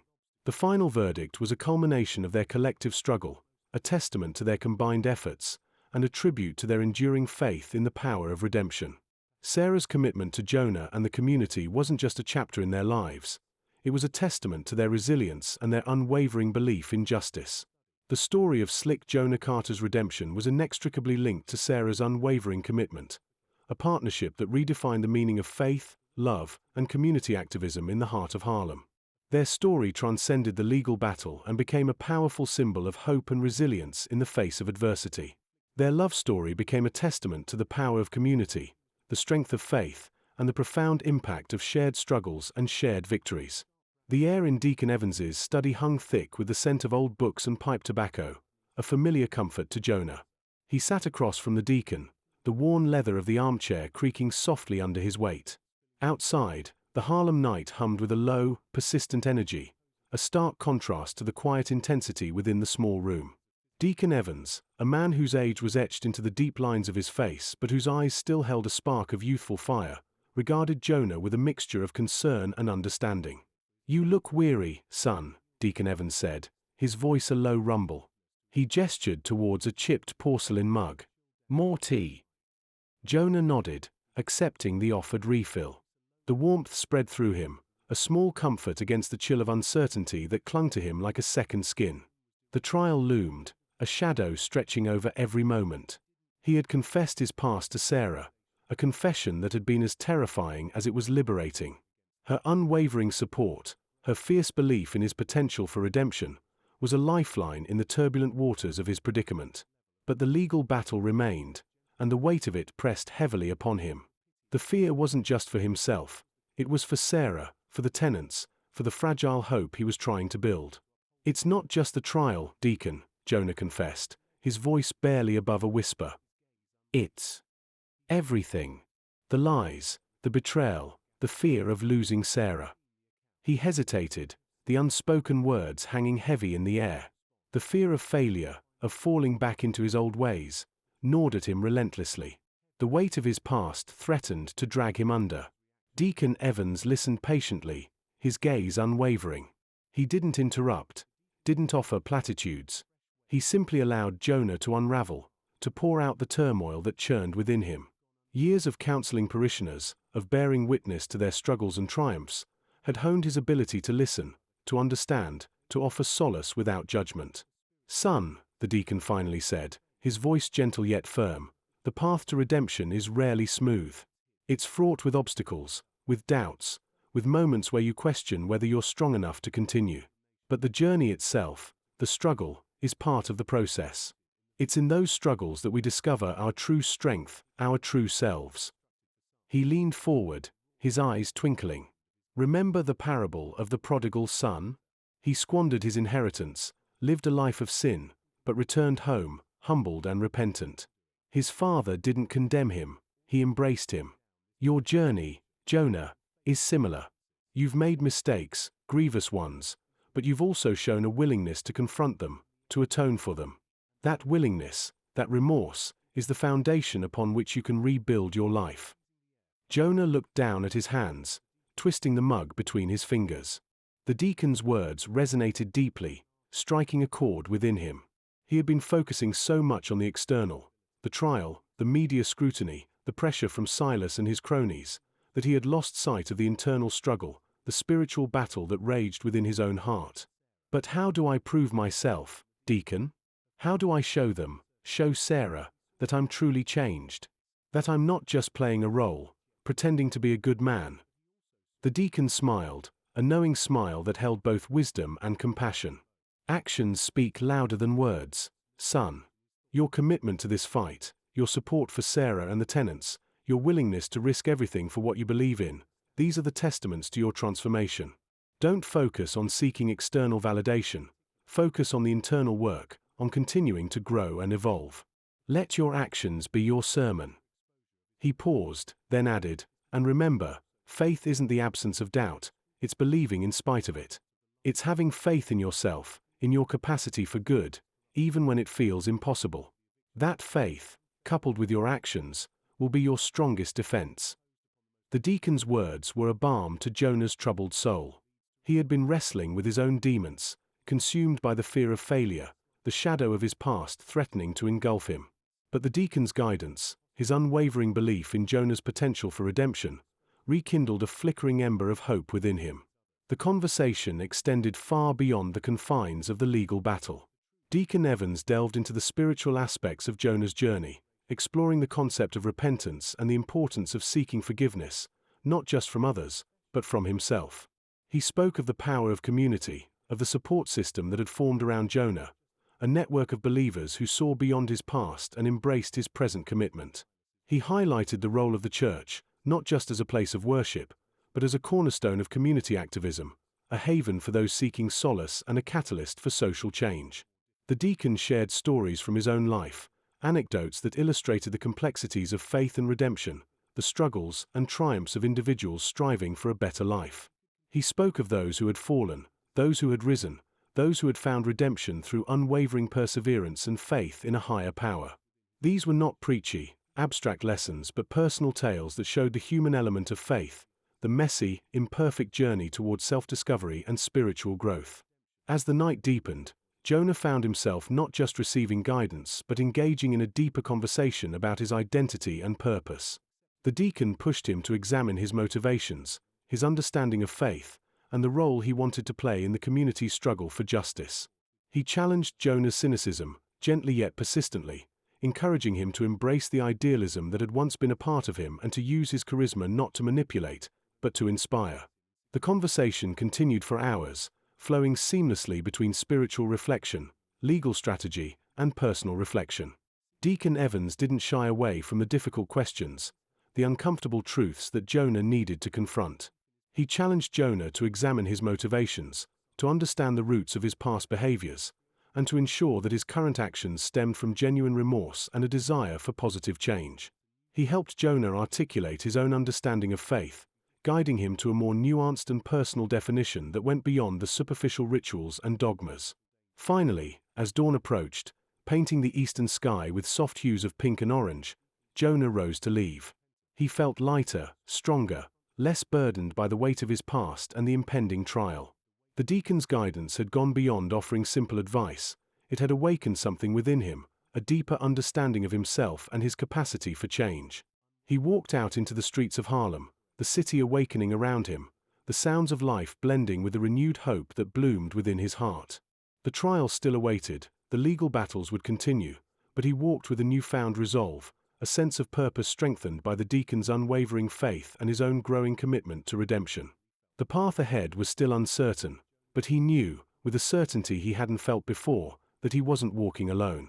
He had the support of the community, the love of Sarah, and the spiritual guidance of Deacon Evans, a compass guiding him towards a future where his past would be a lesson, not a life sentence. The road to redemption was long, but he was finally ready to walk it, one step at a time. The trial loomed, a thundercloud on the horizon, but the immediate pressure lessened, replaced by a different kind of weight, the weight of self-reflection. Jonah found himself spending less time strategizing with his lawyer, Mr. Jackson, a shrewd, sharp-tongued man who'd initially viewed Jonah with suspicion, and more time in quiet contemplation. He walked the familiar streets of Harlem, the vibrant energy of the neighborhood a stark contrast to the turmoil within him. He saw the faces of the tenants he'd inadvertently helped, their lives interwoven with the fabric of his own deception.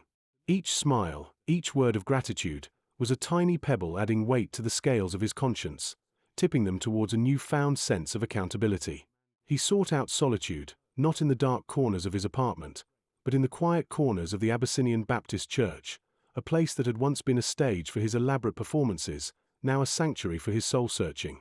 He sat in the hallowed pews, listening to the hushed prayers of the congregation, feeling the weight of his past actions press down on him, but also sensing a faint glimmer of hope, a fragile sense of peace. His relationship with Sarah deepened. It wasn't just the shared fight for justice, it was a shared journey of reconciliation. She saw his struggle, his genuine remorse, and her unwavering belief in him became his anchor, holding him steady amidst the storm. Their conversations shifted from fiery debates about strategy to intimate confessions, vulnerabilities shared in the hushed intimacy of their shared apartment. He told her about his childhood, about the poverty that had driven him to the life of a con, about the emptiness that had always gnawed at him, even in his moments of perceived success. Sarah listened, her empathy a soothing balm on his wounds. She didn't offer easy answers or platitudes. She challenged him, pushed him to confront the darkest corners of his heart, but always with a love that was both fierce and forgiving. She spoke of the importance of forgiveness, not just from others, but from himself. She understood the power of redemption, not as a sudden transformation, but as a continuous process of growth and self-discovery. He began attending Deacon Evans's Bible study groups, not as the charismatic preacher he'd once pretended to be, but as a humble seeker of truth. The discussions were raw and honest, filled with the struggles and triumphs of the community. He listened to their stories, recognizing the echoes of his own experiences in their lives, their resilience, their faith in the face of adversity. He found himself participating actively, sharing his own story, not as a confession seeking absolution, but as a testament to the human capacity for change. The legal battles continued, but Jonah's approach shifted. He no longer viewed the trial as a fight for his freedom alone, but as an opportunity to expose the corrupt system that had enabled Silas and his ilk. He worked tirelessly with Mr. Jackson, providing crucial information, connecting the dots, ensuring that every detail was meticulously documented. He saw his role as more than just a witness. He was a vital component in dismantling a network of deceit. His transformation wasn't merely external, it was a profound internal shift. He delved into community service, volunteering at the local soup kitchen, mentoring at-risk youth, using his innate charm not to manipulate but to inspire. He found a different kind of fulfillment, a profound sense of purpose he'd never experienced during his days as a con man. The emptiness that had haunted him for so long began to fill, replaced by a sense of belonging, a feeling of connection to the community he'd once exploited. He spent hours at the local library, poring over books on theology, philosophy, and social justice. He sought knowledge, not for superficial understanding, but for genuine spiritual growth. He read works by theologians like James Cone, who spoke of the liberating power of the black church in the struggle for racial justice. He studied the writings of Martin Luther King Jr., drawing inspiration from his commitment to nonviolent resistance and his unwavering belief in the power of love to overcome hate. The act of reading, of learning, became a form of prayer for Jonah, a meditation that allowed him to connect with his own spirituality, to find meaning beyond the superficiality of his past life. He started to understand the profound connection between faith and action, realizing that true belief manifests itself in the service of others, in a commitment to justice and equality. The church, once a tool for his deception, became a source of true spiritual nourishment and a catalyst for his transformation. His newfound faith was tested when Silas's henchmen attempted to intimidate him, reminding him of the potential consequences of his testimony. Fear crept in, a familiar shadow from his past, but this time, it didn't overwhelm him. He faced the threats head-on, armed not with his cunning wit, but with the strength derived from his community, his faith, and his commitment to justice. He realized that his true power wasn't in manipulating others, but in standing up for what was right, even in the face of adversity. The trial itself became a pivotal moment, a public display of Jonah's transformation. He testified truthfully, his words carrying the weight of his remorse, his actions demonstrating his unwavering commitment to redemption. He revealed Silas's fraudulent schemes, his exploitation of the vulnerable tenants, painting a vivid picture of the systemic corruption that plagued Harlem. His testimony wasn't just a legal statement, it was a powerful act of confession, a public declaration of his commitment to change. The verdict wasn't the end of the journey, it was a milestone. Jonah's reconciliation with his past wasn't a sudden event, but a gradual process, a continuous journey of self-discovery and spiritual growth. He still had moments of doubt, moments of uncertainty, but he faced them head-on, armed with the unwavering support of his community and his own growing faith in his capacity for good. The scars of his past would always be a part of him, but they were now etched into the landscape of his redemption, a testament to his transformation from a con artist to a champion of justice.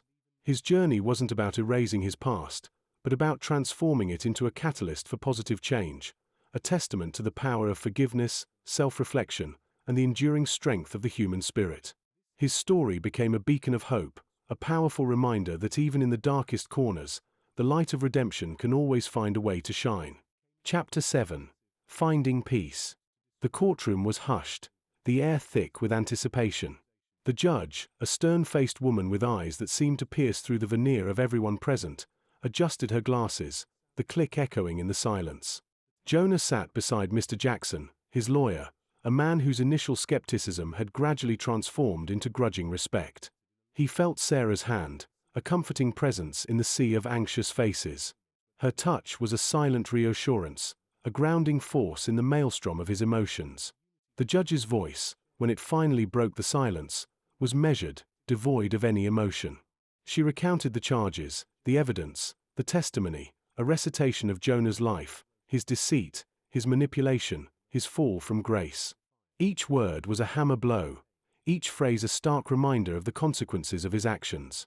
He listened, not with the detached cynicism he'd once cultivated, but with a profound sense of responsibility, a heavy weight settling on his shoulders.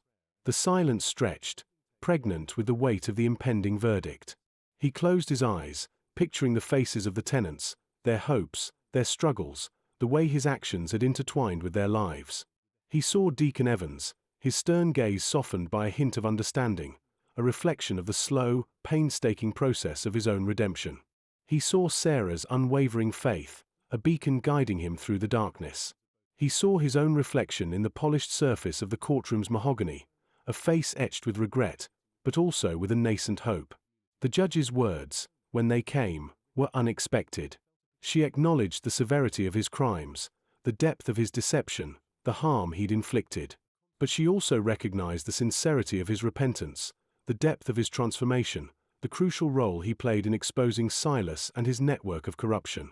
She spoke of the power of redemption, of the capacity for human change, of the possibility of forgiveness. The sentence was not what he expected. It wasn't the lengthy prison term that his lawyer had initially feared, nor the lenient probation he'd secretly hoped for. It fell somewhere in between: community service, extensive restitution to the affected tenants, and mandatory participation in a rehabilitation program focused on ethical leadership and community engagement. It was a sentence designed not merely to punish, but to rehabilitate, to offer him a path toward redemption. A path he was determined to walk.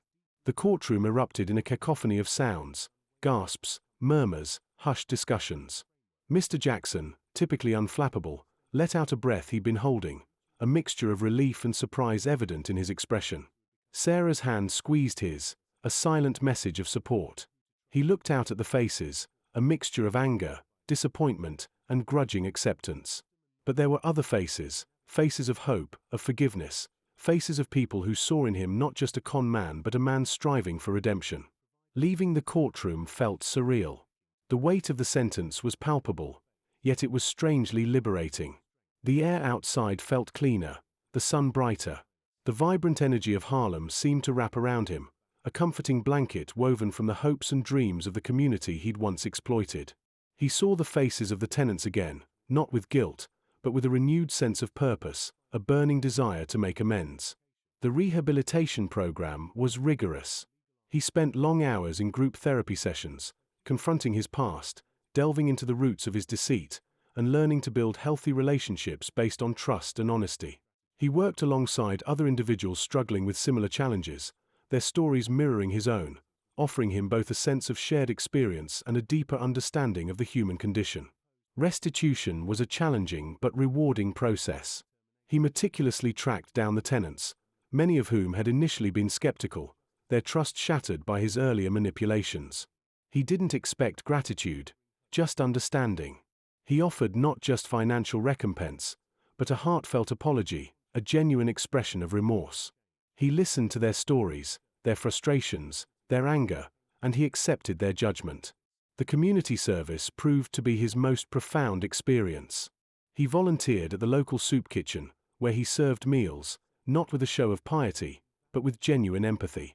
He mentored at-risk youth, sharing his story not as a cautionary tale, but as a testament to the possibility of transformation. He used his innate charm, once a tool for manipulation, to inspire and uplift. He found a sense of purpose he'd never known before. He discovered that he had a talent for organizing, for mobilizing people toward a common goal. He used his skills, honed through years of deception, to organize community events, to rally support for local initiatives, to build bridges between different factions within the community. His newfound purpose became a force for good, an unexpected consequence of his sentence.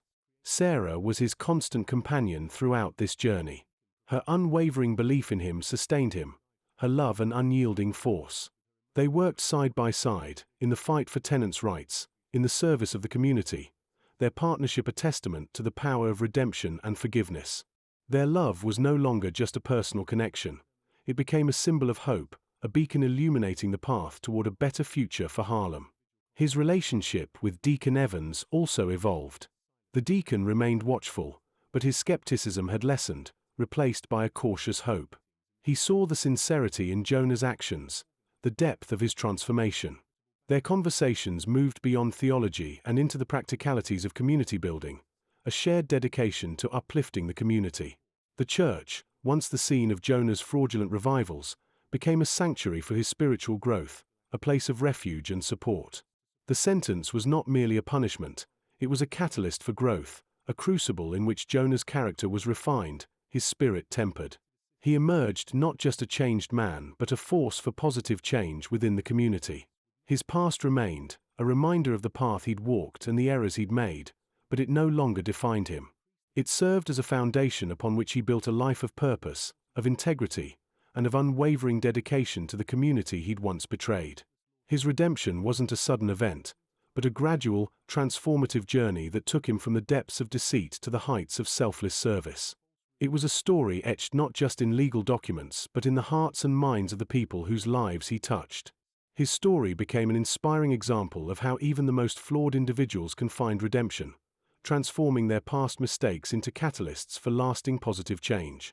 His journey became a symbol of hope, a powerful reminder that second chances are not only possible, but transformative, particularly within the resilient community of Harlem. The air in Harlem hummed with a different energy now, a quiet resilience replacing the simmering anger that had previously permeated the streets. The successful prosecution of Silas and his cronies hadn't magically erased the hardships faced by the tenants. The years of exploitation and neglect couldn't be undone overnight. But something had shifted. The victory, hard-fought and bittersweet, had cracked open the ground, allowing a seed of hope to take root. This wasn't merely a legal victory, it was a communal one. The tenants, initially fractured by fear and suspicion, had found strength in unity. The shared struggle against Silas had forged bonds that transcended individual differences, creating a powerful collective identity. They'd learned to trust each other, to rely on each other, to find solace and support in the shared experience of adversity. The weekly meetings at Mother Bethel AME Church, once sparsely attended, were now overflowing.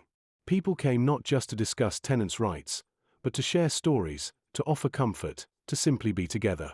The church, more than a place of worship, had become a vital hub for community healing, a sanctuary where the wounds of the past could begin to mend. Deacon Evans, initially wary of Jonah, now played a pivotal role in facilitating these meetings, his quiet strength a calming presence amidst the emotional turmoil. His faith, unwavering and genuine, provided a bedrock for the community's recovery. He often spoke of forgiveness, not as a passive acceptance of wrongdoing, but as an active process of letting go, of releasing the burden of anger and resentment that weighed so heavily on so many hearts. Sarah, her voice still carrying the power and beauty that had captivated Jonah from the beginning, emerged as a natural leader. She channeled her artistic talent into creating posters and flyers, using her vibrant energy to galvanize the community into action.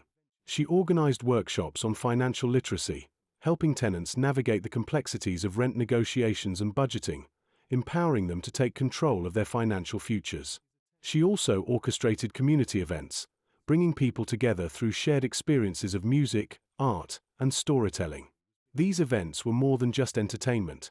They were a form of therapy, a way to collectively process the trauma they had endured and to rebuild a sense of normalcy. Jonah's contribution to the healing process was perhaps the most unexpected. His community service, initially a sentence imposed by the court, had evolved into a personal mission. He used his innate charisma, once employed for deception, to inspire and uplift. He organized neighborhood cleanup drives, transformed abandoned lots into community gardens, and even started a small carpentry program, providing at-risk youth with vocational skills and a sense of purpose. His apology tours were far from a perfunctory exercise. He spent hours listening to the tenants, hearing their stories of despair and hardship, offering not only financial restitution but also genuine empathy and a shared sense of community. He wasn't simply atoning for his past actions, he was actively rebuilding trust, brick by brick. One evening, while working alongside several tenants in the community garden, Jonah overheard a conversation between two elderly women. One was lamenting the loss of her beloved husband, who had fallen victim to a heart attack during the height of the landlord's harassment. She spoke of her loneliness, of the constant fear and stress that had contributed to his passing, her words filled with a palpable grief. Jonah listened intently, offering not words of consolation but a silent presence, sharing the weight of her sorrow, acknowledging the depth of her loss.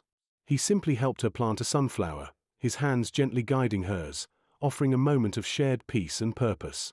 The simple act became a powerful symbol of community healing. The children of Harlem, often overlooked in the larger narrative of the struggle, were also deeply impacted by the events. Many had witnessed their parents' fear and desperation, their once stable homes transformed into precarious battlegrounds. Jonah, recognizing the need for specialized support, worked with local educators and community organizers to develop programs focused on trauma-informed care for children, providing them with safe spaces to process their emotions and rebuild their sense of security. Art therapy sessions became a popular outlet for the children, a way to express their anxieties and experiences without resorting to words. The local schools played a vital role in the recovery process. Teachers, counselors, and administrators collaborated to integrate trauma-informed practices into the curriculum, providing support for children struggling with the emotional fallout of the landlord's actions. They organized field trips to the community garden, emphasizing the importance of nature and community interaction in fostering healing. They used literature and storytelling to address the issue of injustice, helping children process their experiences and empowering them to seek justice. The transformation wasn't instantaneous, it was a gradual process, marked by setbacks and challenges. There were still days when the shadow of the past loomed large, when the pain and anger threatened to overwhelm the community. But the shared experience of the struggle, the collective victory over Silas, and the unwavering commitment of individuals like Sarah, Deacon Evans, and Jonah had created a foundation for resilience. The resilience of the Harlem community wasn't a passive acceptance of hardship. It was an active resistance, a refusal to be defined by adversity. It was the quiet dignity of the tenants who refused to be silenced, the unyielding faith of Deacon Evans, the unwavering love of Sarah, and the unexpected redemption of Jonah. It was a testament to the power of community, a powerful narrative of hope arising from the ashes of despair. The healing was ongoing, a testament to the spirit of Harlem. Its people, scarred but not broken, were slowly rebuilding, not just their homes, but their lives, their spirits, and their sense of shared purpose. The sunflowers in the community garden, vibrant and tall, stood as a poignant reminder of this rebirth, symbols of resilience, hope, and the enduring power of community healing.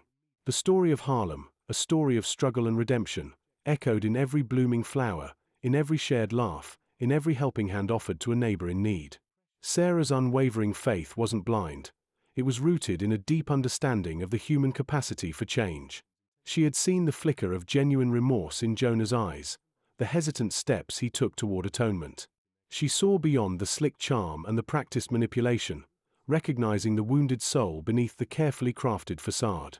His confession, delivered not in a grand theatrical gesture but in quiet moments of shared vulnerability, had resonated deeply within her. She believed in the possibility of redemption, not because she was naive, but because she understood the power of grace and forgiveness, tenets deeply ingrained in her faith and her community. Their relationship blossomed amidst the chaos of their shared mission. It wasn't a fairy-tale romance, devoid of conflict or doubt. There were moments of painful uncertainty, of lingering suspicions that threatened to unravel the fragile trust they were building. Jonah's past cast a long shadow, occasionally eclipsing the present. He would retreat into himself, haunted by the ghosts of his deceitful past, the weight of his betrayals heavy on his shoulders. Sarah, ever patient and understanding, would meet his silences with gentle encouragement, reminding him of the progress he had made, of the good he was now doing. She wasn't afraid to confront him when necessary, to call him out on his inconsistencies, to challenge the lingering vestiges of his cynical worldview. Her strength wasn't in aggressive confrontation, but in quiet, unwavering conviction. She held him accountable for his actions, not with anger or judgment, but with an unwavering belief in his potential for good. Her faith in him became a powerful catalyst for his transformation, a constant reminder of the man he aspired to be. Sarah's faith wasn't limited to Jonah. It extended to the entire community she served. She was a beacon of hope, a source of inspiration for those who felt marginalized and forgotten. Her commitment to tenants' rights wasn't merely a social justice crusade. It was a deeply personal mission, fueled by her unwavering belief in the inherent dignity of every human being. She understood the complexities of systemic oppression, the insidious ways in which poverty and inequality perpetuated cycles of disadvantage. Her musical talent, a gift that had once seemed solely for personal expression, became a powerful tool for social change. She organized community concerts and choir performances, using the power of music to uplift spirits, to foster unity, and to inspire action. Her voice, resonant and clear, carried messages of hope and resilience, resonating with the hearts of those who had suffered in silence for too long. The songs she chose weren't just beautiful melodies, they were anthems of resistance, expressions of solidarity, and celebrations of perseverance. Each note was a testament to the enduring spirit of Harlem. Her artistic abilities extended beyond music. She transformed neglected spaces into vibrant community hubs, painting murals that depicted the struggles and triumphs of the Harlem community. Her art wasn't just aesthetically pleasing, it was a powerful form of storytelling, a visual chronicle of the collective journey toward justice and healing. The murals became meeting places, spaces where people could gather, share stories, and celebrate their shared identity. Beyond her artistic talents, Sarah possessed a remarkable organizational capacity. She meticulously tracked the progress of the Tenants' Rights Campaign, coordinating efforts, managing resources, and ensuring that every voice was heard. She established support networks, connecting tenants with legal aid, social services, and other community resources. Her organizational skills weren't just practical, they were a manifestation of her deep commitment to the community, her unwavering belief in the power of collective action. Sarah's faith also played a crucial role in her approach to conflict resolution. She wasn't driven by anger or vengeance, but by a desire for restorative justice, a belief in the possibility of reconciliation and healing. She worked tirelessly to bridge divides within the community, fostering dialogue between those who had been pitted against each other by the landlord's machinations.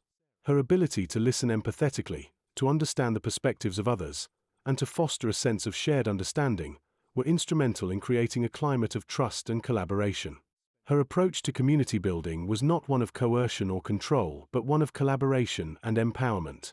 She understood that lasting change required not only legal victories but also a transformation of hearts and minds. She empowered individuals to take ownership of their own lives, encouraging them to participate in the decision-making processes that affected their lives. She believed in the inherent strength and resilience of the community, and her actions demonstrated her belief time and time again. She was a catalyst for change, inspiring others to believe in their own power to create a better future. Sarah's relationship with Jonah wasn't just a romantic entanglement, it was a partnership built on mutual respect, shared values, and a deep commitment to social justice. They complemented each other, their strengths and weaknesses creating a powerful synergy. Jonah, with his charisma and street smarts, was adept at navigating the complex political landscape of Harlem. Sarah, with her organizational skills, her artistic talent, and her unwavering faith, provided the moral compass and the steady hand that guided their shared endeavor. Their partnership was a testament to the power of collaboration, a demonstration of how individual strengths could be harnessed to achieve a common good. Their love story was woven into the fabric of the community's struggle, reflecting the complex interplay between personal transformation and social change. It wasn't a seamless journey. There were challenges, setbacks, and moments of doubt. But their commitment to each other, their shared vision for a better Harlem, and their unwavering faith in the power of redemption, provided the strength and resilience they needed to overcome adversity. Their love was a testament to the power of love to heal, to unite, and to inspire, a symbol of hope in the midst of adversity. Their shared journey reflected the transformative power of the community, illustrating how individual struggles could be interwoven with the larger struggle for justice and equality, shaping a collective narrative of resilience and hope. Sarah, in her quiet strength and unwavering faith, embodied the spirit of Harlem's enduring resilience. Her story became an integral part of the community's healing, a symbol of hope and a testament to the power of belief in the face of adversity. Her legacy extended far beyond her own achievements, inspiring generations to come to fight for justice, to believe in the power of community, and to never lose faith in the possibility of redemption. Deacon Elijah Washington, a man whose faith was as sturdy as the oak tree in his front yard, watched Jonah with a mixture of skepticism and cautious hope. He'd seen the slick preacher's act, the way he'd charmed the congregation with honeyed words and theatrical gestures. He'd also witnessed the raw, unsettling vulnerability that had flickered beneath the surface, the glimpses of a man grappling with a conscience awakening from a long slumber. Elijah wasn't easily swayed, His years spent shepherding his flock had taught him the subtle nuances of sincerity, the telltale signs of genuine repentance. He'd seen many a sinner seek solace within the church walls, many seeking absolution without true remorse. Jonah was different, at least Elijah hoped so. Their meetings weren't formal sermons or confessions. They took place in the quiet corners of the church, often after everyone else had left, the sanctuary bathed in the soft glow of moonlight filtering through the stained glass windows. Elijah didn't demand a detailed accounting of Jonah's past misdeeds, understanding that true repentance wasn't about public displays of shame, but a private wrestling with one's soul. Instead, he offered quiet encouragement, listening patiently as Jonah stumbled through his newfound desire for a better life, his words often laced with self-doubt and lingering guilt. Elijah's wisdom wasn't dispensed in fiery pronouncements or moralistic lectures. It came in the form of gentle parables, stories drawn from the Bible and from the everyday lives of his parishioners. He spoke of the prodigal son, the lost sheep, and the countless others who had stumbled and fallen only to find redemption through faith and perseverance. He recounted the stories of individuals within their own community who'd faced similar struggles and had emerged stronger, their lives transformed by the unwavering support of their faith and their neighbors. He spoke of the transformative power of service to others, emphasizing that true repentance lay not just in acknowledging past mistakes, but in actively working to make amends and contribute positively to the community. Jonah, accustomed to the manipulative power of words, found himself disarmed by Elijah's quiet strength, his unwavering faith a stark contrast to Jonah's own cynical worldview. He listened intently as Elijah spoke of forgiveness, not as a passive acceptance of wrongdoing, but as an active process of healing, both for the offender and the offended. He spoke of the importance of building bridges, of repairing the damage caused by past actions, not through grand gestures, but through consistent effort and sincere commitment to a better way of life. Elijah's support extended beyond spiritual guidance. He connected Jonah with community resources, helping him find meaningful work that aligned with his newfound desire for redemption. He introduced him to local organizations involved in community development and social justice, aligning Jonah's newfound energy with practical actions. This wasn't simply a matter of finding Jonah a job, it was about integrating him back into the community, rebuilding his reputation and restoring his faith in himself. The transition wasn't easy.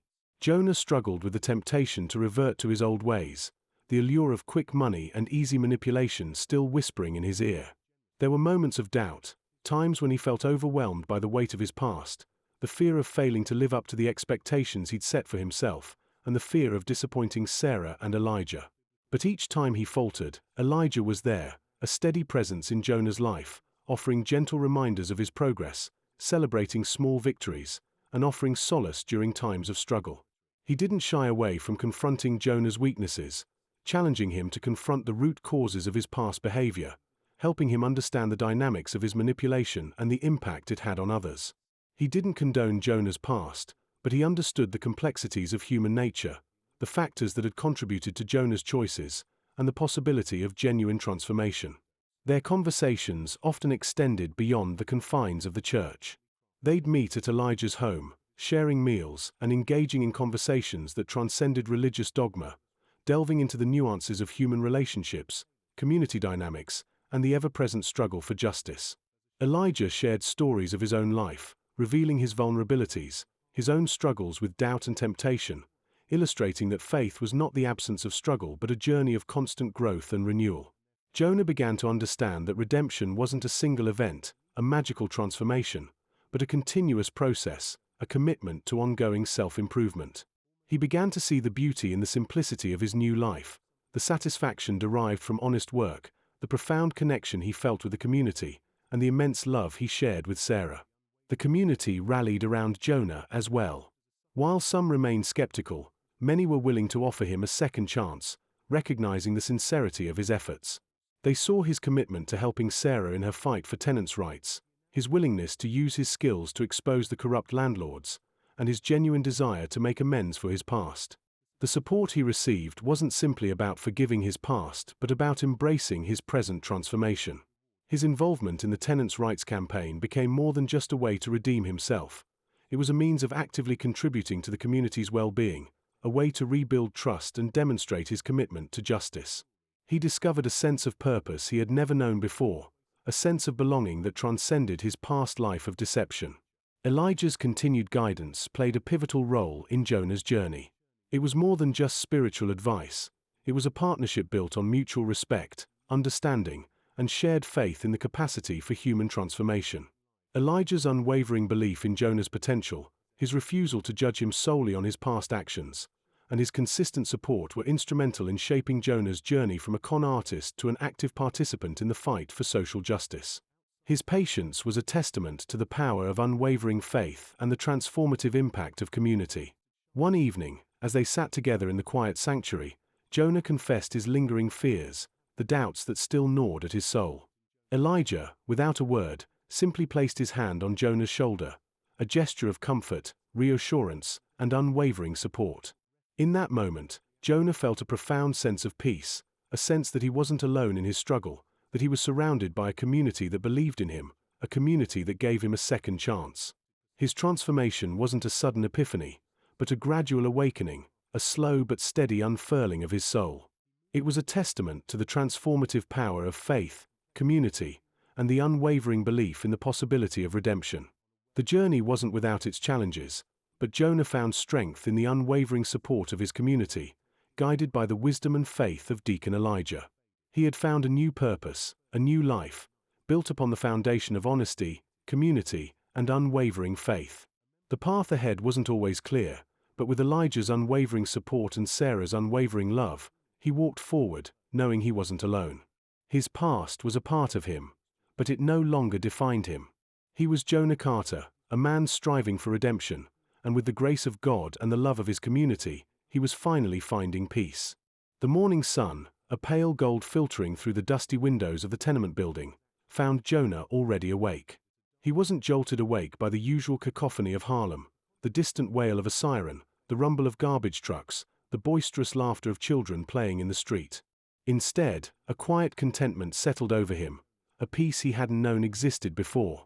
He looked at Sarah, sleeping soundly beside him, her face serene in repose. A smile played on his lips. This wasn't the product of some elaborate scheme, this was real. This was love, genuine and unwavering. He rose carefully, not wanting to disturb her, and went to the small window, gazing out at the awakening city. The air hummed with the promise of a new day, a fresh start. It was a stark contrast to the shadowy world he had inhabited for so long, a world where deceit and manipulation had been his currency. Now, the currency of his life was honesty, integrity, and a profound sense of purpose.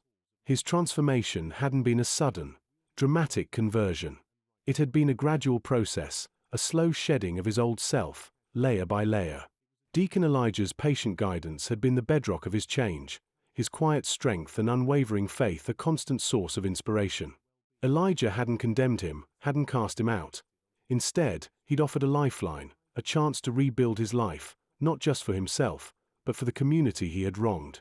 The tenants' rights campaign had become his mission, a way to atone for his past misdeeds. He used his sharp wit, his ability to read people, and his understanding of manipulative tactics, skills honed during his years as a con artist, to expose the corrupt landlords and their fraudulent schemes. He'd learned to channel his abilities, transforming his deceptive talents into tools for justice. His knowledge of legal loopholes, his mastery of persuasive rhetoric, became weapons against the very system he'd once exploited. He wasn't just exposing corruption, he was empowering the community. He organized meetings, helped tenants understand their rights, and taught them how to negotiate with landlords. He crafted compelling narratives, stories that resonated with the shared experiences of the tenants, stories that humanized their struggle and revealed the callous indifference of the landlords. He used his understanding of the media to amplify the voices of the community, sharing their stories with local newspapers and radio stations. His past experience gave him an edge. He understood the psychology of power, the ways in which the wealthy and influential manipulated the system to maintain their control. He knew how to exploit their weaknesses, how to expose their hypocrisy, and how to use the media to turn public opinion against them. It was a strange paradox, a former con artist using his skills to fight for the very people he had once preyed upon. But this wasn't simply about revenge or self-justification, it was about redemption. He found a profound sense of satisfaction in using his abilities to help others, in fighting for justice and equality. It was a far cry from the hollow thrill of a successful con. The genuine joy he experienced from witnessing the positive impact of his work was infinitely more rewarding than any financial gain he had ever achieved. He'd seen firsthand the despair of families facing eviction, the fear in the eyes of children whose homes were threatened. He understood their desperation, their helplessness, because he'd once played a role in perpetuating their vulnerability. Now, he felt compelled to make amends, to actively contribute to their well-being, to work towards a more just and equitable society. Sarah had been instrumental in his transformation. Her unwavering commitment to justice, her compassion for the suffering of others, had been a constant source of inspiration. She saw beyond his past, saw the potential for good that lay beneath the surface. Her love had been a catalyst for his change, a force that propelled him toward a better future. Their partnership was a powerful force. Sarah's dedication to the tenants' rights movement combined with Jonah's strategic prowess proved a formidable combination. Together they orchestrated strategies, planned rallies, and built coalitions. They collaborated, complementing each other's skills, united by their shared vision of a just and equitable Harlem. One evening, after a particularly successful rally, they stood together, hand in hand, amidst the cheering crowd. The air was electric with hope and excitement. Looking at Sarah, her face radiant with happiness, Jonah felt a surge of gratitude. He'd found more than just a partner in his life. He'd found a soulmate, a kindred spirit who had helped him discover a purpose beyond himself. His newfound dedication wasn't limited to the tenants' rights campaign. He actively sought out opportunities to serve the community in other ways.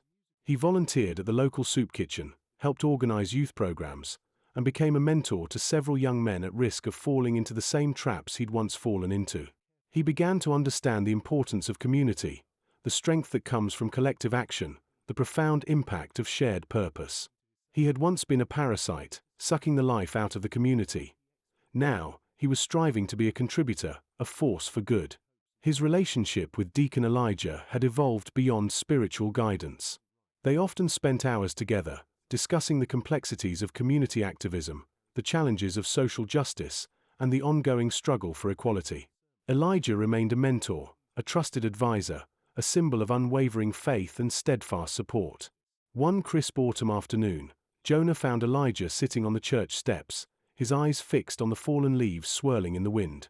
Jonah sat down beside him, the quiet companionship comfortable and familiar. "Do you ever doubt?" Jonah asked, breaking the silence. Elijah smiled, a knowing look in his eyes. "Doubt is part of faith, Jonah. It's in the wrestling with doubt that faith is strengthened."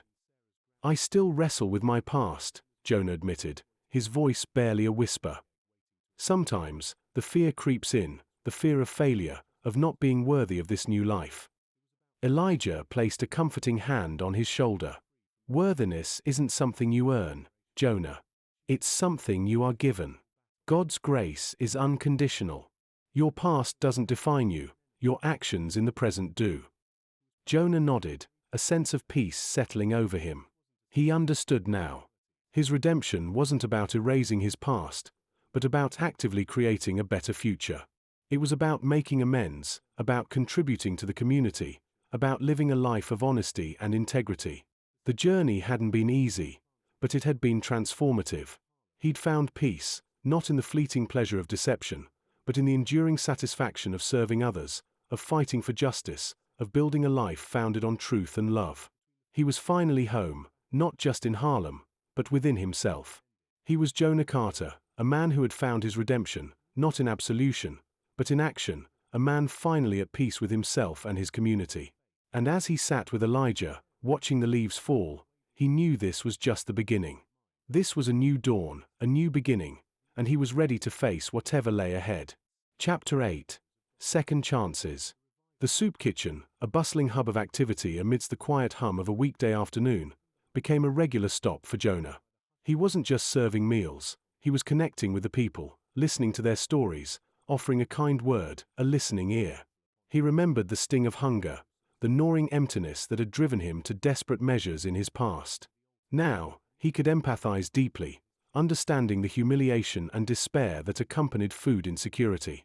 He learned names, remembered preferences, and even managed to coax a laugh or two from those who initially greeted him with wary suspicion. His easy charm, once a tool of deception, now served as a bridge to connection, fostering a sense of community among those who often felt marginalized and forgotten.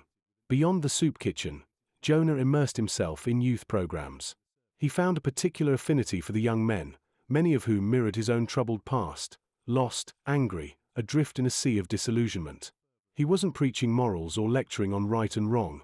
He was sharing his experiences, not to elicit sympathy, but to offer a cautionary tale, a tangible example of the path not taken. He spoke openly about his mistakes, about the choices that led him down a dark road, and the painstaking climb back to redemption. He didn't shy away from the ugliness of his past. He laid it bare, hoping to inspire a different trajectory for these young souls.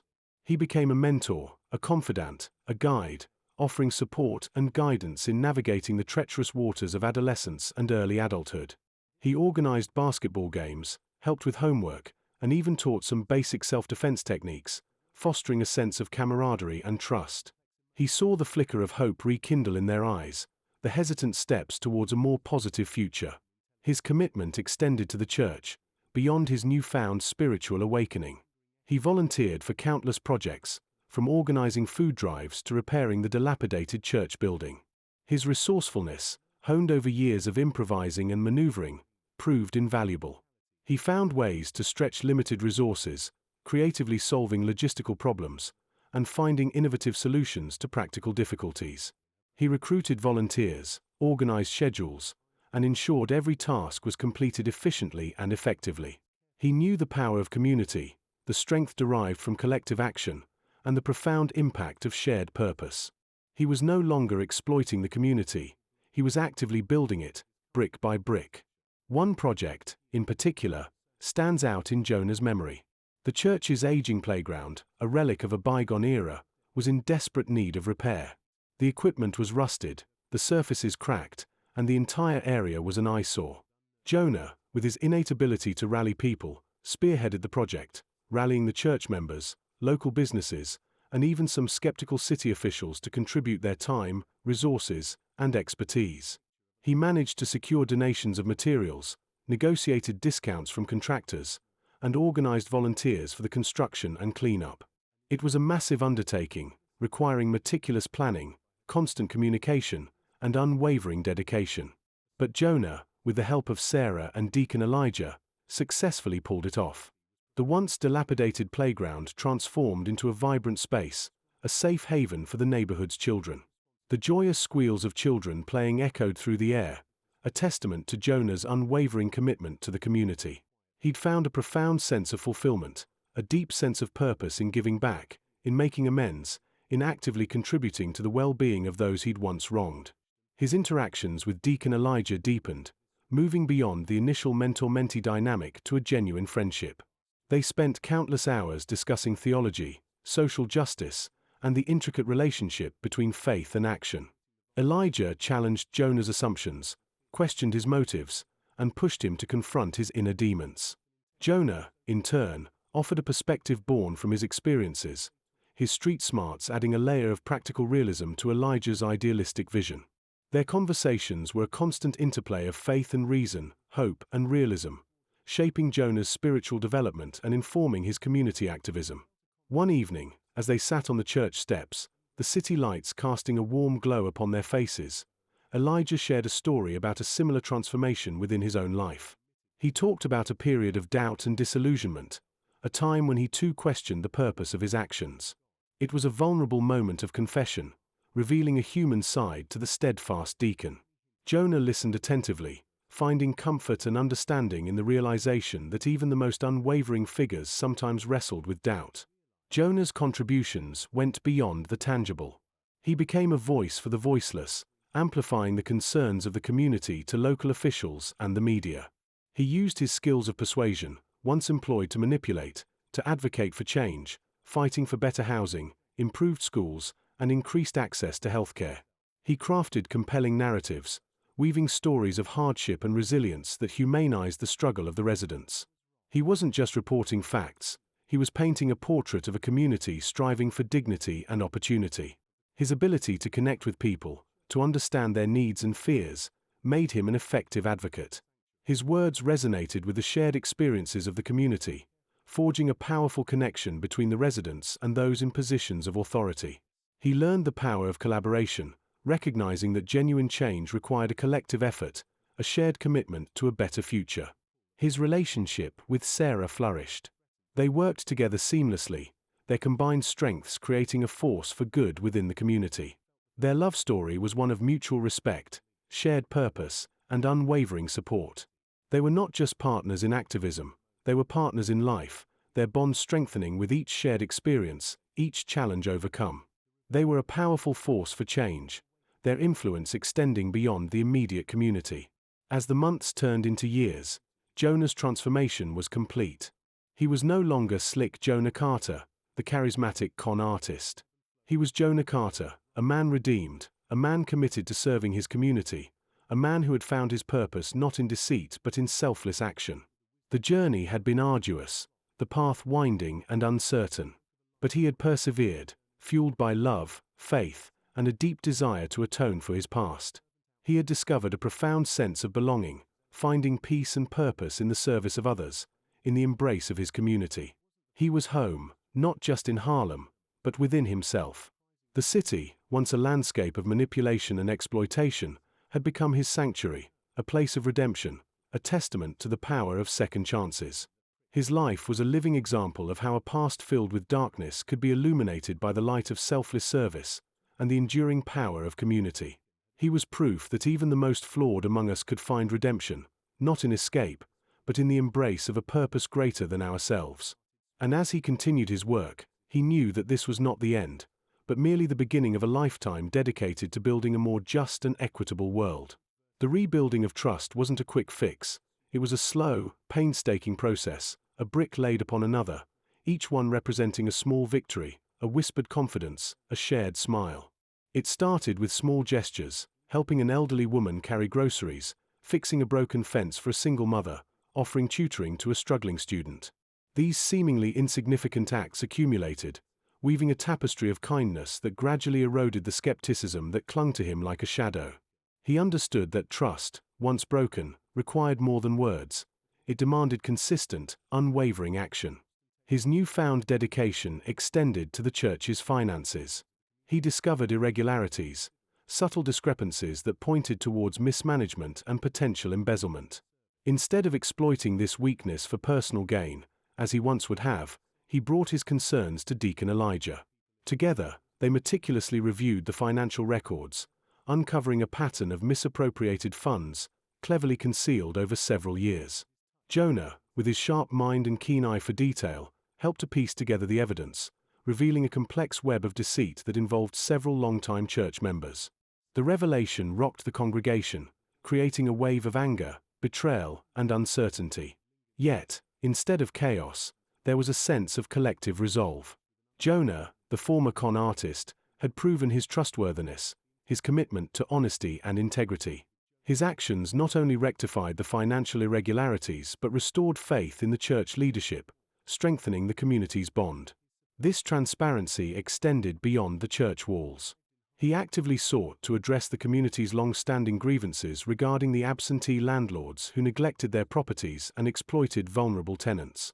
He knew that true redemption involved confronting the systemic injustices that had long plagued Harlem. He started by organizing community meetings, creating a safe space for residents to voice their frustrations and concerns.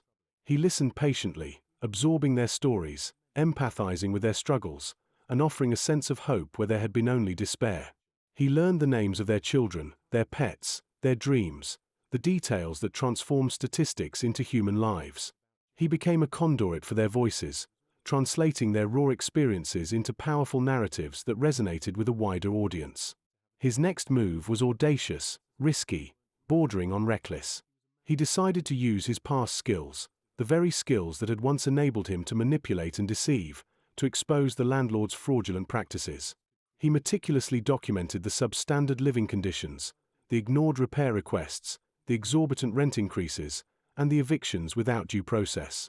He employed his innate ability to charm and persuade, gaining access to information that would have otherwise remained hidden. He befriended disgruntled employees, elicited confessions from complicit contractors, and even managed to access confidential documents. He compiled a comprehensive dossier, a meticulously documented case against the landlords, complete with evidence of their malfeasance and exploitation. This meticulous work, painstakingly carried out over months, demonstrated a level of commitment to justice that silenced his remaining doubters. The presentation of this evidence wasn't done in a courtroom. It was done in the heart of Harlem, at a community rally. The event was more than just a protest. It was a declaration of the community's collective strength, their unwavering resolve to fight for justice and dignity. Jonah, standing before the crowd, his voice resonating with conviction and authority, exposed the landlords' fraudulent schemes, unveiling their systematic exploitation of the vulnerable. His words, delivered with a raw honesty and undeniable passion, ignited the crowd. The collective anger and frustration that had simmered beneath the surface for years erupted into a powerful display of unity and defiance. This wasn't just a victory for the tenants. It was a testament to the transformative power of community organizing and the enduring strength of collective action. Sarah, his steadfast partner, stood beside him throughout the process, offering unwavering support and guidance. Their collaboration was not just romantic, it was a partnership built on mutual respect, shared values, and a commitment to a common goal. They complemented each other. Sarah's organizational skills and deep understanding of community dynamics balanced Jonah's street smarts and persuasive charm. They worked tirelessly, sharing responsibilities, brainstorming solutions, and offering each other strength during moments of doubt and discouragement. Their love story was a powerful narrative in itself, a testament to how shared purpose could forge a bond that transcended individual flaws and past mistakes. The success of the rally brought about tangible changes. The landlords, facing public scrutiny and legal action, were forced to comply with tenant demands, making significant improvements to the buildings and reversing many of their exploitative practices. The rally marked a turning point not only for the tenants but for Jonah's own transformation. He had moved from being an agent of deceit to a beacon of change. His past, once a source of shame and guilt, had become a source of empathy and understanding. His sharp intellect, once used to manipulate and deceive, was now employed to expose injustice and advocate for the vulnerable. His persuasive charm, once a tool for exploitation, was now used to rally the community and unite them in their struggle for justice. Beyond the immediate victory, Jonah recognized the importance of sustained engagement and continued vigilance. He established a tenants' rights organization, ensuring that the community had a lasting voice and the means to address future injustices. He mentored young activists, sharing his hard-won knowledge and experience, empowering the next generation to carry the torch of social justice. He understood that redemption wasn't a destination but a continuous journey, an ongoing commitment to making amends and contributing to the well-being of the community. He had found his purpose not in the fleeting rewards of deception but in the lasting impact of selfless service. He continued his work with the youth, establishing programs designed to foster leadership skills, critical thinking, and community engagement. He shared his story, not as a means of self-aggrandizement, but as a cautionary tale, a testament to the destructive consequences of a life lived for personal gain. He emphasized the importance of education, vocational training, and self-reliance, providing opportunities for the young people to acquire the skills and resources they needed to build a brighter future. He had become a mentor, a guide, and an inspiration, proving that even those who had strayed far from the path could find their way back, their past transgressions shaping them into agents of positive change. The transformation wasn't just external, it was profound and deeply personal. He found solace and strength in his relationship with Sarah, their love a constant source of support and encouragement. Their shared commitment to social justice deepened their bond, creating a powerful partnership that inspired others and strengthened the community. His newfound faith was not a blind adherence to dogma but a deeply personal conviction, a recognition of his own fallibility, and a commitment to living a life of purpose and meaning. He learned the importance of humility, forgiveness, and self-reflection. He actively engaged in introspection, constantly assessing his actions and seeking to improve himself. He understood that true redemption wasn't about erasing the past but accepting responsibility, making amends, and dedicating one's life to a higher purpose. His past remained a part of him, shaping his understanding of the human condition, fueling his empathy, and informing his activism. He found peace not in escaping his past but in confronting it, transforming it from a source of shame and guilt into a catalyst for positive change. He had found a home not just in the physical streets of Harlem but in the hearts of the community he had once sought to exploit, now dedicated to serving. His journey was a powerful testament to the transformative power of faith, forgiveness, and the enduring strength of the human spirit, a beacon of hope shining brightly in the heart of Harlem. The church bells chimed, a gentle melody echoing the rhythm of a life reborn, a testament to the enduring power of second chances. The air in the church felt different that Sunday. Lighter, somehow. The usual hum of hushed conversations before the service was replaced by a palpable sense of anticipation, a collective holding of breath. Jonah, standing at the back, felt the weight of 1,000 eyes upon him. He'd spent weeks, months even, trying to earn back the trust of the congregation, but this was the ultimate test. Deacon Elijah, his face etched with a mixture of sternness and something akin to hope, nodded towards him. It was time. He walked to the pulpit, his steps measured, his heart pounding a rhythm against his ribs. The familiar scent of old wood and polished brass, usually a comfort, now felt charged with significance. He looked out at the sea of faces, a mix of familiar and unfamiliar, the faces of those he'd hurt, those he'd betrayed. He'd expected anger, resentment, perhaps even scorn. Instead, he saw a hesitant hope, a tentative willingness to believe.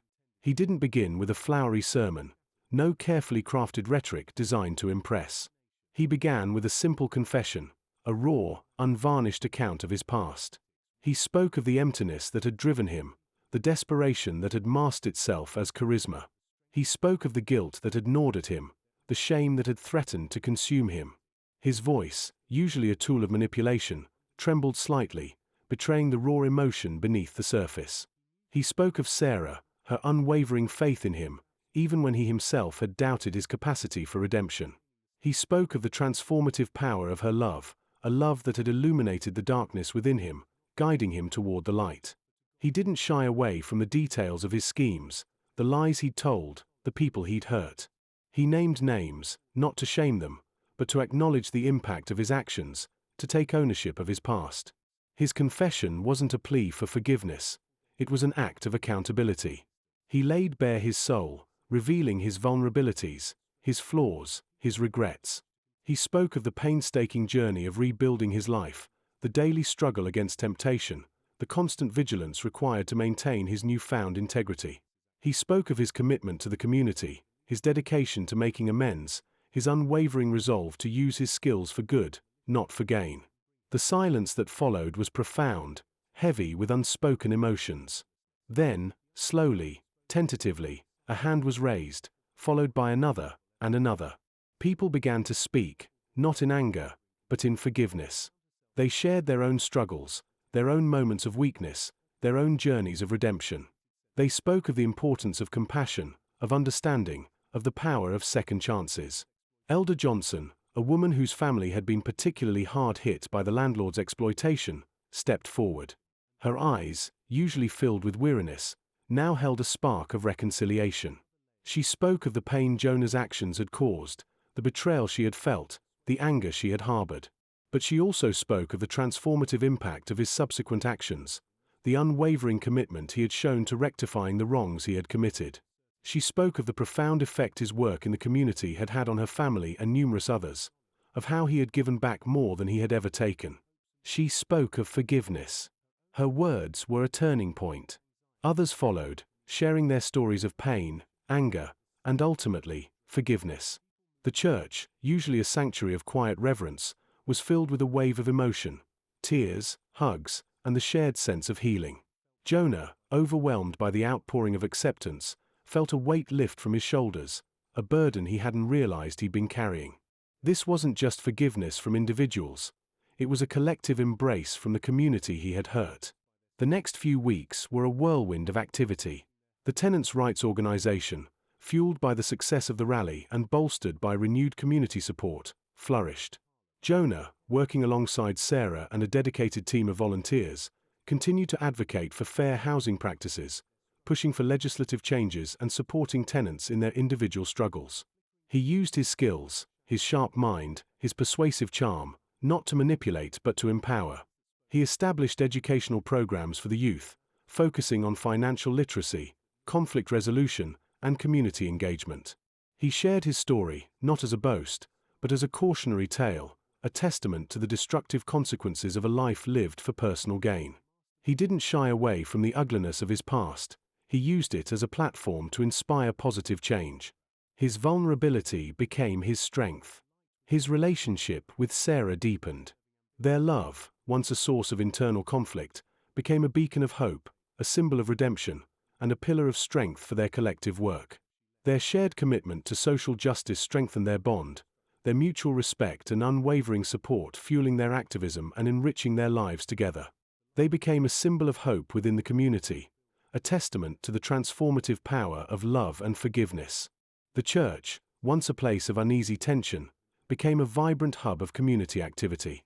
Jonah, no longer a con artist masquerading as a preacher, became a true spiritual leader, his sermons filled with genuine compassion and unwavering faith. He used the pulpit not as a platform for personal aggrandizement, but as a tool to inspire hope and promote social justice. His past mistakes had been acknowledged and atoned for. He'd moved beyond guilt and shame, finding a new kind of faith. The sense of community that had once been fractured was restored, stronger and more resilient than before. People came together not just for Sunday services, but for community events, mutual support groups, and collective action. The shared experience of overcoming adversity had forged a powerful bond, strengthening the social fabric of Harlem. Jonah, once an outsider exploiting the system, had become an integral part of the community, a leader, a mentor, a beacon of hope. He wasn't merely forgiven, he was embraced. He still carried the weight of his past, but it no longer crushed him. It shaped him, informed his actions, fueled his passion for justice. He understood that true redemption wasn't about erasing the past, but about accepting responsibility, making amends, and living a life dedicated to making a positive impact. His story wasn't a fairy tale, it was a testament to the enduring power of human resilience, the transformative potential of forgiveness, and the enduring strength of the human spirit. The church bells chimed, a melody of hope ringing out across Harlem, a testament to second chances, not just for Jonah, but for the community he now served so faithfully. His journey wasn't over. It was just beginning. The future held new challenges, new opportunities to serve, new chances to build, and new heights to reach. He and Sarah, hand in hand, walked into the future, their footsteps echoing the rhythm of a life reborn, a life dedicated to the uplifting of the community that had given him a second chance. The road ahead was still long, but together they were ready to walk it, every step a testament to the unwavering power of faith, forgiveness, and hope. The following weeks saw a profound shift in the atmosphere of Harlem. The air, once thick with suspicion and distrust, now hummed with a newfound energy, a collective exhale of relief and hope. Jonah's confession, though raw and painful, had cracked open a dam of pent-up emotions, releasing a torrent of shared experiences, vulnerabilities, and ultimately, forgiveness. The community, once fractured by his deceit, began to mend, the threads of trust slowly weaving themselves back together. Deacon Elijah, a man whose faith had been tested to its limits, became a pivotal figure in this reconciliation. His initial suspicion of Jonah hadn't vanished overnight. It lingered, a subtle shadow in his eyes, a cautious reserve in his manner. But he witnessed the genuineness of Jonah's remorse, the unwavering commitment to his newfound path. He saw the transformative power of Sarah's unwavering love and its influence on Jonah's actions. He saw the tangible results of Jonah's work, the renovated apartments, the thriving community garden, the educational programs empowering Harlem's youth. These tangible changes provided him with the proof he needed to accept Jonah's redemption. One evening, after a particularly successful community meeting, Deacon Elijah found Jonah sitting alone on the church steps, the city lights painting the night sky in hues of orange and purple. He sat beside him, the silence comfortable, filled with the unspoken understanding that had grown between them. "Jonah," Deacon Elijah began, his voice low and measured, "I've seen a lot of men try to find their way back from the darkness. Most stumble and fall. You've surprised me." Jonah looked up, a faint smile playing on his lips. "I've surprised myself, too, Deacon. This isn't just about your actions, Jonah. It's about the transformation I've witnessed. It's about the faith you've inspired in others, the hope you've brought to this community." Deacon Elijah paused, his gaze unwavering. "Your past doesn't define you, son. Your future does." Those words, simple yet profound, resonated deep within Jonah. He felt a surge of gratitude wash over him. He'd spent a lifetime running from his past, trying to outrun the shadow of his misdeeds.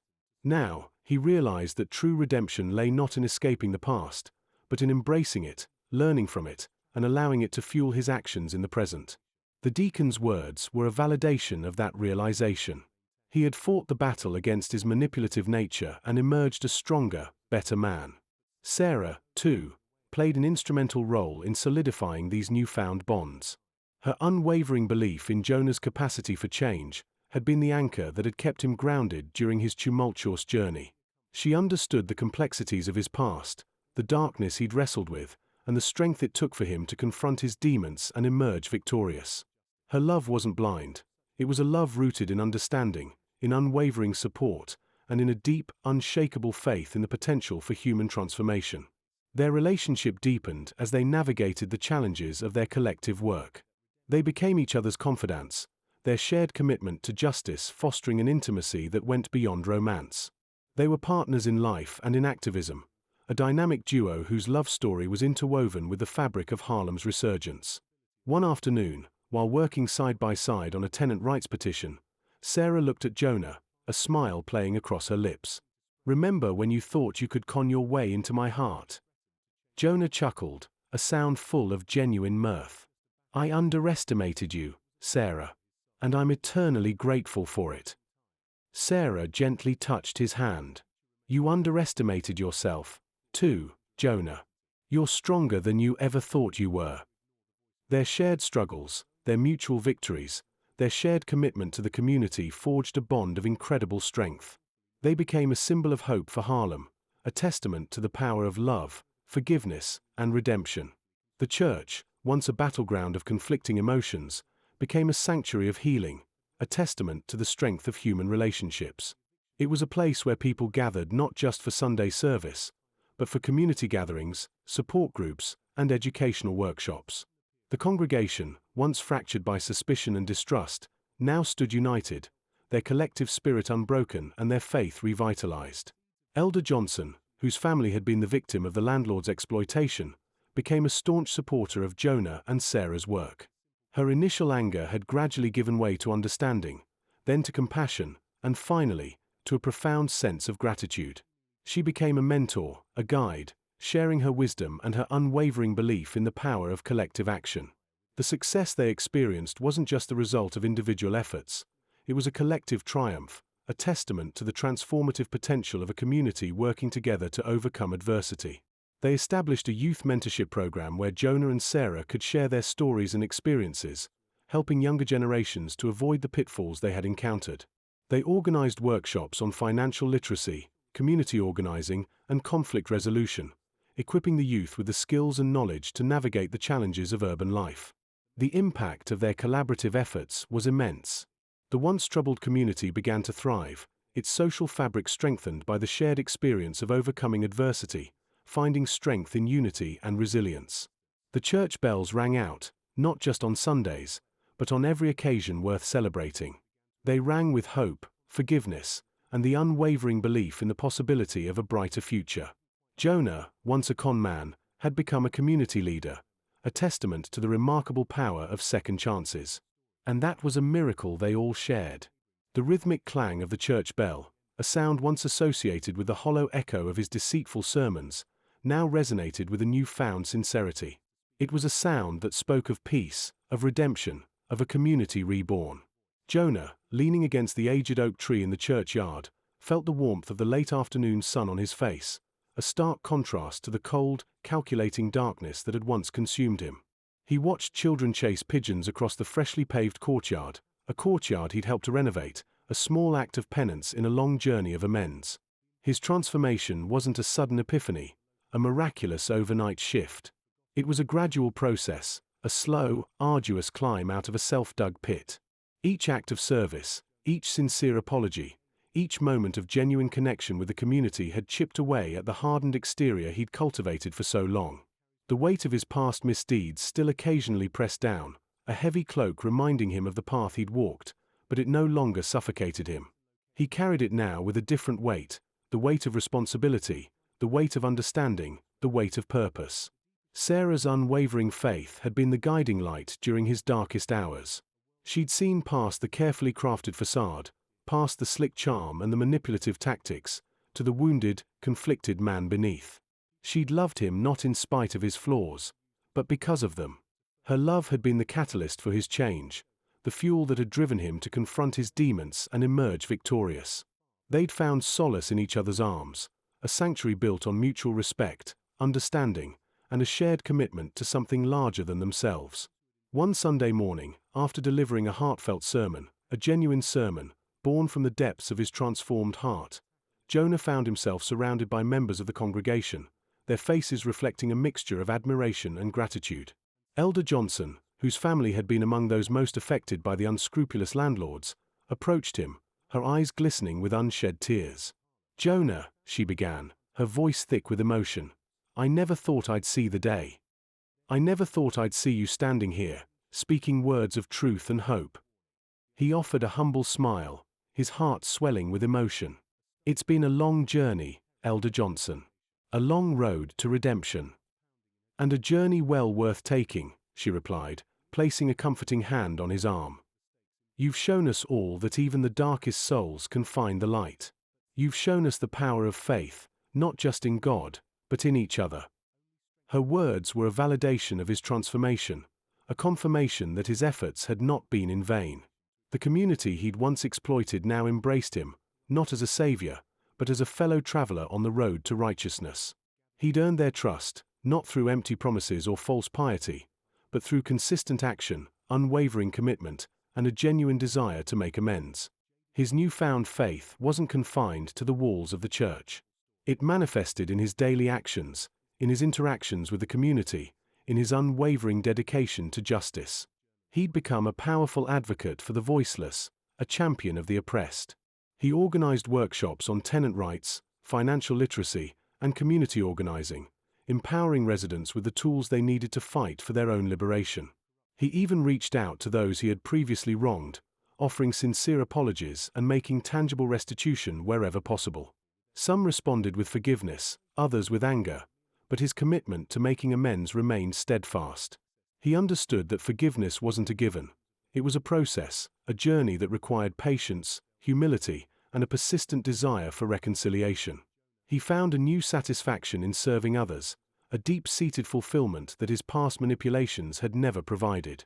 The thrill of the con, the adrenaline rush of deception, had been replaced with a quieter, more profound joy, the joy of making a positive difference in the lives of others, the joy of witnessing the transformative power of community solidarity.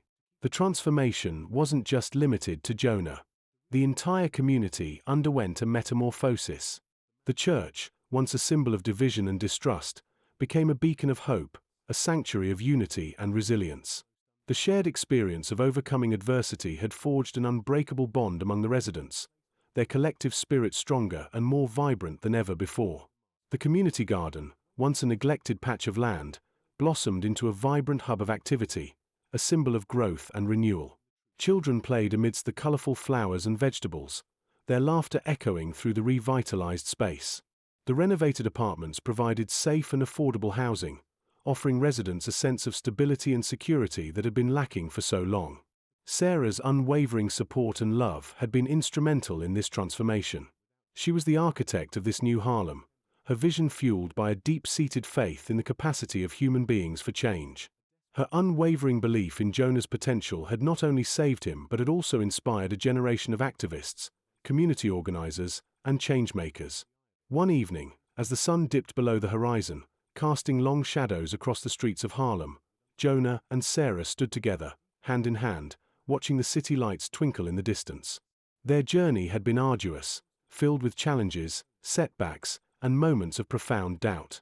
But they'd emerged stronger, their love deepened by the shared experience of overcoming adversity, their faith reinforced by the collective triumph of their efforts. Jonah looked at Sarah, a deep sense of gratitude washing over him. "I never thought I'd find this kind of peace, this kind of purpose," he confessed, his voice filled with emotion. Sarah smiled, her eyes sparkling with affection.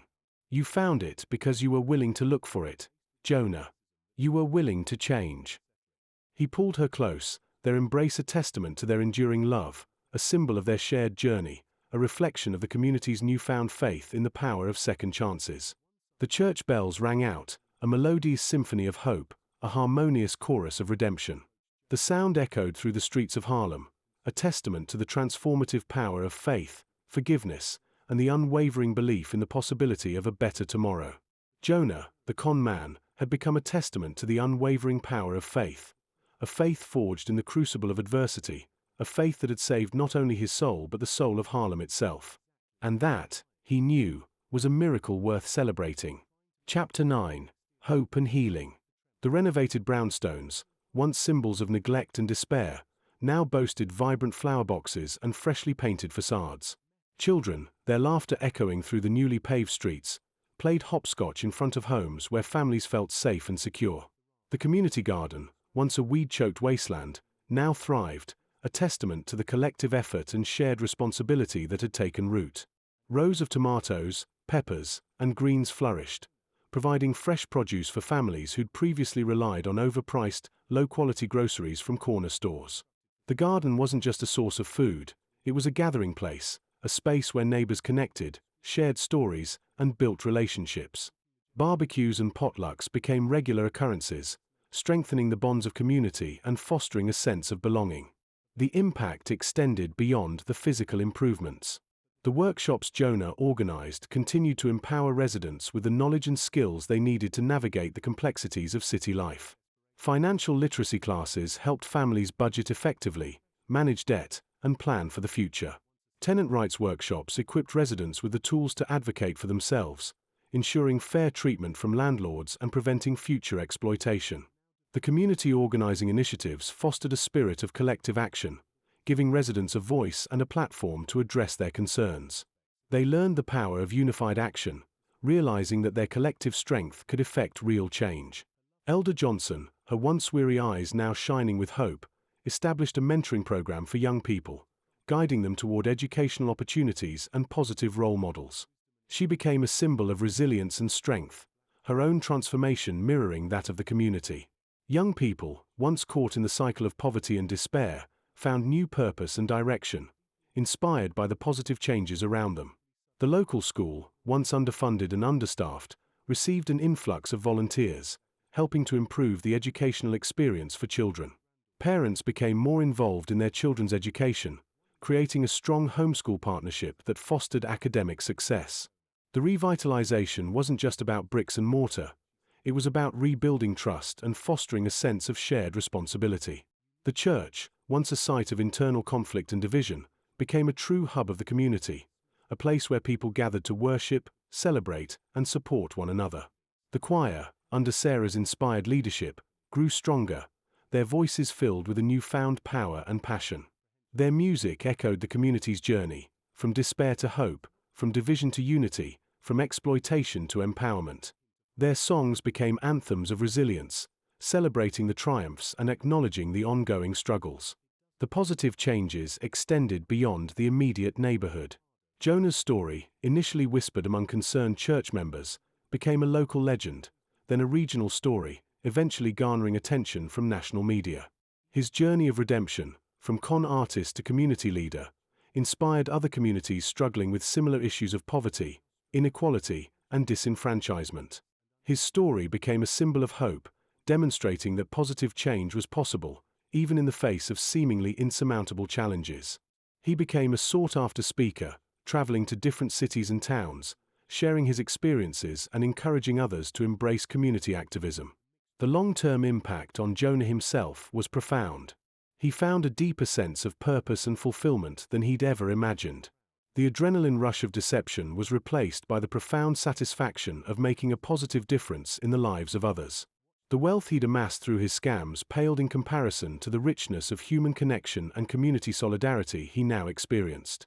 He had traded his life of deceit for a life of purpose, his past regrets serving as a catalyst for his present actions. His relationship with Sarah blossomed, strengthened by their shared commitment to social justice and mutual respect. Their love story transcended the typical romantic narrative. It became a testament to the power of shared purpose and unwavering support. They found solace and strength in each other, navigating the challenges of their work with grace and resilience. They became partners not only in life but in their fight for justice. The impact reached the next generation. Children growing up in the revitalized community witnessed the transformative power of collective action. They saw their parents and neighbors working together to improve their lives, creating a sense of agency and empowerment. They internalized the values of community solidarity, mutual respect, and social justice, shaping their perspectives and influencing their future actions. The landlords who'd once preyed on the community faced the consequences of their actions. Some fled, others were forced to sell their properties, making way for affordable housing developments that prioritized the needs of residents. The legal battles were long and arduous, but the community's persistence and the evidence gathered through Jonah's efforts ultimately prevailed. The legal victories became a turning point, not just for the immediate community but for other communities facing similar issues. Years later, the community continued to thrive. The renovated buildings stood as proud testaments to the enduring impact of collective action and the power of redemption. The community garden continued to produce fresh produce, and the workshops continued to empower residents. Jonah and Sarah, along with many others who had contributed to the transformation, continued to inspire and mentor future generations, ensuring that the lessons learned were passed on, fostering a legacy of hope, resilience, and unwavering dedication to justice. The church bells still rang out, but now they resonated with the harmonious sounds of community, hope, and the enduring legacy of a con man who found redemption through the very community he had initially sought to exploit. The story of Jonah's transformation became a living testament to the enduring power of faith, forgiveness, and the transformative potential of community action. It was a story etched not just in the hearts of Harlem's residents, but in the very fabric of the community itself, a powerful narrative of hope and healing that echoed far beyond the confines of its streets. The air crackled with an energy that was palpable, a vibrant hum that resonated from the renovated brownstones and spilled onto the streets. It wasn't just the celebratory music blasting from the church loudspeakers, although that certainly contributed. It was something deeper, a collective sigh of relief, a shared sense of accomplishment that hung heavy and sweet in the Harlem air. The annual Harvest Festival, usually a subdued affair, had transformed into a jubilant explosion of color, sound, and community spirit. Banners proclaiming Harlem Rising and Hope Blooms Here fluttered in the gentle breeze, their messages mirrored in the radiant smiles of the residents. Sarah, her voice hoarse but exhilarated, stood on a makeshift stage fashioned from wooden pallets and draped in vibrant African fabrics. She surveyed the crowd, her heart swelling with pride.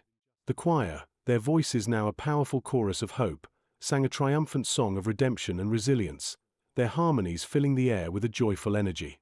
Jonah watched from the sidelines, a quiet observer of the celebration, his heart overflowing with a complex mix of emotions.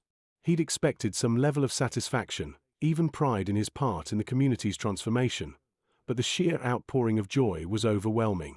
The feeling of guilt still lingered at the edges of his happiness, a constant reminder of the path he'd walked, the wrongs he'd committed, but it was overshadowed now by the overwhelming sense of purpose he had found. The air buzzed with the chatter of the crowd, a symphony of laughter, greetings, and shared memories. Children, their faces painted with vibrant colors, chased each other through the bustling marketplace, where local artisans displayed their wares. Elder Johnson, her face etched with a deep satisfaction, moved gracefully through the crowd, her presence a reassuring anchor in the vibrant celebration. She embraced former tenants, sharing stories and memories, her laughter mingling with the joyous sounds of the celebration. The transformation had been more than just physical. It was a profound shift in the spirit of the community, a blossoming of hope that had touched every corner of their lives.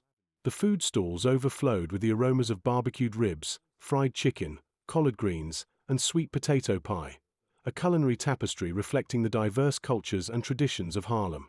Laughter echoed through the crowd as neighbors shared food, stories, and embraces, their faces radiating warmth and fellowship. The community garden, once a symbol of neglect, now teemed with life, a vibrant testament to collective effort. Rows of vegetables, lush and vibrant, stood in testament to the shared labor and commitment that had borne fruit, both literally and metaphorically. It was more than just a source of fresh produce. It was a symbol of renewed hope, a concrete manifestation of their collective strength. The success of the Harvest Festival wasn't merely a culmination of a single event. It was the culmination of months of dedicated community organizing, mutual support, and unwavering belief in the possibility of positive change. The legal battles had been grueling, fraught with delays, setbacks, and the relentless pressure exerted by their powerful adversaries. But the community had persevered, united by their shared goal of creating a better life for themselves and their children. They had learned to trust in each other's abilities and to leverage their collective strength to overcome seemingly insurmountable obstacles. Jonah, observing the lively celebration, felt a deep sense of satisfaction and a profound sense of relief. The weight of his past deception still pressed upon him, but the joy he witnessed around him eased the burden. He saw the tangible evidence of his transformation, the tangible fruits of his efforts to atone for past wrongs. He was no longer the slick con man who had preyed on the vulnerability of his community.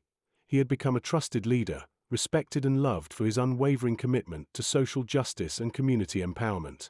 The celebration extended beyond the physical space of the festival. The local news channels broadcast segments on the remarkable transformation of the neighborhood, highlighting the extraordinary resilience and unity of its residents.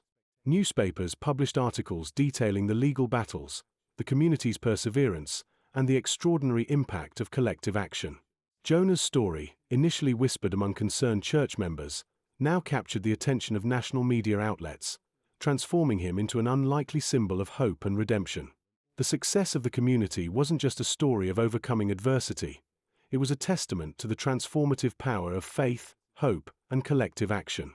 The renovated brownstones stood as proud testaments to the enduring impact of their collective efforts, a beacon of hope for other struggling communities. The community garden continued to thrive, producing fresh produce that nourished not just their bodies but their spirits as well. Sarah, seeing the profound impact of their work, felt a profound sense of gratitude and fulfillment. Her unwavering commitment to justice, her deep-seated belief in the power of community, had been validated by the tangible positive changes that transformed their neighborhood. Their relationship, strengthened by their shared dedication to social justice and their unwavering support for each other, thrived amidst the challenges of their work. They had found solace and strength in each other, navigating the complexities of their journey with grace, resilience, and shared purpose. The children of Harlem, witnessing the transformation of their community, absorbed lessons of resilience, unity, and the power of collective action. They understood the importance of community solidarity, mutual respect, and social justice. They saw their parents and neighbors working together to improve their lives, fostering a sense of agency and empowerment. They internalized these values, shaping their perspectives and influencing their future actions.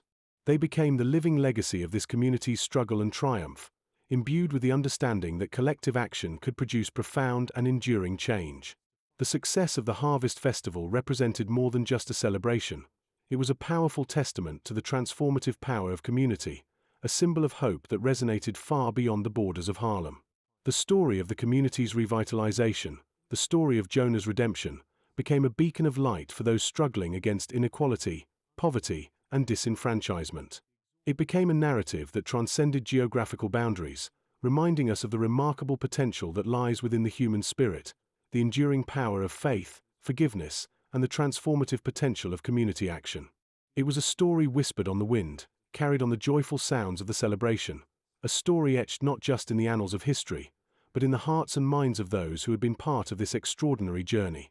It was, ultimately, a story of hope and healing, a testament to the resilience of the human spirit and the power of community to overcome even the most challenging of circumstances. The church bells continued to ring out, a harmonious chorus of hope and resilience that echoed far beyond the confines of Harlem, a testament to the enduring power of faith, forgiveness, and the transformative potential of community action. The legacy of this transformation would continue to inspire generations to come. The following weeks were a blur of activity. Jonah, no longer slick Jonah Carter, the charismatic con man, but simply Jonah, found himself immersed in the daily grind of community work. He helped Elder Johnson organize food drives, assisted in the repairs of damaged brownstones, and even learned to tend the flourishing community garden, his hands, once deft at manipulating cards and wallets, now expertly coaxing life from the soil. The transformation wasn't merely cosmetic, it was a deep, visceral shift in his very being. The cynicism that had once been his shield was replaced by a quiet determination, a fierce loyalty to the people he'd once tried to deceive. He found a strange solace in the physical labor, the sweat and grime a tangible counterpoint to the years he'd spent in the shadows. The rhythmic swing of a hammer, the feel of the earth beneath his calloused hands, these simple actions grounded him, connected him to something real, something beyond the fleeting illusions of his former life. He discovered a sense of purpose he'd never known, a fulfillment that transcended the material gains he'd once craved. His relationship with Sarah deepened, evolving from a hesitant attraction to a profound partnership built on mutual respect and shared ideals. They worked side by side, their combined energies fueling their efforts to create a better Harlem. Sarah, ever the pragmatist, challenged his impulsive tendencies, while Jonah, with his newfound empathy, helped her navigate the intricate web of community politics. Their love story became a testament to the transformative power of shared purpose, a beacon of hope in a neighborhood still grappling with its past. He faced unexpected challenges. Deacon Jones, initially suspicious of Jonah's sudden conversion, remained watchful, his eyes a constant reminder of Jonah's past misdeeds. However, Jonah's dedication to the community, his genuine remorse, and his unwavering commitment to justice slowly eroded Deacon Jones's skepticism. The deacon, a pillar of the community himself, understood the importance of forgiveness and redemption, and witnessed the profound change in Jonah. He saw not a calculated performance, but a genuine metamorphosis, a man wrestling with his past and embracing his future. The landlords, initially enraged by the community's resistance, retaliated with thinly veiled threats and legal maneuvers. But the community, united and empowered by their shared struggle, stood firm. Jonah, using his past skills, his knowledge of manipulation and deception, now employed them to expose the landlord's fraudulent schemes, turning his cunning against those who exploited the vulnerable. He carefully documented their illicit activities, gathering evidence that would stand up in court. His understanding of their tactics, once a tool for personal gain, became a weapon for justice. The final confrontation came during a tense court hearing. The landlords, arrogant and confident in their legal prowess, were stunned by the sheer volume of evidence Jonah presented. His testimony, delivered with a quiet conviction that belied his years of deceit, exposed their corrupt practices, leaving them speechless and defeated. The judge, impressed by the evidence and Jonah's transformation, ruled in favor of the community. The landlord's fraudulent schemes were exposed, their empire of exploitation crumbling beneath the weight of their own deceit. The victory was bittersweet. While justice had prevailed, Jonah knew his journey was far from over. The weight of his past actions continued to haunt him, a constant reminder of the damage he had caused. Yet, he found solace in the community's unwavering support, in Sarah's unwavering faith, and in the tangible evidence of his redemption. He'd faced his demons, accepted responsibility for his actions, and emerged transformed. He understood that true redemption wasn't about erasing the past, but about using the lessons learned to create a better future. The annual Harvest Festival, once again, became a celebration of community resilience and newfound hope. But this year, the celebration was even more profound, carrying with it the weight of victory and the promise of a brighter future. The renovated brownstones stood tall, a testament to their collective efforts. The community garden flourished, its vibrant colors mirroring the spirit of a community reborn. And Jonah, once a symbol of deception, now stood as an embodiment of hope, his past a cautionary tale transformed into a beacon of redemption. The media coverage surrounding the court case transformed Jonah into an unexpected symbol of hope and redemption. His story, initially a whisper of scandal within the church, became a national narrative, a testament to the transformative power of faith, forgiveness, and the unwavering strength of community. He became a speaker, traveling to other communities facing similar struggles, sharing his story, offering his support, and inspiring others to fight for justice. His speeches weren't polished or eloquent, they were raw and honest, infused with the lived experience of a man who'd been lost and found, who'd stumbled and risen. He spoke of the importance of forgiveness, not just for others but for oneself. He spoke of the transformative power of community, the strength found in collective action, and the unwavering importance of hope in the face of adversity. His message resonated deeply with audiences across the country, inspiring communities to organize, to fight back, and to believe in the possibility of a better future. Sarah, by his side through it all, became his unwavering confidant and advisor. Their relationship deepened, built on a foundation of shared values and mutual respect. They were a team, a symbol of the strength found in collaboration and the beauty of love built on shared purpose. Their story became an inspiration to many, a reminder that love could flourish even in the face of adversity, and that forgiveness could pave the way for a brighter future. The church, once a stage for Jonah's deceptions, now served as a foundation for his redemption. He became a vital member of the congregation, his past sins a constant reminder of the importance of compassion and forgiveness. He volunteered, taught Sunday school, and used his past experiences to mentor young people who found themselves at crossroads in their lives, leading them away from the path of temptation and toward a future of purpose and service.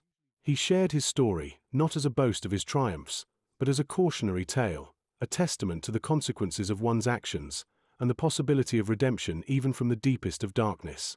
He didn't erase his past, he embraced it. He owned it, allowing it to shape his present and inform his future.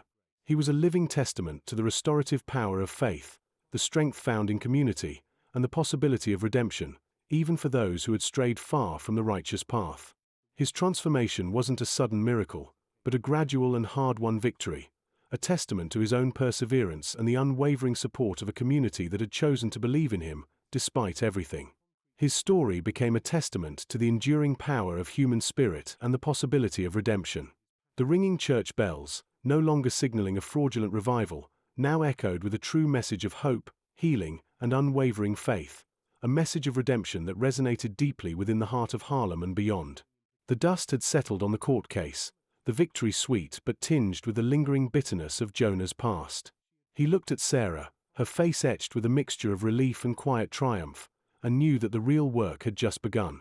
Their future wasn't a fairy tale ending, neatly tied with a ribbon. It was a journey, a commitment to building something real, something lasting, from the rubble of his deceit and the struggles of Harlem. Their apartment, a small but cozy brownstone on a tree-lined street, became a sanctuary. It wasn't opulent, but it was filled with the warmth of their shared dreams and the quiet comfort of their growing love. Evenings were spent over steaming mugs of cocoa, the air thick with the aroma of cinnamon and the quiet murmur of their conversations. They pored over blueprints for community projects, their fingers tracing lines on architectural plans, their voices filled with shared hopes for a better Harlem. They'd found a rhythm, a balance between their personal lives and their commitment to their community. Sarah's singing, once a source of solace and personal expression, now became a powerful tool for community engagement. She organized concerts and benefit performances, her voice weaving tales of resilience and hope, her melodies filling the air with a sense of possibility. The church choir, once a backdrop for Jonah's charade, now became the heart of their shared activism. Sarah's voice resonated with a newfound power, her melodies a call to action, her lyrics infused with the struggles and triumphs of their community. Jonah, watching from the pews, felt a profound sense of pride and awe. Their relationship blossomed, nurtured by the shared experiences of their struggle. Their love wasn't built on the superficial allure of his con artist persona. It was forged in the fires of adversity, tempered by mutual respect and a shared commitment to justice. They understood each other's flaws, their pasts, and the lingering shadows of their journeys. Their love was a testament to the power of forgiveness, a beacon of hope in a neighborhood that had witnessed its share of darkness. Jonah discovered a new vocation. He became a mentor, a teacher. He used his past experiences, not as a badge of shame, but as a cautionary tale. He spoke to young people at risk, sharing his story with raw honesty, cautioning them against the allure of easy money, the corrosive effects of cynicism, and the emptiness of a life built on lies. He guided them, helped them navigate the complexities of urban life, and showed them the transformative power of community engagement. He wasn't a preacher in the traditional sense, but he became a shepherd of sorts, guiding lost souls toward the path of righteousness and self-discovery. His newfound commitment extended beyond the community. He became actively involved in tenant rights advocacy groups citywide, using his knowledge of legal loopholes and bureaucratic complexities to help others fight back against predatory landlords. He had transformed his manipulative skills, once used for personal gain, into tools for collective empowerment.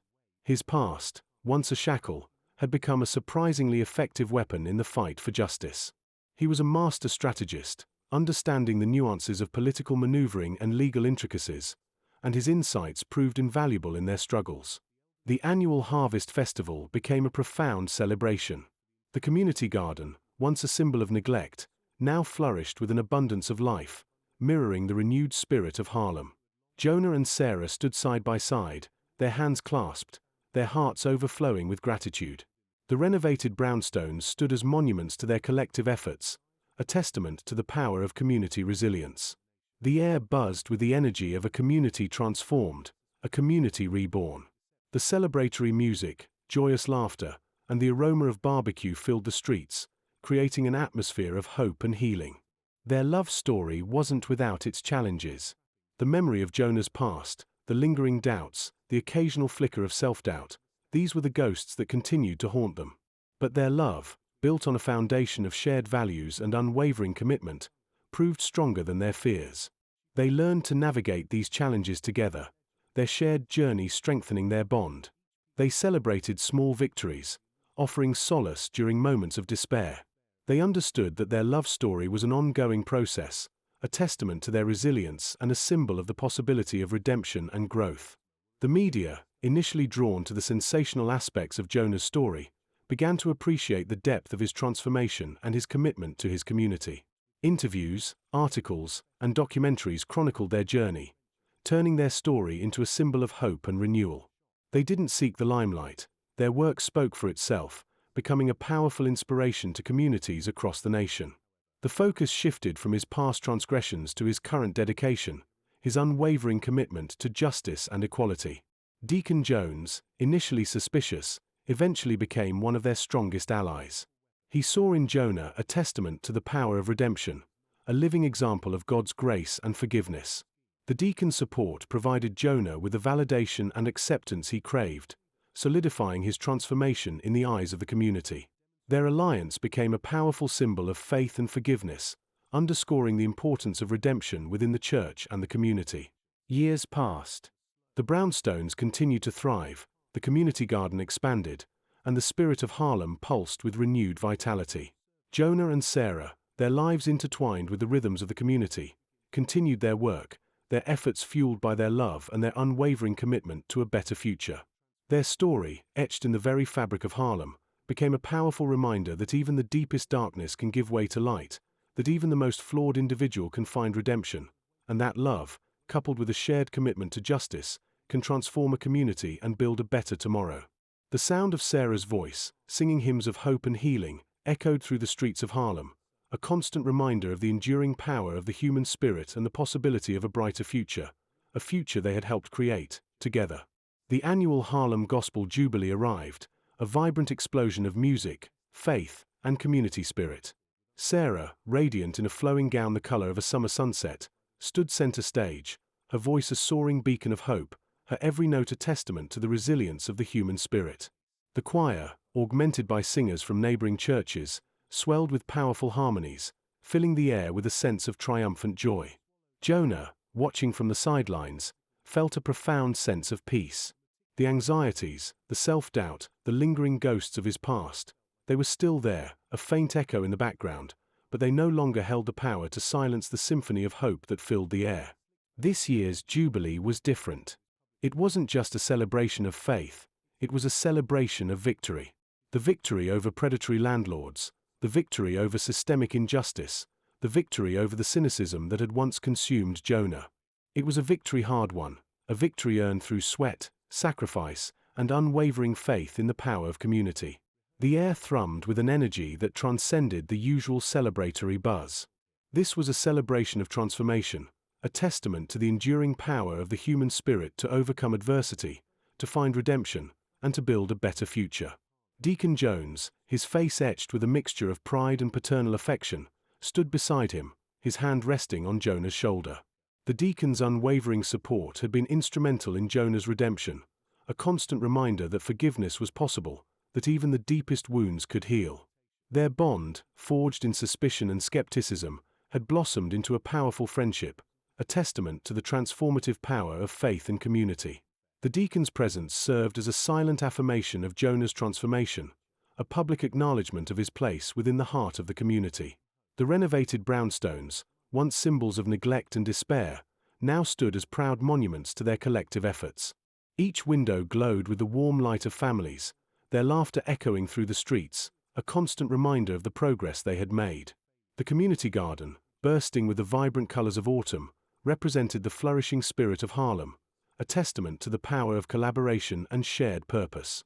Children played in the newly built playground, their joyous squeals weaving a melody of hope and renewal. The media presence was significant. Cameras captured the vibrancy of the event, focusing not only on the music but also on the faces of the community members, their expressions reflecting a shared sense of accomplishment and gratitude. Jonah's story, once sensationalized and used to highlight the pitfalls of deceit, had now become an inspiring narrative of transformation, redemption, and community activism.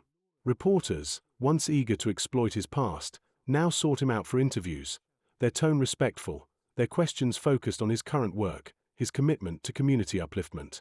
Sarah, ever graceful, navigated the media frenzy with grace and determination, her words highlighting the collective nature of their success, emphasizing the contributions of each member of the community. She spoke of the importance of faith, not just as a religious practice, but as a guiding principle, a source of strength, and a foundation for hope. Her words, delivered with unwavering conviction, resonated with the audience, solidifying their faith in the power of collective action and community empowerment. As the sun dipped below the horizon, casting long shadows across the streets, the Jubilee reached its climax. Sarah's final song, a powerful rendition of Amazing Grace, resonated with a depth of emotion that transcended the usual celebratory exuberance. It was a song of gratitude, a song of forgiveness, a song of hope. As the final notes faded into the twilight, a sense of profound peace settled over the crowd. It was a peace that emanated not just from the music, but from the shared experience of collective triumph, a shared understanding that even in the face of adversity, the human spirit could endure, adapt, and ultimately triumph. The afterglow of the Jubilee lingered for days. The energy of the event continued to ripple through the community, fueling further initiatives, inspiring renewed commitment, and strengthening the bonds of fellowship. Jonah found himself overwhelmed by a sense of belonging, a feeling he hadn't experienced before. He was no longer the slick con artist he once was, no longer defined by his past mistakes. He was a member of this community, a vital part of its fabric, a contributor to its growth and well-being. His relationship with Sarah deepened. Their love story, once characterized by deception and uncertainty, now thrived on mutual trust, shared purpose, and unwavering commitment. They were a team, their lives intertwined with the rhythms of Harlem, their days filled with the shared joy of making a difference. The challenges remained, the ongoing struggle for social justice, the ever-present threat of systemic inequality, and the lingering specter of Jonah's past. But these challenges were now faced not in isolation, but together, their shared love and unwavering dedication strengthening their resolve. Years passed. Jonah and Sarah became pillars of the Harlem community.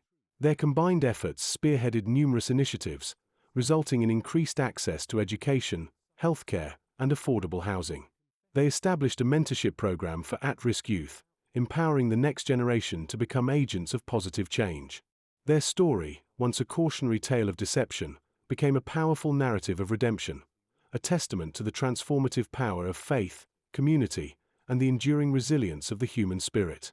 Their love story became a symbol of hope, inspiring communities across the nation. They continued to work tirelessly, their efforts driven by their shared passion for justice, their commitment to uplifting the lives of others, and the enduring power of their love. The sound of Sarah's voice, still echoing through the streets of Harlem, became a constant reminder of the triumph of the human spirit, a beacon of hope illuminating the path toward a brighter future, a testament to the resilience of Harlem, and a celebration of the enduring power of faith, community, and love. Their journey, etched into the heart of Harlem, served as a testament to the transformative power of redemption and the possibility of a better tomorrow, built on the foundation of shared dreams, unwavering faith, and the enduring power of love. The music continued, the spirit of Harlem flourished, and the legacy of Jonah and Sarah lived on. Chapter 10. Epilogue. The vibrant tapestry of Harlem continued to weave its threads of resilience and hope, years after the dust settled on the tumultuous events that had once threatened to tear it apart. The brownstones, once marred by neglect and despair, now stood as proud sentinels, their renovated facades reflecting the renewed spirit within. Children's laughter echoed through the streets, a symphony of joy replacing the once prevalent undercurrent of fear and uncertainty. The community garden, a testament to collective effort and shared dreams, flourished, its bounty a symbol of the abundance that had blossomed from the seeds of their struggles. The annual Harlem Gospel Jubilee, once a backdrop to Jonah's deceitful machinations, had transformed into a powerful celebration of community triumph. No longer a stage for hidden agendas, it was a vibrant testament to the enduring strength of the human spirit. The music soared, a chorus of voices unified in their celebration of a hard-won victory, each note a testament to the resilience that had permeated the very fabric of Harlem. The air hummed with an energy that transcended mere festivity. It was a palpable sense of shared accomplishment, a collective breathing in of a future earned through sweat, sacrifice, and unwavering faith. Sarah's voice, once a beacon of hope amidst the darkness, now resonated with the authority of experience, her words weaving a narrative of transformation that inspired generations. Her songs, once expressions of personal struggle, had evolved into anthems of community resilience, each note a testament to the power of collective action and the enduring strength of faith. She stood as a symbol of hope, her presence a constant reminder of the transformative power of unwavering commitment. Jonah, once a master manipulator, now found himself a respected member of the community, his past mistakes serving as a cautionary tale interwoven with a narrative of redemption. He had traded the allure of deception for the deeper satisfaction of contributing meaningfully to the lives of others. His work with at-risk youth became a testament to his transformed self, his past providing the empathy and understanding necessary to guide young souls toward brighter futures. He understood the fragility of life, the insidious nature of temptation, and the power of redemption. He became a living example of the transformative power of second chances, a testament to the restorative power of faith and genuine community engagement.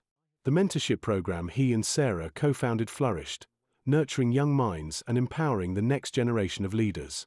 The program wasn't just about providing guidance, it was about fostering a sense of belonging, of nurturing self-worth, and of empowering young people to become agents of positive change within their community. Jonah's personal journey provided a framework for understanding the challenges they faced and the power they possessed to shape their own destinies. His experiences became invaluable lessons, teaching them the importance of resilience, the transformative power of forgiveness, and the lasting impact of positive choices. The renovated brownstones now housed families who had once feared eviction. Their windows glowed with a warm light of security and hope, a stark contrast to the darkness of their former realities. The laughter of children playing in the newly built playground echoed through the streets, a chorus of joy that filled the once desolate spaces with vibrant life. The community garden, now a thriving oasis, continued to yield its abundance, nourishing not only the bodies but also the souls of the residents. These visible improvements represented not just physical changes but a profound shift in the community's overall well-being, a tangible manifestation of their collective triumph. The media, once focused on Jonah's scandalous past, now celebrated his remarkable transformation and the positive impact he and Sarah had on Harlem. Their story, initially sensationalized as a cautionary tale of deceit, became an inspiring narrative of redemption and community empowerment. Documentaries, articles, and interviews highlighted the positive changes that had transpired, sharing their journey with the world and inspiring similar transformations in other struggling communities. The narrative shift demonstrated the power of forgiveness, the importance of second chances, and the enduring impact of community solidarity. Years blended into decades. Jonah and Sarah, now seasoned leaders, continued to advocate for social justice, their collective efforts expanding beyond Harlem's borders. Their influence reached across state lines, inspiring communities to fight for their own rights, to organize and build coalitions, to champion the causes of affordable housing, quality education, and healthcare access.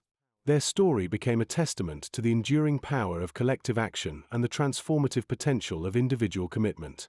The music of the Gospel Jubilee continued to fill the air each year, a powerful reminder of the transformative power of faith and community. But it was no longer just the music, it was the collective spirit, the shared history, the collective memory of the struggles overcome, that gave the event its profound significance.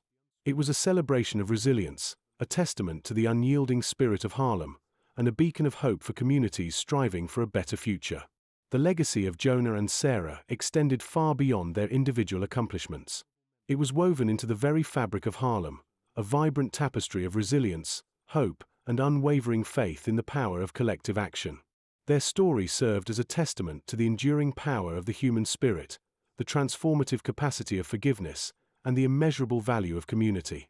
Their story, once a narrative of deceit and uncertainty, now stood as a powerful anthem of redemption, a beacon of hope illuminating the path toward a brighter future for generations to come. Harlem, forever changed by their collective journey, stood as a testament to the enduring power of love, faith, and community resilience. The decades that followed saw Jonah Carter become a fixture in the Harlem landscape, his name synonymous not with deception, but with unwavering dedication to the community. His past, once a shadow looming large, had been reinterpreted, not erased, but woven into a narrative of profound transformation. He didn't shy away from his mistakes. Instead, he used them as tools to connect with the young people he mentored. His stories, raw and honest, resonated deeply, fostering a sense of trust and understanding that transcended the typical mentor-mentee relationship. The mentorship program he and Sarah co-founded blossomed into a vibrant hub of activity, extending its reach beyond the immediate Harlem community. They established partnerships with schools, churches, and community organizations across the city, creating a network of support for at-risk youth. Their philosophy was simple: provide opportunities, foster self-belief, and champion the inherent potential in each individual. They recognized that success wasn't just about academic achievement. It was about nurturing a sense of belonging, promoting self-respect, and instilling the confidence to navigate life's challenges. The program became a model for other cities, inspiring similar initiatives across the nation. Jonah's understanding of the streets, his sharp wit, and his uncanny ability to connect with young people made him a highly effective mentor. He spoke their language, understood their struggles, and could empathize with their frustrations. He wasn't an authority figure imposing rules. He was a guide, a confidant, a friend who had walked a similar, albeit more complicated, path. He taught them the value of hard work, the importance of perseverance, and the enduring power of hope. He challenged their assumptions, questioned their choices, and helped them find their own paths to success. The annual Harlem Gospel Jubilee continued to thrive, a testament to the resilience and spirit of the community. Jonah, no longer a deceitful preacher exploiting faith, actively participated in the event, his presence a symbol of transformation and redemption. He wasn't on stage delivering false promises. He was mingling with the crowd, engaging with the young people he mentored, and sharing in the collective joy and celebration. The music resonated with a deeper meaning now, a symphony of hope and triumph, echoing the community's journey from despair to resilience. Beyond the Jubilee, Jonah's influence permeated every aspect of Harlem. He worked closely with local businesses, advocating for fair labor practices and supporting entrepreneurship within the community. He championed affordable housing initiatives, tirelessly working with city officials and developers to secure funding and resources. He understood the systemic inequalities that had plagued Harlem for generations, and he was committed to dismantling them. His advocacy extended beyond housing to encompass education, healthcare, and economic development. His work became a testament to the transformative power of second chances, a powerful narrative that resonated with people from all walks of life. Sarah, always his steadfast partner, continued to be a driving force in the community, her powerful voice echoing the sentiments of the people. Her songs, no longer just expressions of personal struggles, became anthems of community resilience, their melodies carrying the weight of their shared journey.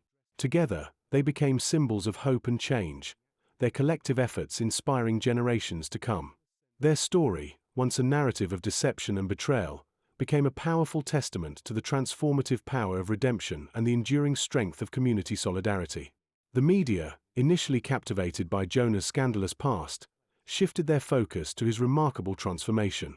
Documentaries, articles, and interviews chronicled his journey, not as a cautionary tale but as an inspiring narrative of redemption and community empowerment. His story became a source of hope for struggling communities across the nation, a reminder that change is possible, and that even the most grievous mistakes can pave the way for remarkable transformation. Jonah's legacy extended far beyond Harlem's borders. He and Sarah became sought-after speakers and activists, traveling across the country to share their story and inspire others to work towards social justice. They established a foundation that provided funding and support for community-led initiatives, helping to empower marginalized communities to fight for their rights and build a more equitable society. They established partnerships with universities, providing scholarships and mentorship programs for promising young leaders. Their work became a powerful force for positive change, their combined efforts leaving an indelible mark on the social and political landscape of the nation. Jonah's impact wasn't measured solely in tangible accomplishments, but in the lives he touched, the hearts he inspired, and the legacy of hope he left behind. His story transcended the narrative of a reformed con man. It became a powerful symbol of the transformative power of faith, redemption, and unwavering commitment to community. He proved that a second chance wasn't just possible, but necessary, and that even the darkest past could be illuminated by the light of genuine remorse and unwavering dedication. The annual Gospel Jubilee continued to flourish, a vibrant celebration of Harlem's resilience and its unwavering spirit. But it was more than just music and celebration. It was a testament to the enduring power of community, a powerful reminder of the transformative journey that had shaped the lives of its residents. It was a gathering where hope and faith intertwine, where past struggles are acknowledged and celebrated, where community bonds are reaffirmed, and where the legacy of Jonah Carter, the reformed con man turned community leader, lives on, a beacon of hope for generations to come. The renovated brownstones, once symbols of neglect and despair, now stood as proud monuments to community resilience. The laughter of children echoed through the streets, their carefree joy a stark contrast to the fear and uncertainty that once permeated the air. The community garden, now a thriving oasis of greenery, continued to yield its bounty, a constant reminder of the abundance that had blossomed from the seeds of their collective struggles. These weren't merely physical improvements, they were tangible symbols of the profound transformation that had swept through Harlem. Jonah's story, initially one of deception and manipulation, evolved into a powerful narrative of redemption and community empowerment. He became a symbol of hope, demonstrating that even the most flawed individuals can find redemption through selfless service and unwavering commitment to the well-being of others. His transformation wasn't a sudden epiphany, it was a gradual process of self-discovery, fueled by genuine remorse, unwavering determination, and a deep-seated love for the community he had once tried to exploit. His journey became a powerful testament to the enduring power of second chances and the restorative nature of faith and genuine community engagement. His life became a living testament to the power of redemption, a story etched not only in the annals of Harlem's history but also in the hearts of the countless individuals whose lives he touched.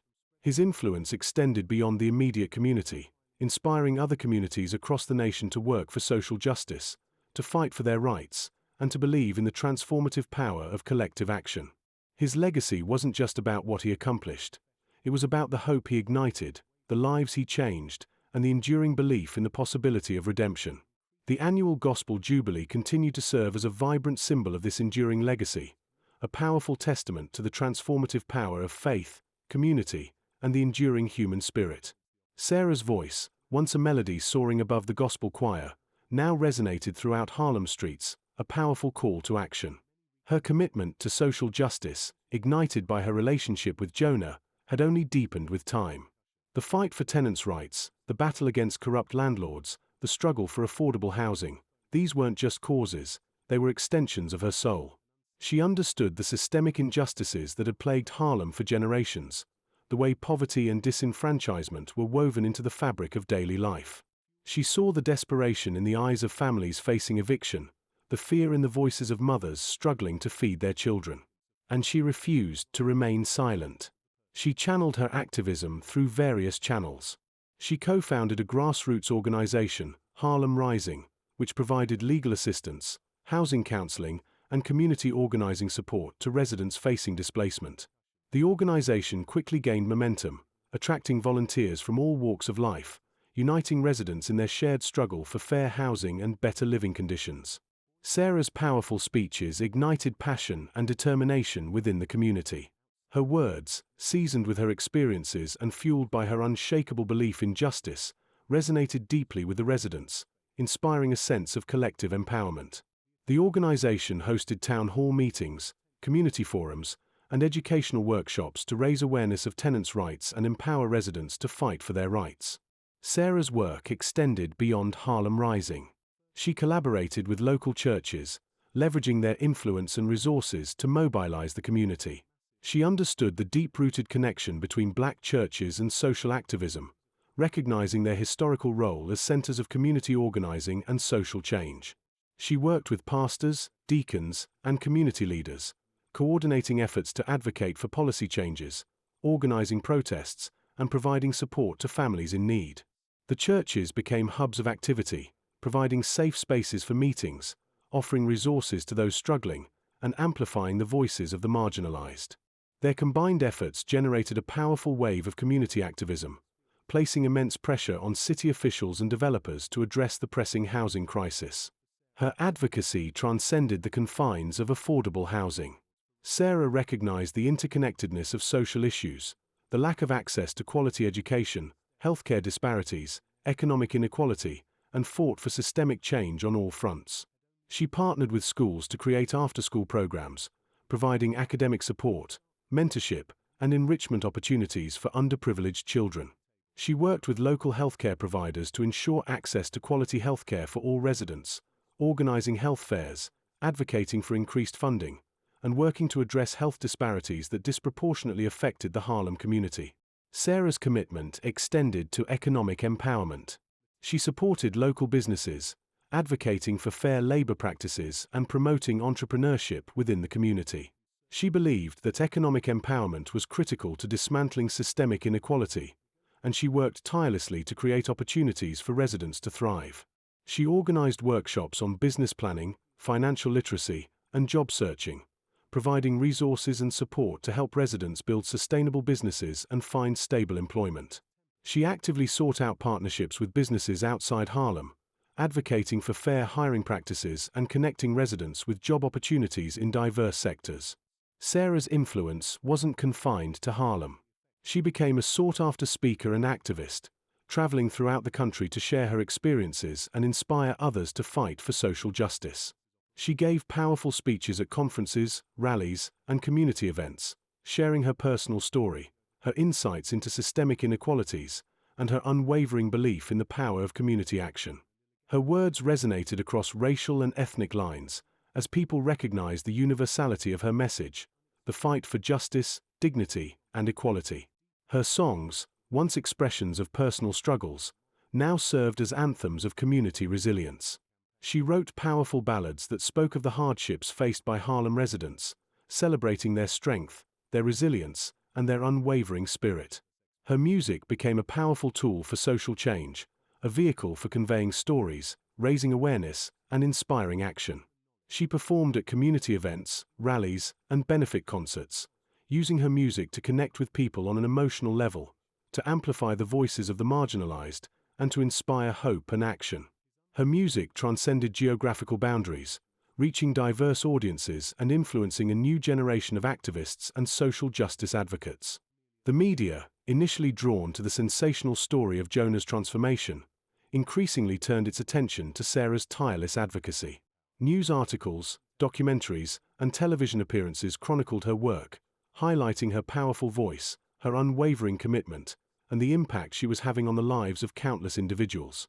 Her story became a symbol of community empowerment, demonstrating the transformative power of collective action and the ability of ordinary people to effect profound change. The coverage increased her visibility, enabling her to reach a wider audience and expand her reach as an activist. Years passed, and Sarah continued her work, adapting her strategies to the changing needs of the community. She remained a vocal advocate for social justice, her passion and determination undiminished.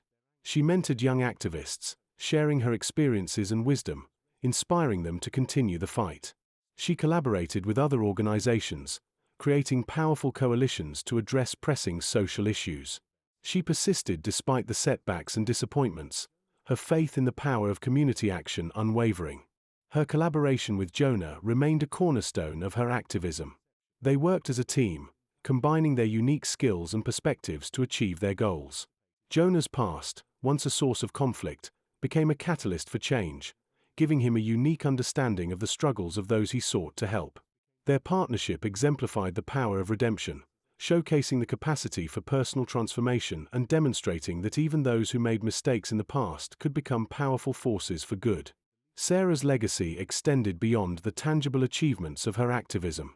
She inspired a generation of activists and social justice advocates, demonstrating the power of one person's unwavering commitment to making a difference. Her influence reached far beyond Harlem, inspiring communities across the nation to fight for their rights and work towards a more just and equitable society. Her unwavering belief in the power of community, her tireless advocacy, and her enduring hope became a symbol of resilience, a testament to the transformative power of collective action and the unwavering human spirit. Her story continued to serve as an inspiration, reminding us of the profound difference that one person's dedicated pursuit of justice can make in the world. The dust settled on the rally, the echoes of Sarah's impassioned speech still ringing in the air. The corrupt landlords had been exposed, their fraudulent schemes laid bare for all to see. Jonah, once a master manipulator, stood beside her, a changed man, his eyes reflecting a newfound understanding of responsibility and the weight of his actions. The victory was hard-won, a testament to the power of collective action, fueled by faith and a shared belief in justice. But the fight, as Sarah knew, was far from over. The victory at the rally was merely a significant step in a long and arduous journey. The systemic issues that plagued Harlem ran deeper than a single landlord's greed. They were woven into the fabric of society itself, requiring sustained effort and unwavering commitment to dismantle. This wasn't just about affordable housing. It was about systemic inequality, a legacy of historical oppression and economic exploitation that had stifled generations. It was about access to education, healthcare, and opportunities that were unfairly denied to so many. The lessons learned transcended the immediate success of the rally. They were profound, deeply etched into the hearts and minds of those who had fought alongside Sarah and Jonah. The first, and perhaps most crucial, lesson was the power of community. The vibrant tapestry of Harlem, its diverse residents bound together by shared struggles and a common desire for a better life, had been the driving force behind their success. The strength found in unity had been palpable, the collective voice, far louder and more impactful than any individual plea. The countless hours spent organizing, strategizing, and supporting each other had forged an unbreakable bond among the residents, transforming a collection of individuals into a unified force capable of challenging powerful interests. The churches, once places of worship alone, had become vital centers of community activism, their leadership providing crucial guidance and resources. The pastors and deacons, who had initially been hesitant to embrace Jonah's seemingly dubious presence, had ultimately recognized the sincerity of his newfound commitment and the importance of their collective effort. Their faith had been a source of strength, providing comfort, hope, and a shared moral compass that guided their actions. Jonah's transformation, from con artist to unlikely ally, served as a powerful example of redemption. His journey was not a simple shift from one identity to another. It was a painful and gradual process of self-reflection, confronting his past actions and acknowledging the harm he had caused. His initial motivations had been purely selfish, driven by greed and a desire for personal gain. But his connection with Sarah, her unwavering commitment to justice, and the genuine struggles of the community had awakened a dormant sense of empathy within him. His past skills, honed in deception and manipulation, were repurposed. His understanding of the underbelly of the city, his knowledge of human psychology, became invaluable assets in exposing the landlord's fraudulent schemes. He learned the true meaning of service, finding fulfillment in using his talents for good instead of personal gain. He became a bridge between the community and the legal system, translating the residents' struggles into concrete demands and helping them navigate the complexities of the legal process. This was his penance, his way of making amends, of redeeming himself in the eyes of the community and, more importantly, in his own eyes. His transformation became a source of inspiration, demonstrating that even those who had strayed could find their way back to integrity and make a profound positive contribution. Sarah's leadership embodied the qualities of unwavering determination, exceptional courage, and unwavering faith in the power of community. She had the ability to inspire others through her actions and words. Her tireless work, her unwavering belief in justice, had resonated deeply, not only within Harlem but also across the nation. She became a role model for aspiring activists, proving that one person's commitment could make a world of difference. She never lost sight of the big picture, understanding that the fight for affordable housing was inextricably linked to broader issues of economic justice, racial equality, and healthcare access. She broadened her activism beyond the immediate crisis, working to address the underlying systemic problems that contributed to the community's struggles. The lessons extended beyond the immediate triumphs and defeats. They encompassed the importance of collaboration, of building alliances across different communities and organizations. The fight for justice was not a solitary endeavor, and success depended on forging strategic partnerships to maximize impact and ensure sustainability. Harlem Rising, though successful in its immediate goals, served as a model for future community organizing efforts, emphasizing the importance of grassroots mobilization, community empowerment, and sustained advocacy. The long-term impact extended far beyond the immediate crisis.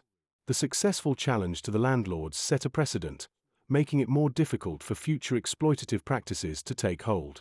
The legal victories provided a foundation for further advocacy efforts, empowering residents to fight for their rights with greater confidence and effectiveness. The increased community awareness of tenants' rights and the strengthened organizational capacity provided long-term tools for community self-determination. The experience forged a deep understanding of the importance of persistence and resilience. The path to justice is rarely smooth. Setbacks and disappointments are inevitable. But the unwavering belief in the ultimate goal, coupled with the sustained effort of community members, ensured that even in the face of adversity, the movement for social change could endure. The struggle taught the vital importance of hope, a powerful force that drives individuals and communities forward, even when the odds seem insurmountable. This hope, nurtured by faith and sustained through collective action, became the foundation upon which their success was built. The lessons extended beyond the tangible achievements. They transformed lives, strengthened communities, and expanded understanding of the interconnectedness of social justice issues. The story became a reminder that progress is possible, that even in the face of seemingly insurmountable obstacles, community action, fueled by faith, courage, and unwavering determination, could bring about profound and lasting change. The legacy of this struggle would extend far beyond the confines of Harlem, inspiring future generations of activists to stand up for justice, to fight for a more equitable society, and to carry the torch of hope into the future. The fight for justice, like the human spirit itself, is an unending endeavor, but the lessons learned from this particular battle would serve as a powerful beacon of hope for those who followed in their footsteps. The journey of Sarah, Jonah, and the community of Harlem served as a testament to the enduring power of faith, community, and the unwavering human spirit. The sun dipped below the horizon, casting long shadows across the revitalized streets of Harlem. The air, still buzzing with the energy of the recent victory, held a different kind of hum now, a quiet satisfaction, a sense of accomplishment tinged with the understanding that the fight was far from over. Yet, there was a palpable shift, a subtle change in the atmosphere. The fear that had once clung to the air like a persistent fog had begun to dissipate, replaced by a cautious optimism. The residents walked with a new spring in their step, their shoulders straighter, their eyes gleaming with a renewed sense of hope.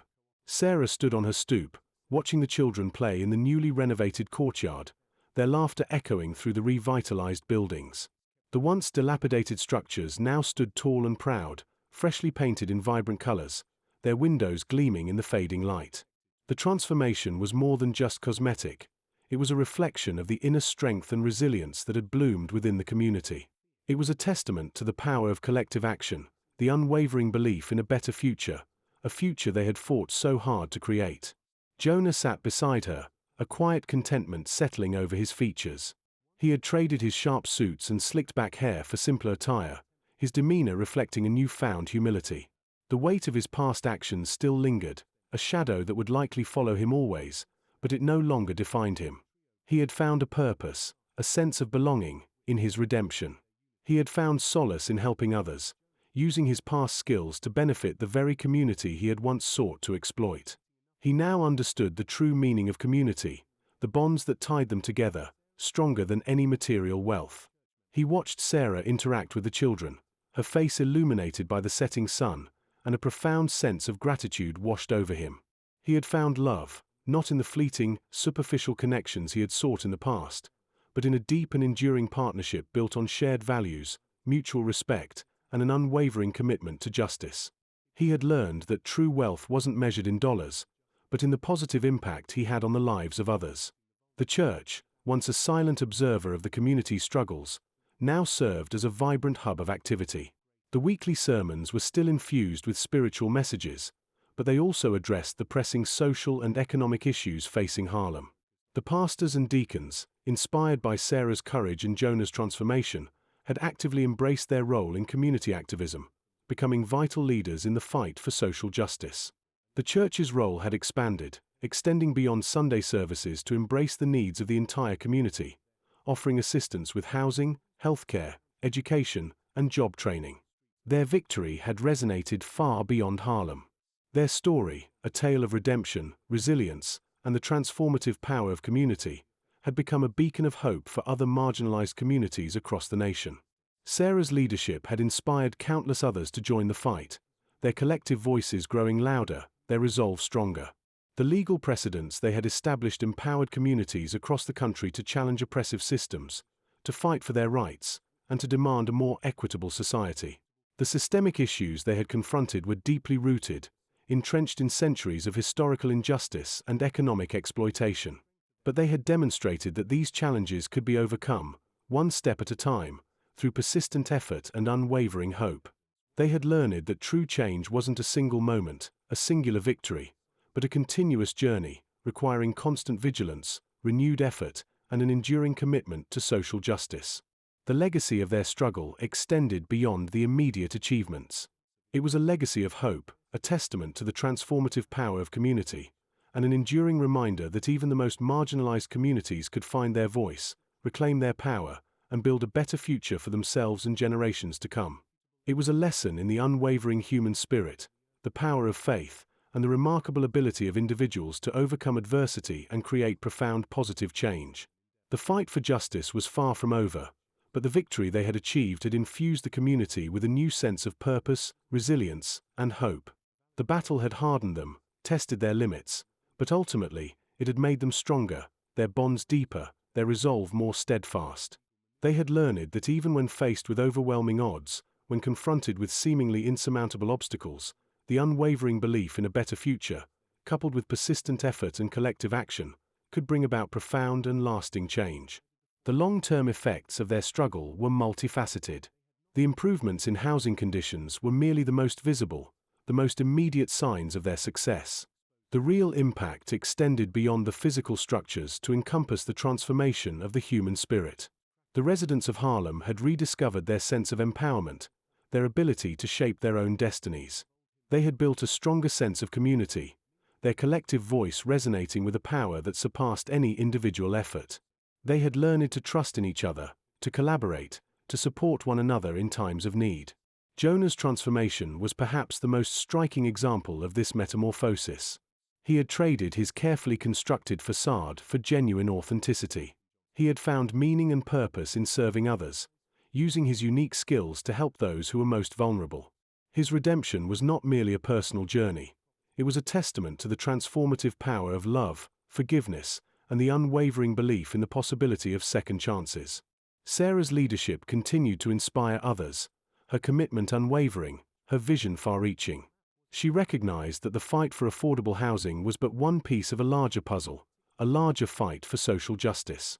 Her work extended beyond the immediate community, reaching out to other marginalized groups, forging alliances, and building coalitions across various social movements.